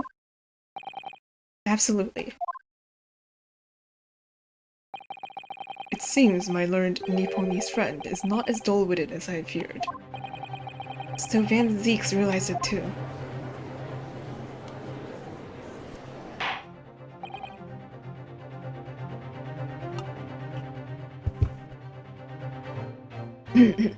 Counsel, I must insist that you bolster your claim with evidence, or some complicit party's name at the very least. Yes, my lord. I expect you to demonstrate this alleged contradiction to the court. According to Miss Lestrade, whilst she was hiding in the omnibus that night, she heard nothing but the sound of Mr. McGilded snoring. But think, Ryunosuke, think. Slap yourself. There's something else she should have heard. Show a person. She should have heard. Very well, my lord. Allow me to elaborate. On a particular sound that Miss Lestrade could not have failed to hear on the night in question. The sound very clearly explained by the presence of this following person. The victim! Oh, I should check the portraits, for Miss Lestrade. Excuse me, slight detour. Yeah. Young woman who witnessed the incident from- she's 17! Okay. Alright. Thrice Fire Mason. Yes, my lord. The sound that Miss Lestrade cannot have failed to hear. Whoa! Point. Yeah, she's tiny. Is that of the victim, Mr. Mason, boarding the omnibus. Yeah, go, Yunosuke. Order! Explain your reasoning, counsel. Miss Lestrade, allow me to confirm something. You claimed earlier that you were the first person to board the omnibus, is that correct? Yeah, of course I was. I got on while the driver was in the pub, didn't I? And the next person to board the omnibus was Mr. McGilded. That it was, not a soul in the cabin when I climbed aboard. At least, not in plain sight. So you were, to all intents and purposes, alone in an enclosed cabin of the omnibus at that time. Did I not just say as much? I wasn't traveling with anyone else, if that's what you mean.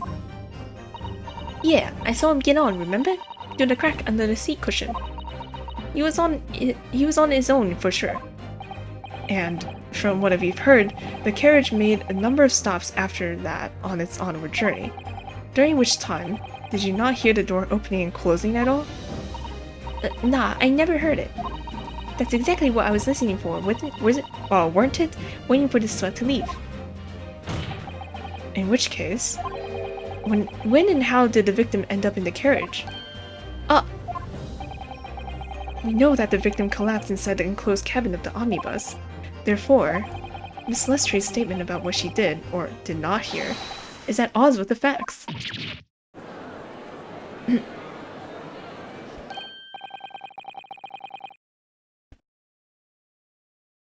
Yes, this petty thief's statement is clearly flawed. Lord Van Zeeks. Yes. He knew all too well that there was an inconsistency in Miss Lestrade's statement. It would seem words of thanks are in order for my learned friend. What are you talking about?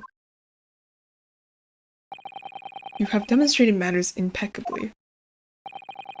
This witness and her colorful statements are entirely unreliable. Her words are convenient untruths, nothing more.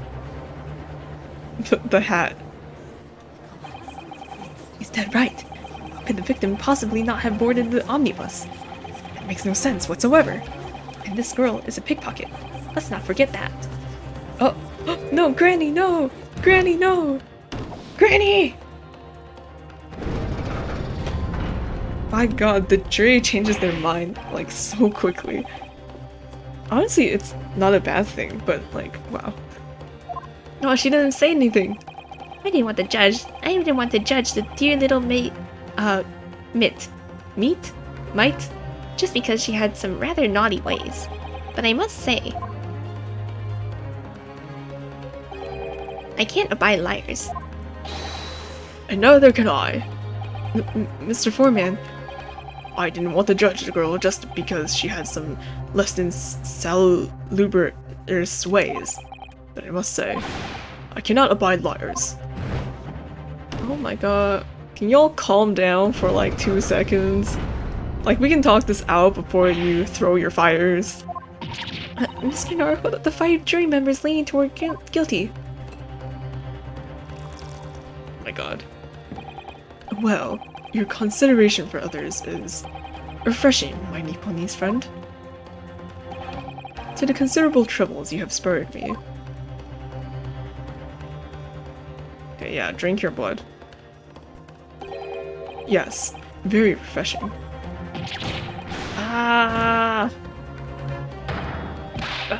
What are you playing at?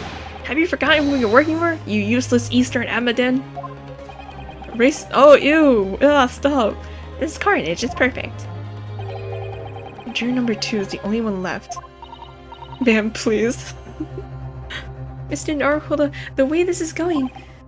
I know, if we can't find some new way to convince everyone of Mr. McGilda's innocence, the judge will rule and we'll have lost. I very much wanted to believe the words of one of London's most respected gentlemen.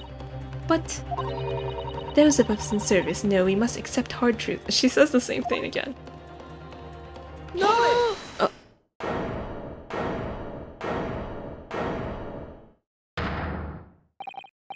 Yes, the witness's last statement seems to have revealed a critical inconsistency in her story. However,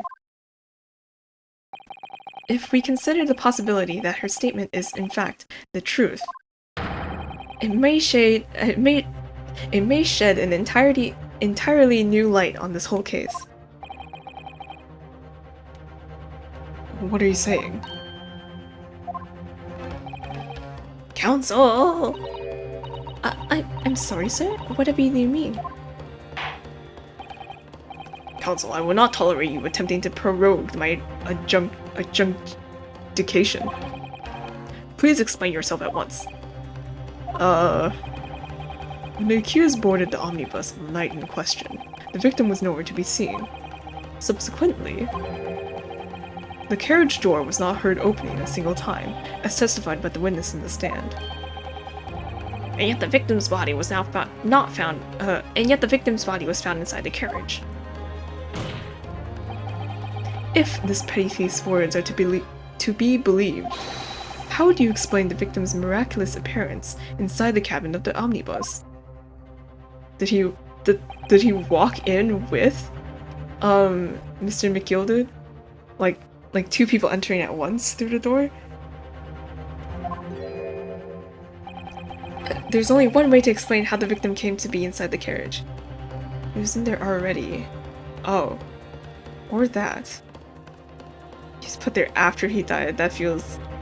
No, that's not right. He was in there already, I think?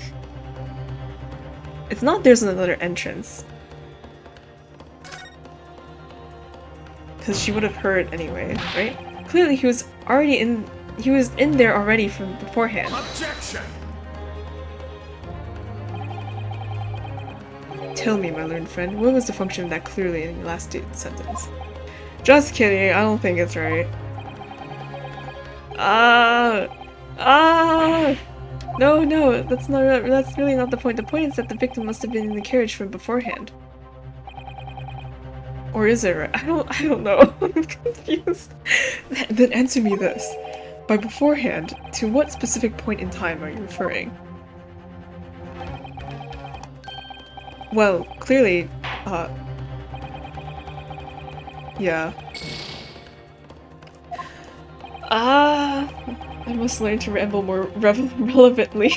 The penalty is that evidently not heavy enough, judging from those Nipponese eyes. So I ask you again, what a race? If this petty thief's words are to be believed. Okay. So okay, so...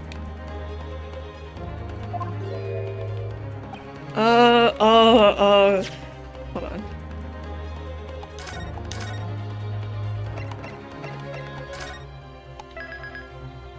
So he was... So the other two options is that either there was another entrance, or he was put there after he died. But it doesn't make sense if it says another entrance, because she would have heard it, right? Like, even if there was like another door or something, she probably would have heard another door opening. So he was put there after he died? But that also is confusing, because... I mean, wait. Because the other two witnesses saw, like, his body happening, you know? What? What? It's another entrance. No? It's put there after he... Wait. What other entrance could there be? You know.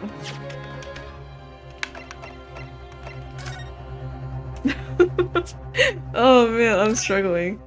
Oh wait, that's not what I wanted to do. Okay, we can go inside. So there's this door, okay. Well, he climbed in through the window. Right? You can't open this, we said that before. I don't know if... There's nothing here that suggests another entrance, right? Unless they pull some bullshit and say he climbed through the window. But like, in that case, I feel like she also would have heard that happen. And then what was the other one?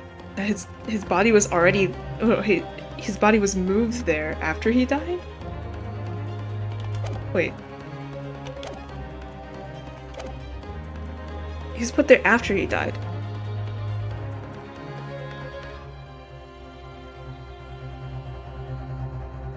Huh? What? What? I don't...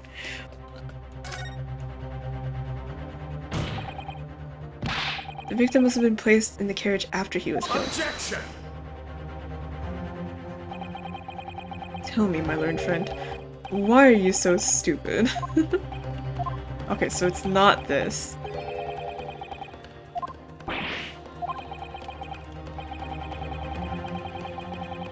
Move in the carriage afterwards. Then answer me the... Oh man.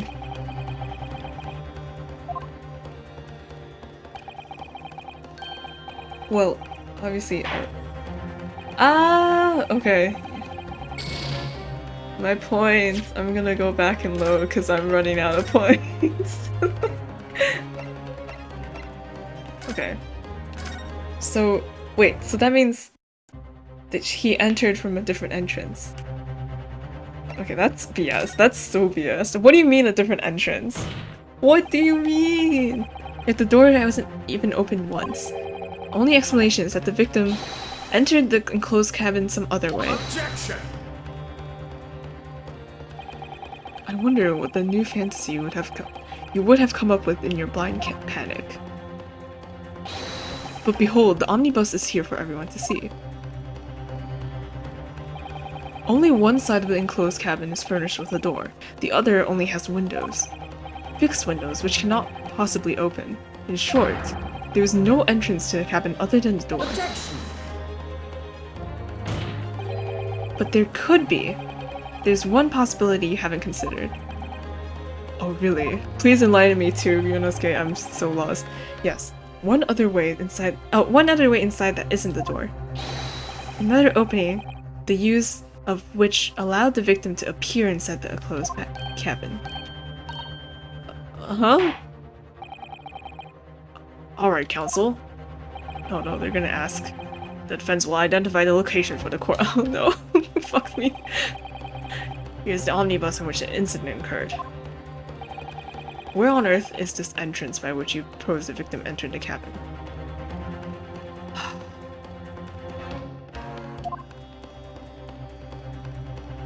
What? The skylight? But they said that you can't open it. Or maybe you can't open it from the inside, you can open it from the outside? That also doesn't make sense. But wait, let me save again.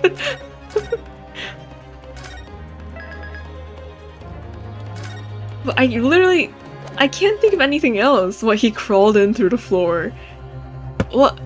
There's a hole in the sea he can get through through the place where Gina was hiding. No. Take that! The answer is obvious.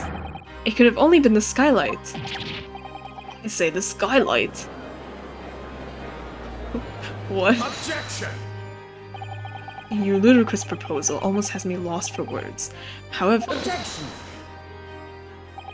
the skylight may well be large enough for someone to pass through. Objection! Okay, but the skylight open? Does it open? So you claim. But do you have a shred of evidence to support your idle brain theory?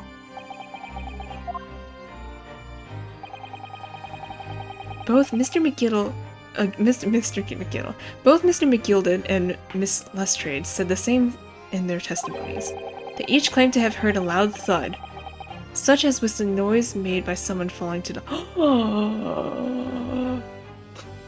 Okay, so wait, so he fell to the floor as in he fell from the skylight?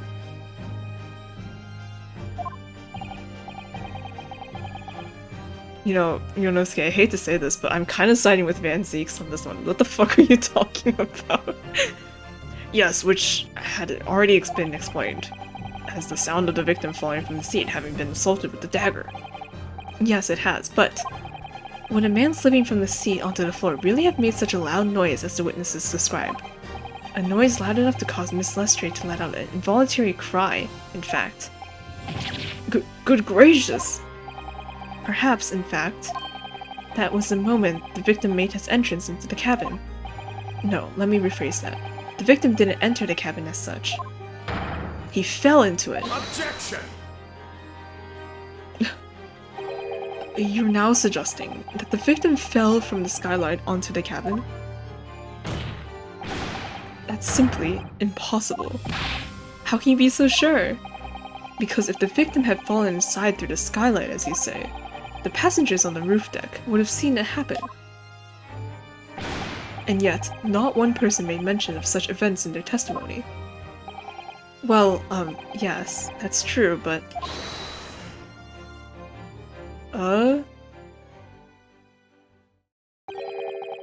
Might a humble fellow make a wee comment here? Mr. McGilden? To be sure now, the two fellows who were sat on the roof, that testified afore, said nothing of the victim falling through the skylight. But it seems to me, my lord, that 'tis not much a case of them not saying, but... Aye. 'Tis a case of them being unable to say. What?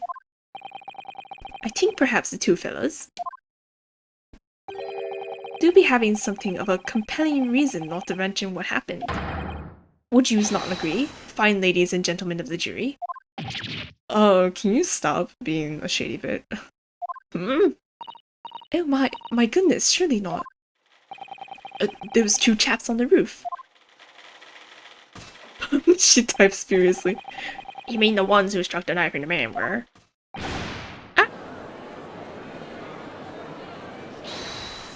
So he's saying that the people on top murdered him. And then he fell after he was dead. But that doesn't feel right. No, I don't think so. What? Like, no. No. What? Just what exactly are you insinuating here, you blithtener? What the? What?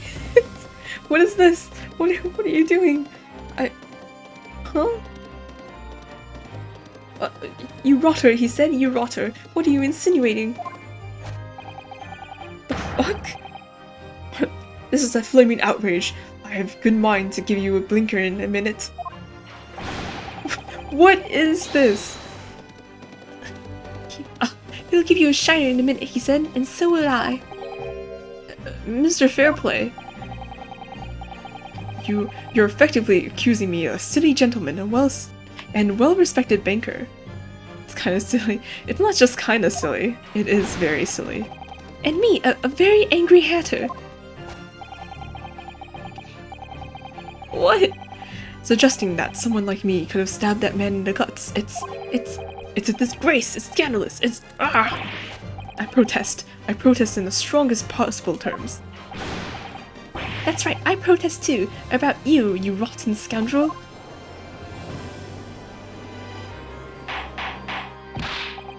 What? Order. This is not the time, witnesses. I will not permit this wanton invasion of the stand. Return to the anteroom at once. But this is beyond reason, my lord. Oh, it's outrageous. It's very hurtful, you know. My lord, if I may comment. Go ahead, Lord Van Zeeks. It was the defense that incited this outburst from the witnesses. My learned friend has seen fit to abandon all protocol and accuse the witnesses without proof. Accuse? I never intended to. Also, we did not do that. That was Mr. McGilden. It seems, young Nipponese, that your command of English tongue is wanting. He just said my English bad. He proposed this court that the victim fell through the skylight of the roof from the roof deck of the omnibus. That hypothesis can't possibly stand without the rooftop passengers being aware of the events. You have branded these gentlemen liars. You have intimidated their criminal guilt. In our British courts of laws, that is what is termed a baseless accusation. I know I was rash to put this idea forward without any actual evidence, but you can't just dismiss it without a second thought. What are we waiting time for? Get to testify. I thought there was something fishy about that hat from the moment I laid eyes on that fellow. We have to defeat this man through now, one way or another. I think I did the same. If there's a filth and rubbish, if there's filth and rubbish in our midst, we must dispose of it at once.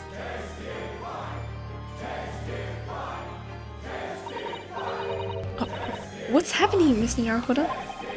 The spectators in the public gallery they're in a complete frenzy.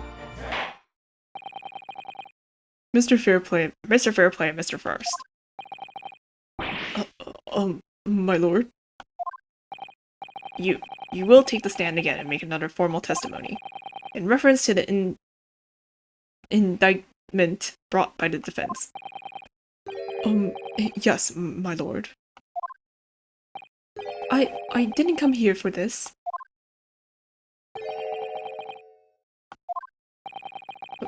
There's no time to think this through.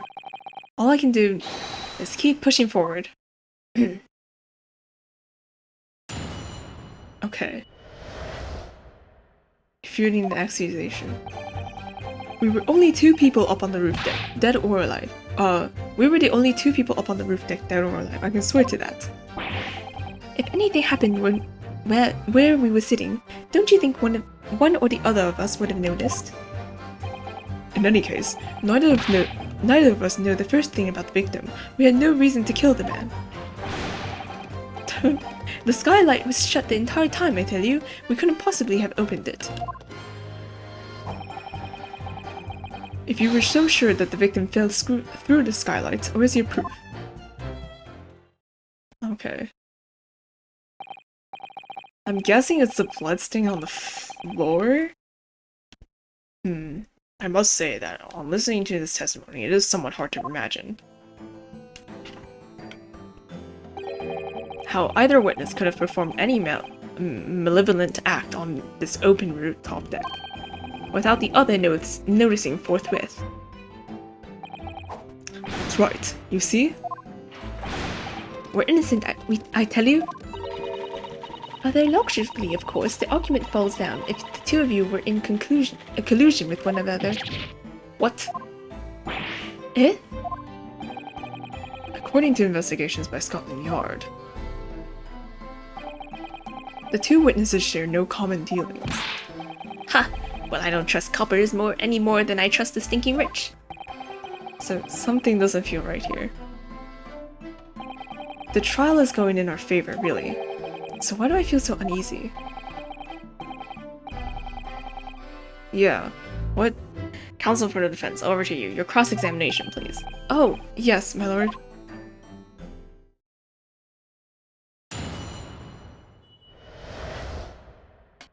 Refuting the accusation. Okay, so we were the only two people up on the rooftop that are alive and asserted. Okay. So at no time did the victim, Mr. Mason, climb up to join you on the roof deck. Absolutely not, Dickon. No question about it, he said. None at all. Oh, but yes, of course, I remember seeing them both. I saw the victim inside the enclosed cabin talking with this man here. Is this true, Mr. McGilded? Dear me, dear lord, at the risk of repeating myself, I boarded the omnibus alone and nodded off inside almost immediately. That's an outright lie. Without doubt, you were engaged in... Let me stop you right there, fella, and ask, do you have any evidence at all? At all? Ah. 'Tis all about evidence in courts these days, so it is. You do well to remember that. Oh, I saw you with my own eyes! This is going so well. What a mess. If anything had happened when we were still sitting, you think one of the others would have... Okay. Well, it was on the final run of the omnibus at past 10 o'clock in the evening. It would certainly have been quite dark, perhaps too dark to see clearly. Is this some kind of lark? Is this some kind of a joke, he said? Is that what this is? I'm so confused. Same. Oh, Miko, did you know this guy's name is, his name is, Lady First.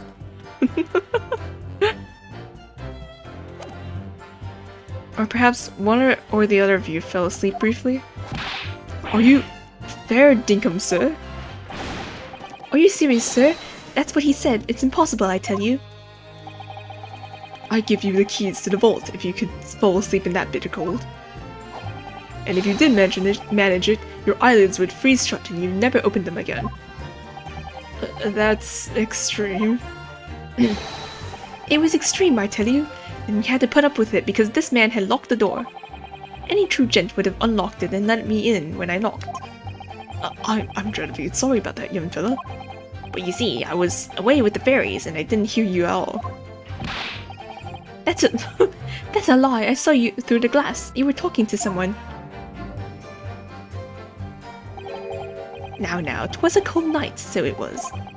People do be seeing things that aren't really in the cold. 'Tis hardly surprising. Shady as fuck. Seeing things? Seeing things? I believe we've reached an impasse here on this particular point. You!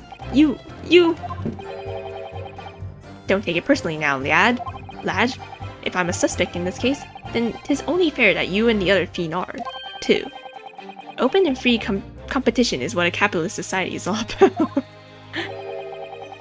This isn't a competition I should like to be involved in, really. In any case, neither of us know the first thing about the victim. We had no reason to kill the man. So, you had never met Mr. Thrice-Fired Mason before? Oh, Loon, no, not once, never. He never met the man before, he said. Never. First, please. You literally just repeat what the other guy said. And you first had no prior dealings with the victim either? That's right, sir. Hatters don't have much to do with brickmakers, to be perfectly honest, sir. No, I imagine not. You see how many different ways I can put this? Neither of us had the remotest connection to the gentlemen who were inside the cabin. Excuse me! Mr. McGilded? Yes, counsel. What can I be doing you for? Did the witness's last statement give you pause for thought somehow? the remotest connection? Is that right now, I wonder? Oh, what are you insinuating now? Ah, Mr. Fairplay, it has been too long, so it has. If I'm not very much mistaken, I believe 'tis fast approaching, is it not, your repayment date? Oh, I beg your pardon? Hehe, you borrowed 20 guineas from me, sir. At an unconsiderable rate of interest. You tricked me, it's extortion. Well now, is that a touch of begrudgery, is it? That's what a begrudgery might motivate a fella to pass his crimes off to another.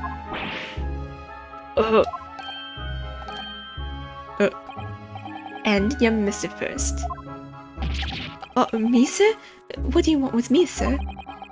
You do be making hats for a living, do you not? That there top hat sliding on your head. It's one of your own creations, is it? I'm still just an apprentice, you understand? I'm learning to find the perfect fit for whatever fine gent walks through the door. Hey, the perfect fit, is it? Well, tis a very distinctive design, so it is. Many customers like it, I tell you. They like a distinctive touch. Customers, such as Thrice Fired Mason. There was a photographic print on the victim submitted as evidence for, my lord. Oh, wait. Oh, this you mean? I haven't checked this in a while. Was this hat, like... I can't help thinking that poor fella's hat looks distinctly familiar, wouldn't you say? Oh! That's one of my hats. Hehe, aye, that is. So it would seem the brickmaker was a customer of yours. That sort of customer, I'd wager, you could have had a wee quarrel with over the distinctiveness of the goods. Oh, no, sir. Absolutely not, sir. Well, there's really nothing more to add. I wouldn't be right to say that the two fellas here haven't the remotest connection to the victim, you see. I rest my case. You little weasel. Ugh. He's better at this than I am. Gosh, Mr. McGillen has certainly been thorough in his research, hasn't he? Please, don't let me little interruption hold up the proceedings. Okay. Okay. Alright. So they all knew the victim. The skylight was shut the entire time until you couldn't possibly open it. I guess, so the skylight is openable? I didn't know that. Okay. Are you quite certain about that? That the skylight was shut the entire time? I'm going to lose my block with you in a minute. He's going to lose his rag with you in a minute. That's what he said. Take a look for yourself. Go on. Oh, there is a patch. See, it's shut fast now, just like it was on the night. So it is, of course. A fella the size of Mr. Mason could lightly break through it, steel and all. Oh, what? Just looking at the size of the thing, you'd understand. Oh, now you hold on a minute there. The size of ting means nothing. Not on its own. Let's consider the bigger picture here, shall we? Let's stop biting the cane, shall we? I was riding the omnibus on another occasion when I broke wind loudly. I shocked myself with it, as it happens. Broke wind? This is an unexpected confession, Mr. First. Oh, I just mean to say, well, the point is, I tried to open the skylight, you see? But, just to my luck, I couldn't make it budge. The stench was terrible. Stench? Oh, he farted? He farted while opening the sky. What? Okay. Everyone was glaring, looking daggers at me, sir. I went as red as a rogue. As rogue, I did. Are you expecting me to sentence you? Oh, no, sir. The point is, the skylight can't be opened. I tried and tried when I was inside that. I tried and tried when I was inside that cabin of shame. Do you have something to say about that, Miss Lestrade?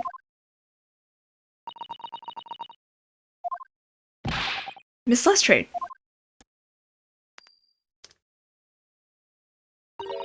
It opens. Hmm? The skylight is what we're talking about, right? Oh my god. Please, ma'am. Ma'am, please.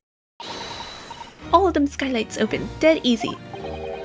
More easily than you can load that weapon? There's a lie, I tell you. Otherwise, when I broke wind, You can't do it from the inside, you mug.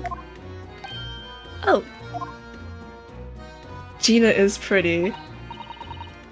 Look, a few weeks ago, I was up on the roof deck of one of them drags. And I had a great hole. I mean, I had bursts coming out of my ears.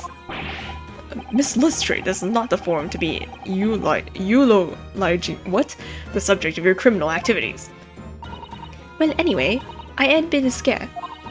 When I lifted the last bloke's purse, he got wise to me. All four of them surrounded me, so I couldn't up the bus and leg it. So what I did was I used the skylight. I opened the hatch and jumped right through. What? Yeah, the catch for them skylights is on the top side. That's why you can't open them from the cabin. The skylight opens from the roof deck. Ryunosuke, bro, why are you surprised? You're the one who came up with this theory. Bailiff, climb to the roof of the omnibus at once and verify the witness's claims. Da-da-da-da. Oh, it slides open. Oh, my heart. See?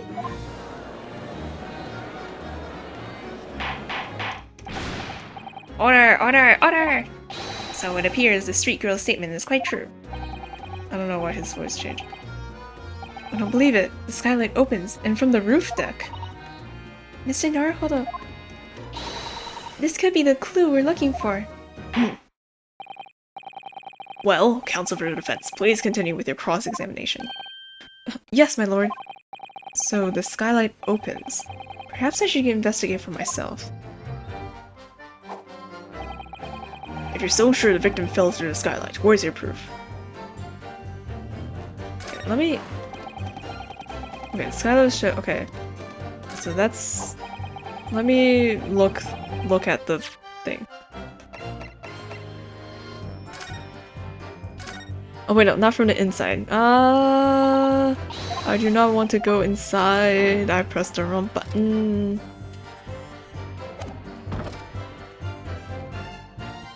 I feel locked into...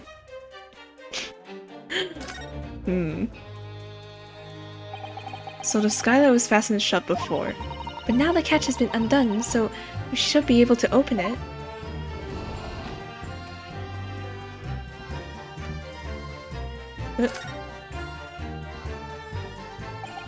You can certainly see inside the carriage through this opening, that's for sure.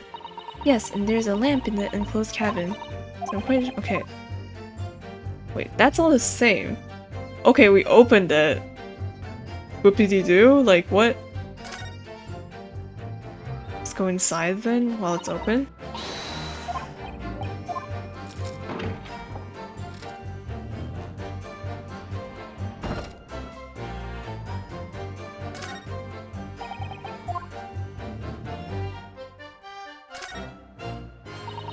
Yes, it does open very wide, doesn't it? Why did I have to kick someone like you through, certainly, Mr. Naruhodo? Bro. Why someone like me? What is it? Look! Just here! Look at this! Oh! That's without question. It's blood! Why would there be a bloodstain there? Surely, it can't be unrelated to the case, can it? Oh shit, okay. Details on it. Okay, so there's a... Okay, so right now, current theory, right, is that he got killed on top. And then once he was killed, he fell through the skylight and then landed here. And when he landed here, you know, this bloodstain happened.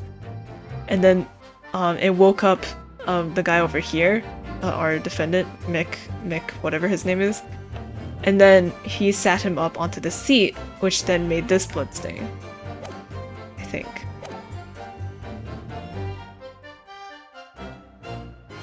Yeah.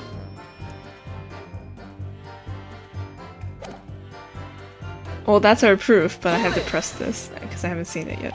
I like talking. Proof. That's right, I demand to hear it. We came here to say what we saw, I tell you, not for this. But you could call us both. But you call us both shite. What? Brand us as criminals. You call us liars, that's what he means, and accuse us of doing it. As it stands at the moment, there's no hard evidence that incriminates yourselves now, there's there. I believe we're in much of the same position as one another. Ugh. If I don't crack this case soon, he'll crack his teeth. Stop chewing on your cane. I wonder if those two men were really involved in some way. I couldn't say. I mean, I don't really know anything about them, do I? Although, by the same token, I don't really know anything about Mr. McGilded either. It's so hard to know what to believe here.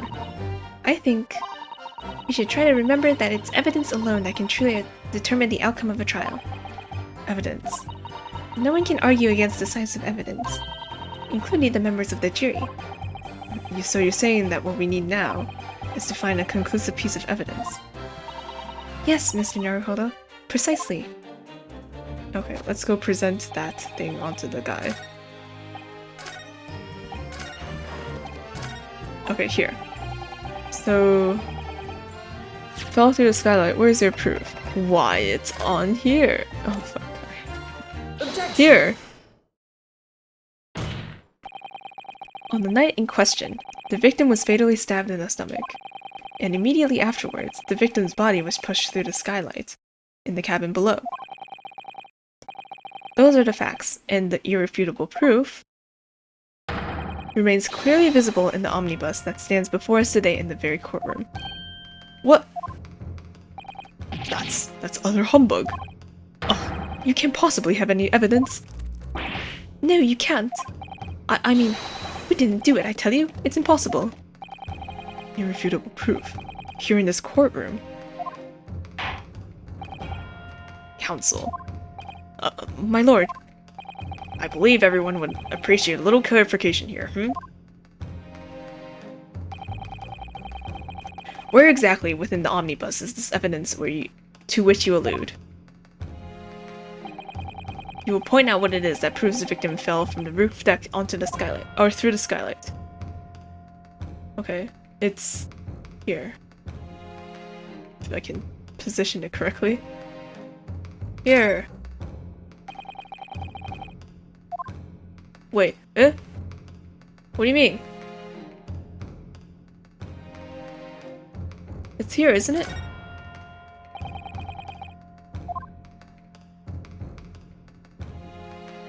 Oh wait, no, it's on this other side. I'm kidding. I'm kidding. Yes, it does open very wide. Okay, wide enough. Okay.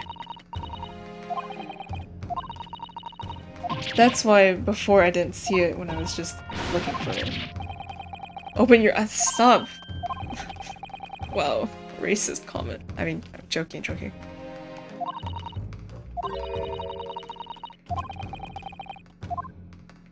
Okay. Got it!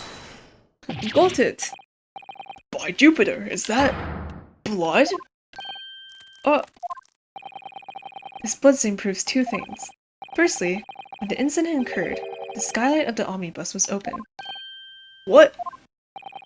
And secondly, the victim was already bleeding when he fell through the opening. Oh my. And so it follows that Mr. McGilded, who was inside the enclosed cabin himself at the time, cannot possibly be guilty of this crime. No! So it is those two? But it doesn't feel like it's those two, though. Something's off. I guess, maybe? Hold it! No, but the blood could have sprayed up there when the fella was stabbed inside the cabin. And only found its way to that one particular spot in the skylight? Sure, and that will be very convenient. Oh. And let's keep it in mind that the skylight can only be unfastened from the roof stack. I myself wouldn't be able to open it now, would I? But there's no way to know for certain, is there? If the gent really fell through the skylight, I mean. Why don't you have a good look at the floor of the cabin between the two seats, Mr. First? Yeah, there's blood on the... It is all too plain, if you see. There is the aftermath that shows the poor fella dropped from a fair height right there, so it is.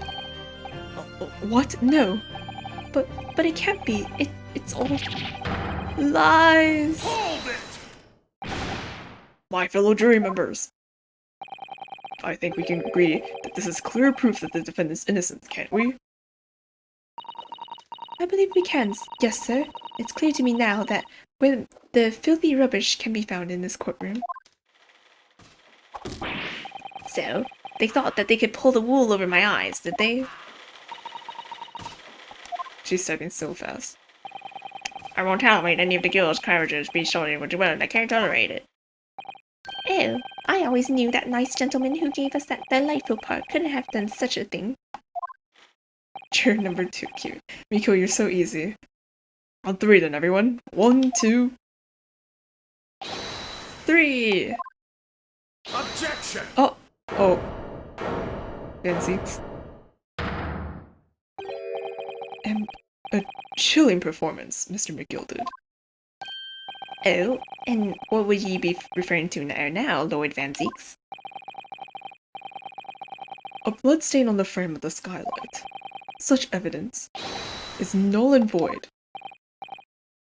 Are they saying that they planted it? It is shady how the stuff in the carriage disappeared. And I think it's when she did that smoke bomb thing, they went and tampered with the carriage. Because I don't remember the bloodstain on the ground being there, right? And so the bloodstain on the ground and the bloodstain on the skylights, I think, are fake. Yeah, right? It feels tampered. Also, hi, welcome. Yeah. Because they also removed the stuff from underneath the seat, right? But if it's tampered, it's like, okay, right, so he's basically doing it so that he can get off free, right? Or get off free, I say. But like, so that he can be found not guilty. And it might be what he was planning to do initially, because before he wasn't even gonna have a defense. So. Right? But that's really suspicious. That makes it feel like he actually did commit the crime. That's not how Ace Attorney goes. For one extremely simple reason. That smear of blood never existed. Objection! Oh, my nail fell off. What are you talking about? It's there for all to see, and it's clearly blood. Objection! I personally attended Scotland Yard's investigation of the omnibus. The officers involved went over the carriage with a fine-tooth comb. So I can state with absolute surety, no such smear of blood existed in the carriage. I think it's lagging a little bit. Should be better now? Okay. At least not until this trial began. But... Oh. Science Van Zeeks is right. Yeah. It just makes it feel like that Mick, what's his face, is the actual culprit right now, because he's the shadiest out of everyone, right? But right.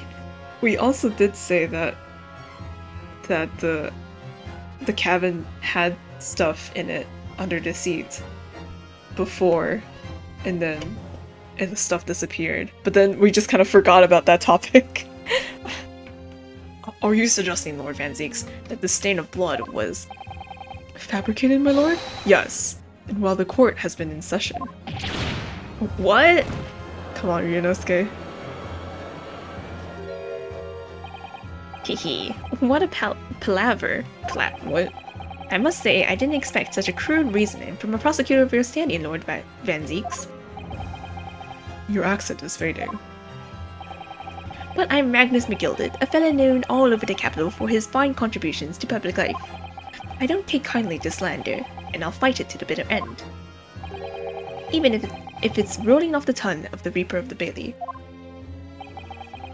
Mr. McGilded, I realize that this is your first appearance in court as the accused.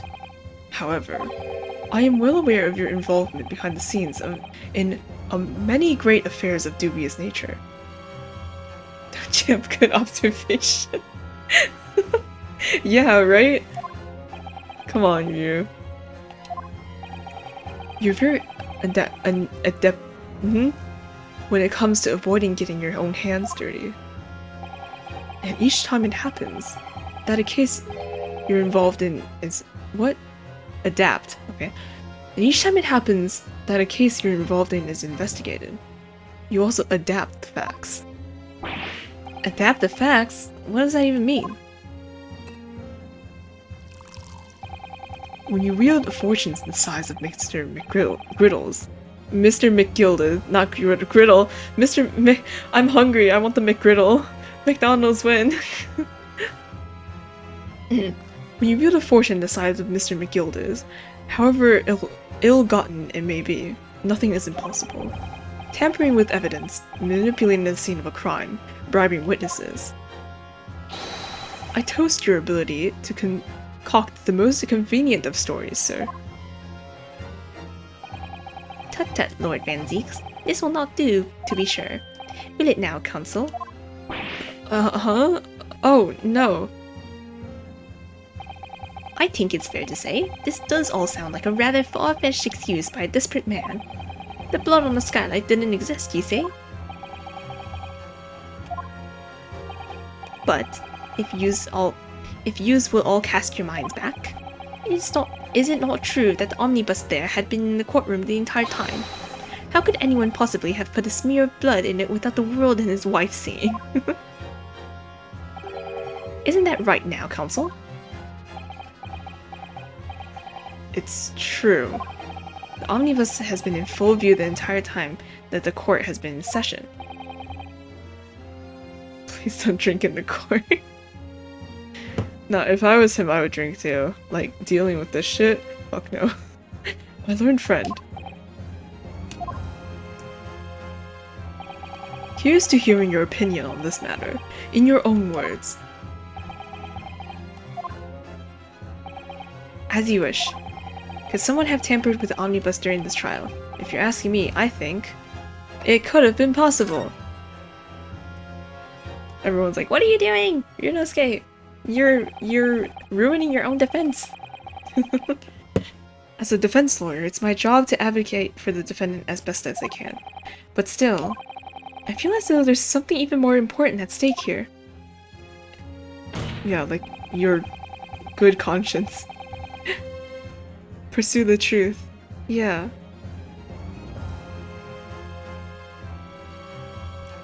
There is no evidence to suggest that the defendant did as my learned friend suggests. Justice? Yeah. However, in terms of having the opportunity to carry out the alleged tampering, there is one possibility.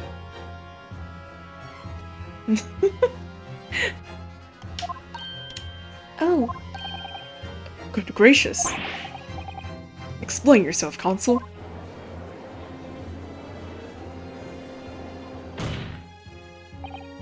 Yes, there is. It seems my learned Nipponiese friend has no intention of running from this deceit.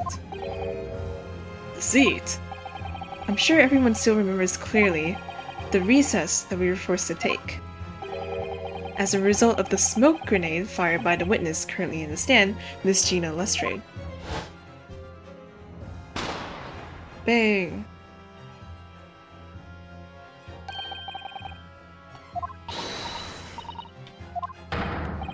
Hey, don't let it kill the same. Yeah, okay.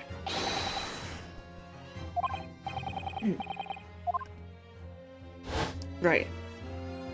Okay. The courtroom was filled with smoke, and everyone was thrown into confusion. All of us were made to leave the chamber. In that brief interval, under the veil of smoke and in all the chaos. Ooh! Whoa, look at that 360 turn. It could have been possible to steal inside the omnibus. Is that a guy in jail? Are you wise? What are you trying to pull, you rotten feckless gauger? Feckless gauger? You're supposed to be defending me. 'Tis a wicked plot. 'Tis a plot to undermine me, so it is. Objection!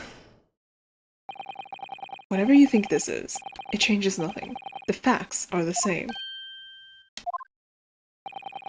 After this courtroom was evacuated earlier as a result of the smokes grenade, a number of inconsistencies materialized in relation to the omnibus.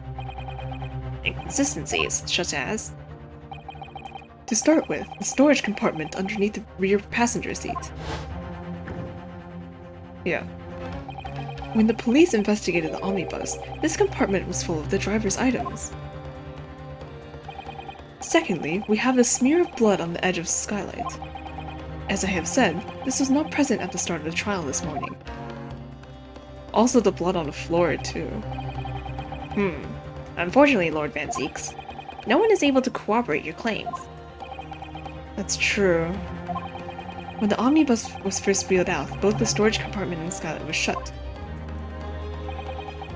Accordingly, I'm afraid to say we cannot establish with any certainty if this evidence is the result of tampering or not. Indeed, my lord. No doubt there was not a single person who saw it fit to verify such things. What do you think? Sorry?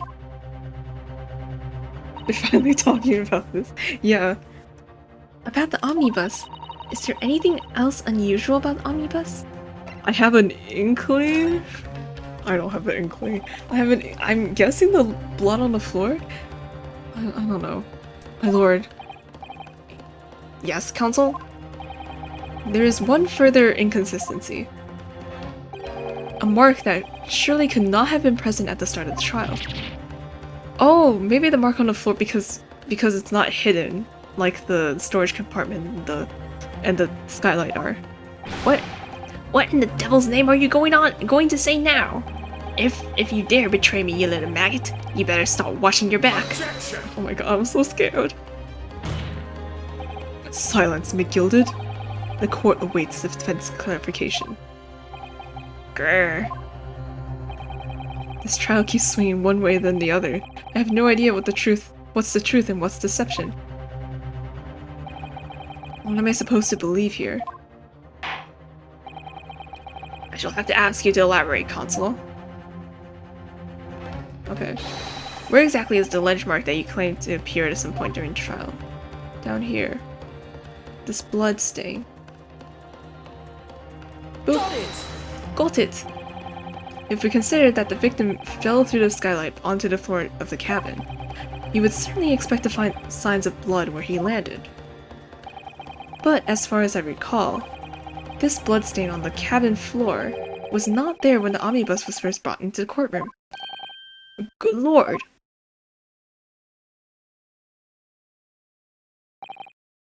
Yes, I do believe you're correct, Consul. Well said. Although as advocate for the defense, one might say that was a very careless slip of the tongue.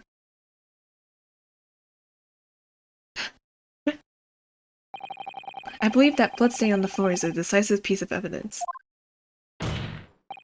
But if the question is whether the evidence is genuine or whether it was unlawfully fabricated by someone, I feel compelled to admit that there is at least a possibility that the evidence is fake.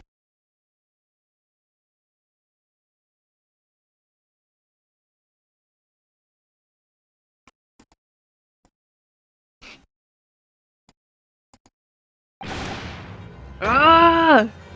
Oh, uh-oh. This trial is over. Mr. Gilded? I've done everything I possibly can to cooperate with the court, but it is all over now. But you're the defendant. 'Tis over, I tell you. What the fuck? Memory, recollection, what people think they saw. 'Tis all nonsense. Facts are what counts. And the fact is, that bloodstain is there, now!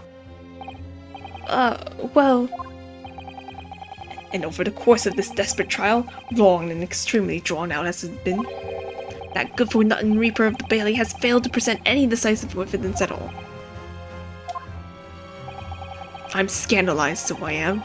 I thought I'd be better off. I thought better of Lord Van Zeeks. Well, my lord? You certainly do have the face of a murderer right now. I must concur with the defendant. The unaffirmed recollections of an individual cannot stand as evidence. At this moment in time, the particular bloodstain in question is very much in existence. And in the absence of any credible method by which to prove its alleged previous non-existence, I regret to say that it would be improper for this trial to continue. Your lordship can't be serious. Lord Van Zeeks, what is your position? Prosecution, my lord. Okay, Google, play Words Justice. Has no further witnesses or evidence to present. Oh shit. Very well. In that case, as I believe we have explored every possible avenue in this matter, I shall proceed with my adjudication. As formally, I am of course obliged to confirm with the defense first. What formality? As things stand at the moment, it would seem that Mr. McGilded would be found not guilty. Yeah. Which would mean we've won. Is that really the right outcome here? Is it really alright for the trial to come to an end now, with all those unexplained inconsistencies? Counsel for the defense. Your closing statement, please.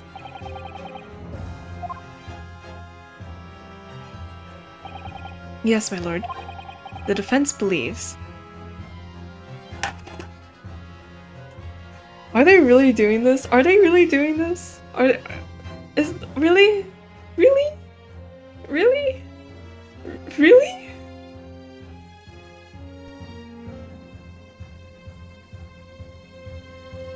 Because I really do think McGilded is like, test your sense of justice. I really think he's like, he's shady. That bitch is, yeah. I don't know why I said bitch. But he's like, man.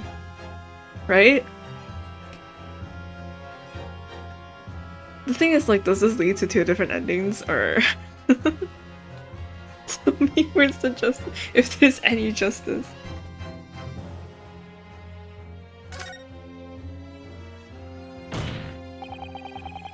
I'm here in this courtroom today to advocate for the defense of my client, Mr. McGilded. However, at this moment in time, I cannot in all good conscience attest fully to the defense's innocence. We love being... we love pursuing justice! What are you saying, man? Without any question, there's no conclusive evidence to prove that the defendant is guilty. However, there's also no conclusive evidence to prove that he is innocent. Good gracious me! Order. This is unprecedented behavior, counsel. A defense lawyer calling the accused's innocence into question? Are you of sound mind? Yeah. Oh, 'twas with a grand decision to appoint you as my lawyer. So it was a grand decision. What? I must say, I didn't expect quite such an exciting spectacle at the end there, but still. Here, have this for your troubles. How'd you toss that all the way across the courtroom? Your job is done here, fella. Do some fine work here. Your job here is done, fella, and some fine work you've done, so you have. What do you mean? Tis just as the right honorable gentleman so succinctly put it before. The trial can't go on anymore. And yet, your closing statement there was, how'd he put it now? Nothing more than a formality.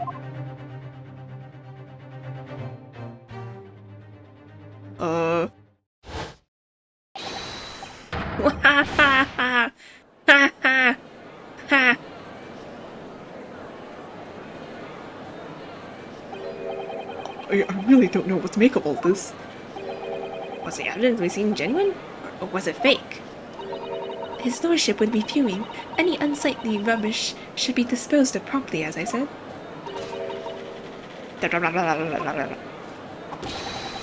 stinking rich are always guilty of something. You mark my words. I feel terribly ashamed that I ever doubted that lovely man who gave us a lovely park.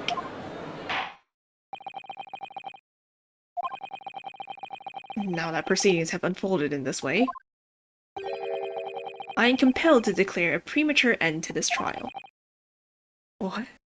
Furthermore, the court must accept the defendant's plea. I don't know. It makes sense, but yeah, right? So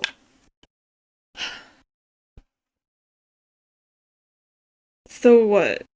Is the guy actually guilty? Right? Because I really don't think it's the two people on top of the bus. Because that's not right. That doesn't sit right.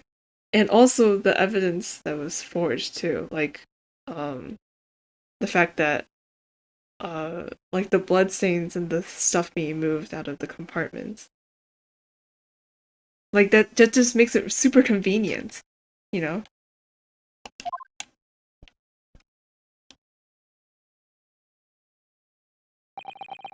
I thank you kindly, my lord.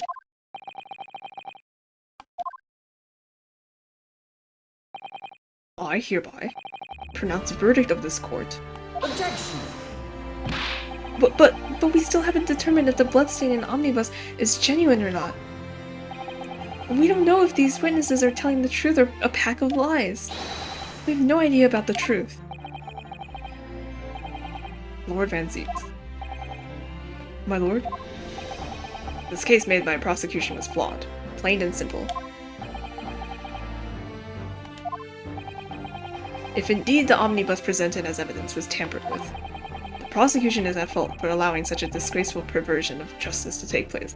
Bro, come on. Okay, like, it's not this guy's fault. Like, how are you supposed to know that he was gonna sneak into the omnibus? Like, what? Oh god. And before, like, even when the smoke bomb was thrown, he was like, secure the omnibus. Like, he, what? I don't know. Whatever. I'm confused. My sincerest apologies, my lord. Objection! But, wait. When we were evacuated from the courtroom, Lord Van Zieks ordered the evidence to be secure. Yeah, that's what I just said. Wow, we are thinking the same way, Ryunosuke. I'm afraid the prosecution cannot shun responsibility in this matter. That's so unfair. The culpability of the defendant has not, at the present time, been established by this court. Consequently, the jury will not be required to proffer a judgment. What? Refuse descendant. Well, Lord Van Zeeks, it's been a pleasure, so it was. And as for you, my dear Philip, I couldn't have asked for a better defense. You sure about that? We did go a bit, like, we did go in the opposite direction quite a few times. Do you mean to tell me this has all been a grand waste of time? 'Tis the law of the land, my good man. If you'd like to pursue this matter further, you can always go ahead and try to change the law. Magnus McGilded. Good grief, you've more to say to me, have you? Just one thing. A warning. This is far from over. Well, something to be looking forward then. Looking forward to. What? I hereby pronounce the defendant, Mr. Magnus McGilded.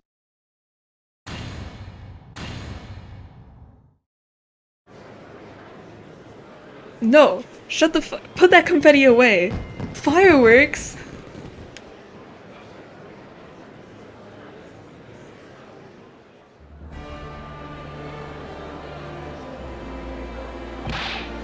I can't believe it.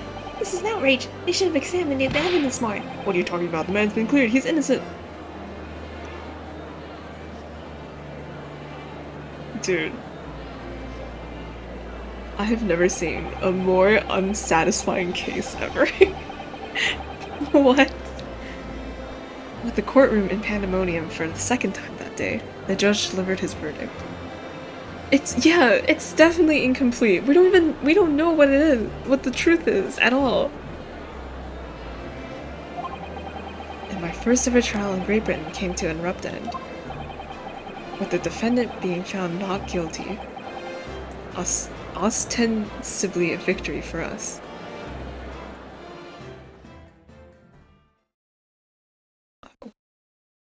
What the fuck? What? What? Old Bailey defendant's antechamber.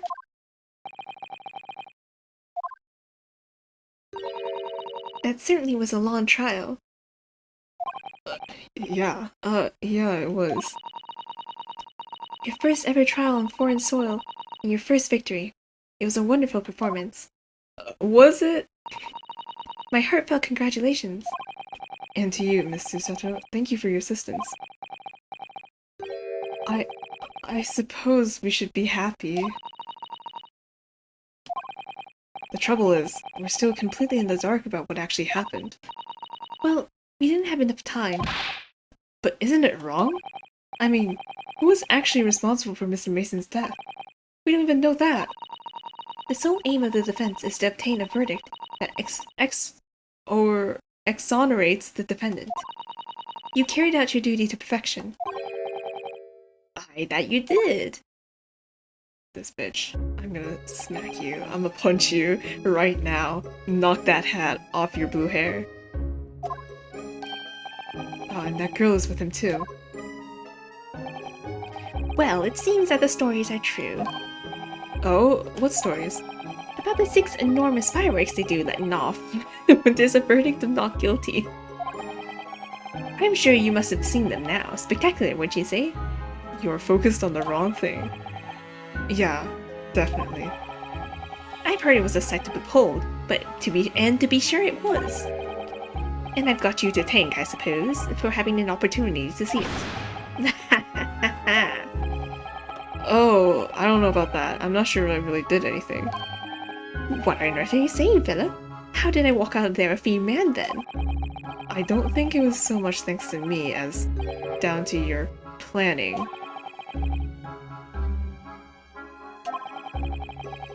You're a straight-talking fella, aren't you? I must say, you had me astray in the head there once or twice. But you're young and headstrong, as 'tis the water under the bridge. Congratulations, Mr. Gilded, on having your name cleared. But nothing's resolved. There's only one thing that matters to me. Oh? They've all seen that I didn't do the odious and abstinent deed. 'Tis grand, is it not? I suppose it is. Now, the fine fellows of Scotland Yard can take matters in hand and sort out any wee details. They'll see it for what it is, they'll get to the truth. I have absolute faith in them, so I have. After all, I do be providing a good number of their wages with all the taxes I pay. It's not that funny. So then, as we agreed beforehand, 1,000 guineas for your troubles, Venna. Wait, are you serious? Oh, no, I couldn't possibly expect that much. Ada, be it whist, you're a humble person, are ye? From the east? Why is that a question? Don't you already know that? Well, if you insist. But have this, still in all, ye deserve a reward. Mr. Magnus McGilden. Bailiff? Everything is ready, sir. If you'd like to follow me into the courtroom. Into the courtroom? So the Waluigi hat guy goes to jail? I don't know. I think they said it's inconclusive. They couldn't find the culprit. They just know that McGilded couldn't have done it. So they said it's not guilty. But they don't have an actual culprit, I think. What's this, officer? 'Tis sooner than I was led to believe. I hope it's not inconvenient, sir. There were some charges to no. What is the bailiff's voice? I was not convenient, sir. There were some charges to schedule. Well, I must be making tracks now. 'Tis time for the inspection. Inspection? Sorry, what inspection? They're going to examine the omnibus again, so I'm told. I asked if I could be present for it myself. They're going to examine it again? Now? Naturally, I'm under no obligation to take part in any more of this matter now. But as an upstanding member of London society, I do be doing my best to help where I can. 'Tis a gentleman's duty, so it is. So then, fare we well. 'Twas an absolute pleasure meeting yous. If I ever see your face again, I'm gonna be so mad. I hope you have a whale of a time while you're studying here in Great Britain. And there he goes, a free man.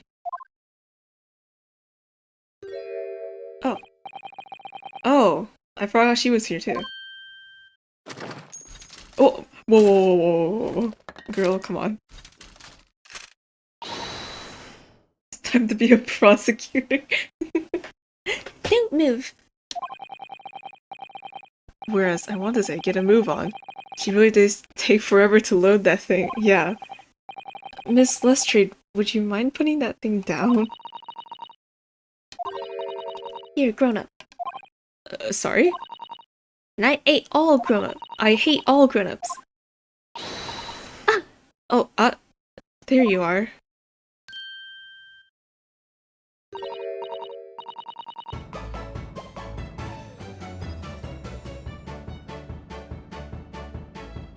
You're tiny! What? Also, I really like your coat. What? Her hair too, oh my god. Naughty, running off like that. Is this some kind of picnic? Who's this little girl now? And taking that with you as well. I was looking forward to the trial run of my experimental smoke grenade launcher. You're tiny. Huh. What? Oh, do you want to play? You won't beat me. Grr. Excuse me, but who are you? Can you put the weapons down? She's supposed to be British too. Oh, good day to you. Well, I'm the inventor, I suppose, of that machine. The inventor? Well, normal smoke grenades are so dull, don't you agree? White, and more white.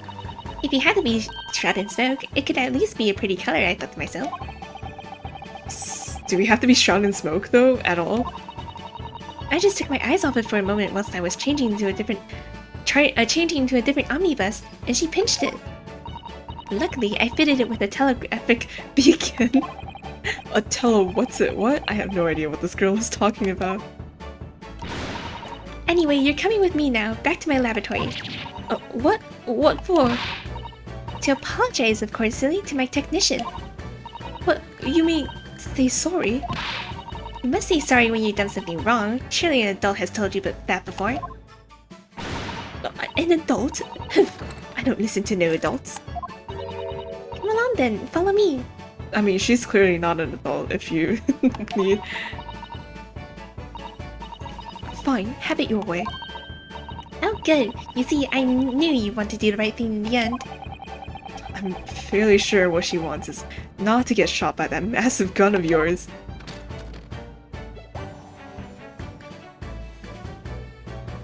A curtsy. We'll be leaving now then, bye bye! I'm so sorry for all the fuss. Okay. She was a lively one. And hair was such an unnatural color. Well, do you think perhaps we ought to be on our way now too? Yeah, you're right. But... where to? Oh! We haven't had time to find a place to stay. No sooner had we arrived in London than we had to rush here. All our traveling cases are still with the bailiff. I was originally planning to spend today in search of lodgings. But at this late hour in the day, I'm afraid we may be out of luck. Don't worry though, I have a plan. If the worst comes to worst, I've heard of a lovely park where you can spend the night. We're not sleeping outside, Susato. Please tell me you're not thinking of McGilded Park. I know it might be a little chilly at this time of year, but our youthfulness will see us through. Susato, no, we're gonna die. I'm not so sure about that. I think a midwinter London might freeze a young person solid just as easily as an elderly one. Yeah, didn't the bus guys say and the people on top of the bus, they were like, they were like, God, I couldn't stand it outside. Stay with the prosecution. Miko, please. oh dear, that doesn't sound agreeable. Why you look like you're about to cry? Now I'm starting to regret turning Mr. McGilded down. That 1,000 guineas would have paid for a lovely warm room or a mansion. And so, we left for McGilded Park, and we froze to death in the cold London nights. No. BK. The trial to determine my worthiness for the study tour was over by the end of our first day in London. However, as we were soon to learn, there were more trying times ahead, just as the Reaper of the Bailey had warned. The case was far from over. We're gonna see him again, aren't we? God, I hate this guy, Mr. McGilded. I'm gonna remember your name. I will remember your name.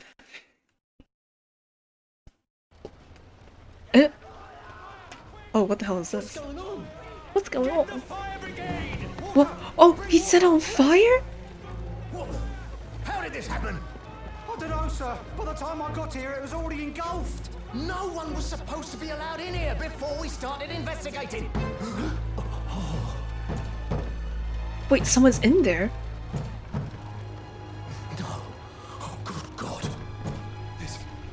There's someone in there. Santa!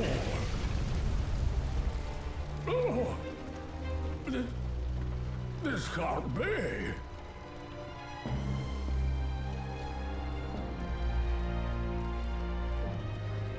Van Zieks is really attractive. I can't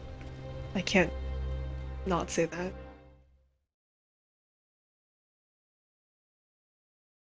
The gilded stone. I get triggered. Wait, who was in there?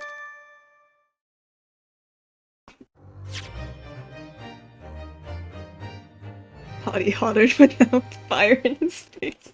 Bro.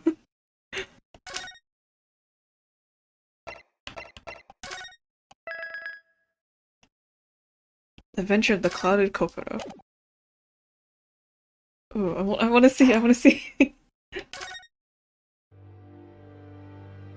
Is it gonna, like, continue off from the the thing being set on fire? I begin to think, Wilson, said Sholmes, Turning his head languidly in my direction, that there is more to this case. than that which we have observed. Indeed, That there may be another part to this story that we are yet to discover. his eyes wandered, following the steam rising from his cup of herbal tea. Leading him to the distant memory of that snowy evening. Oh god. To the young lady collapsed on the pavement along Briar Road, and to the knife in her back. Lit in the soft glow of gas lamps, A most extraordinary scene had been set. and under the cover of a light fog, The curtain had risen silently on the insoluble mystery of our invisible killer.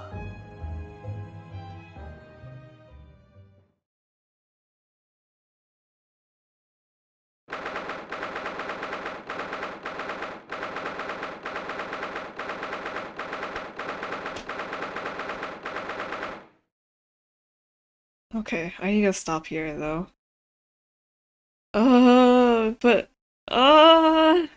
I want to continue, but it's gonna be too late if I try to continue. It's okay. I have more time tomorrow. I think. Maybe?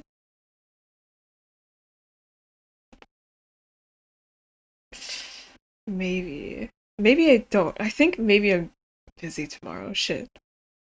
It should be tomorrow at 5, but I think my mom planned something. So I might have to move it. Oh, I'm so big. Where's the thing?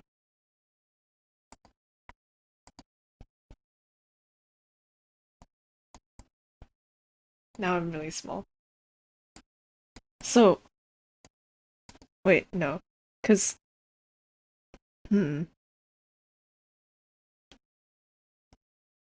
edging. More edging. Ugh. Because I think my mom's trying to like throw a house party tomorrow, so that's out of the question if I try to stream during that time. So no stream tomorrow? So then the next stream would be Monday. At the same time at 5. It's better than edging for 4 days, but edging for 1 day is still it's still hell. Ah, but I don't want to continue because I feel like it's gonna go on for too long. It's just, yeah. So, okay. I guess I'll figure it out later. But for now, God, that guy was annoying. Mr. McGilded. Wow. Have you ever wanted to punch someone in the face more than that guy? Because I feel like he did do it. I think he did do it. Yeah. I think it was, yeah. Because it couldn't have been anyone else in the cabin. Right? Like, it couldn't have been the girl. And the evidence there is all fake.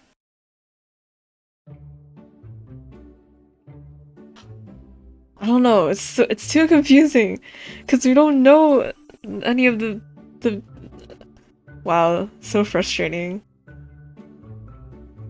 But it also means that, because with how they set it up, it means that we're probably gonna see him again, Mr. McGilded. And hopefully it'll be sort of like a situation where we're defending someone innocent, and then Mr. McGilded is like, oh, it was actually him all along. It's like, haha, now you can finally get just the justice you deserve.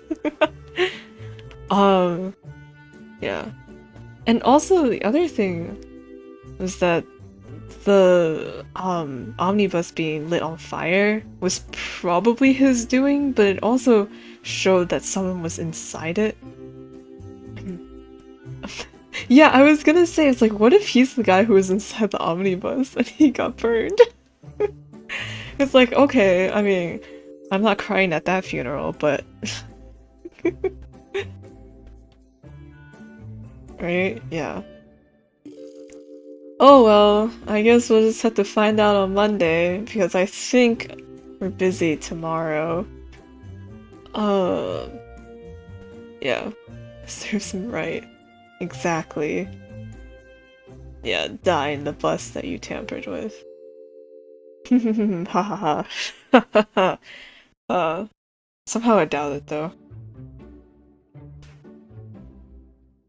Because I don't know, I feel like if he died, right, it's kind of like, oh, that was anticlimactic.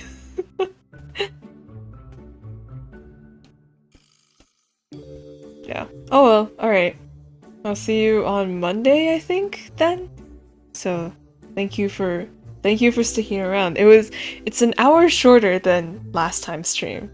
Surprisingly, I thought this case was gonna be longer, right? But so far, I've been able to finish all the cases within one stream. Hooray! Probably not the best thing, but in terms of saving time and not edging, yeah. Alright, okay. Good night. Thank you for watching. I'm gonna go drink water and eat food now. See ya!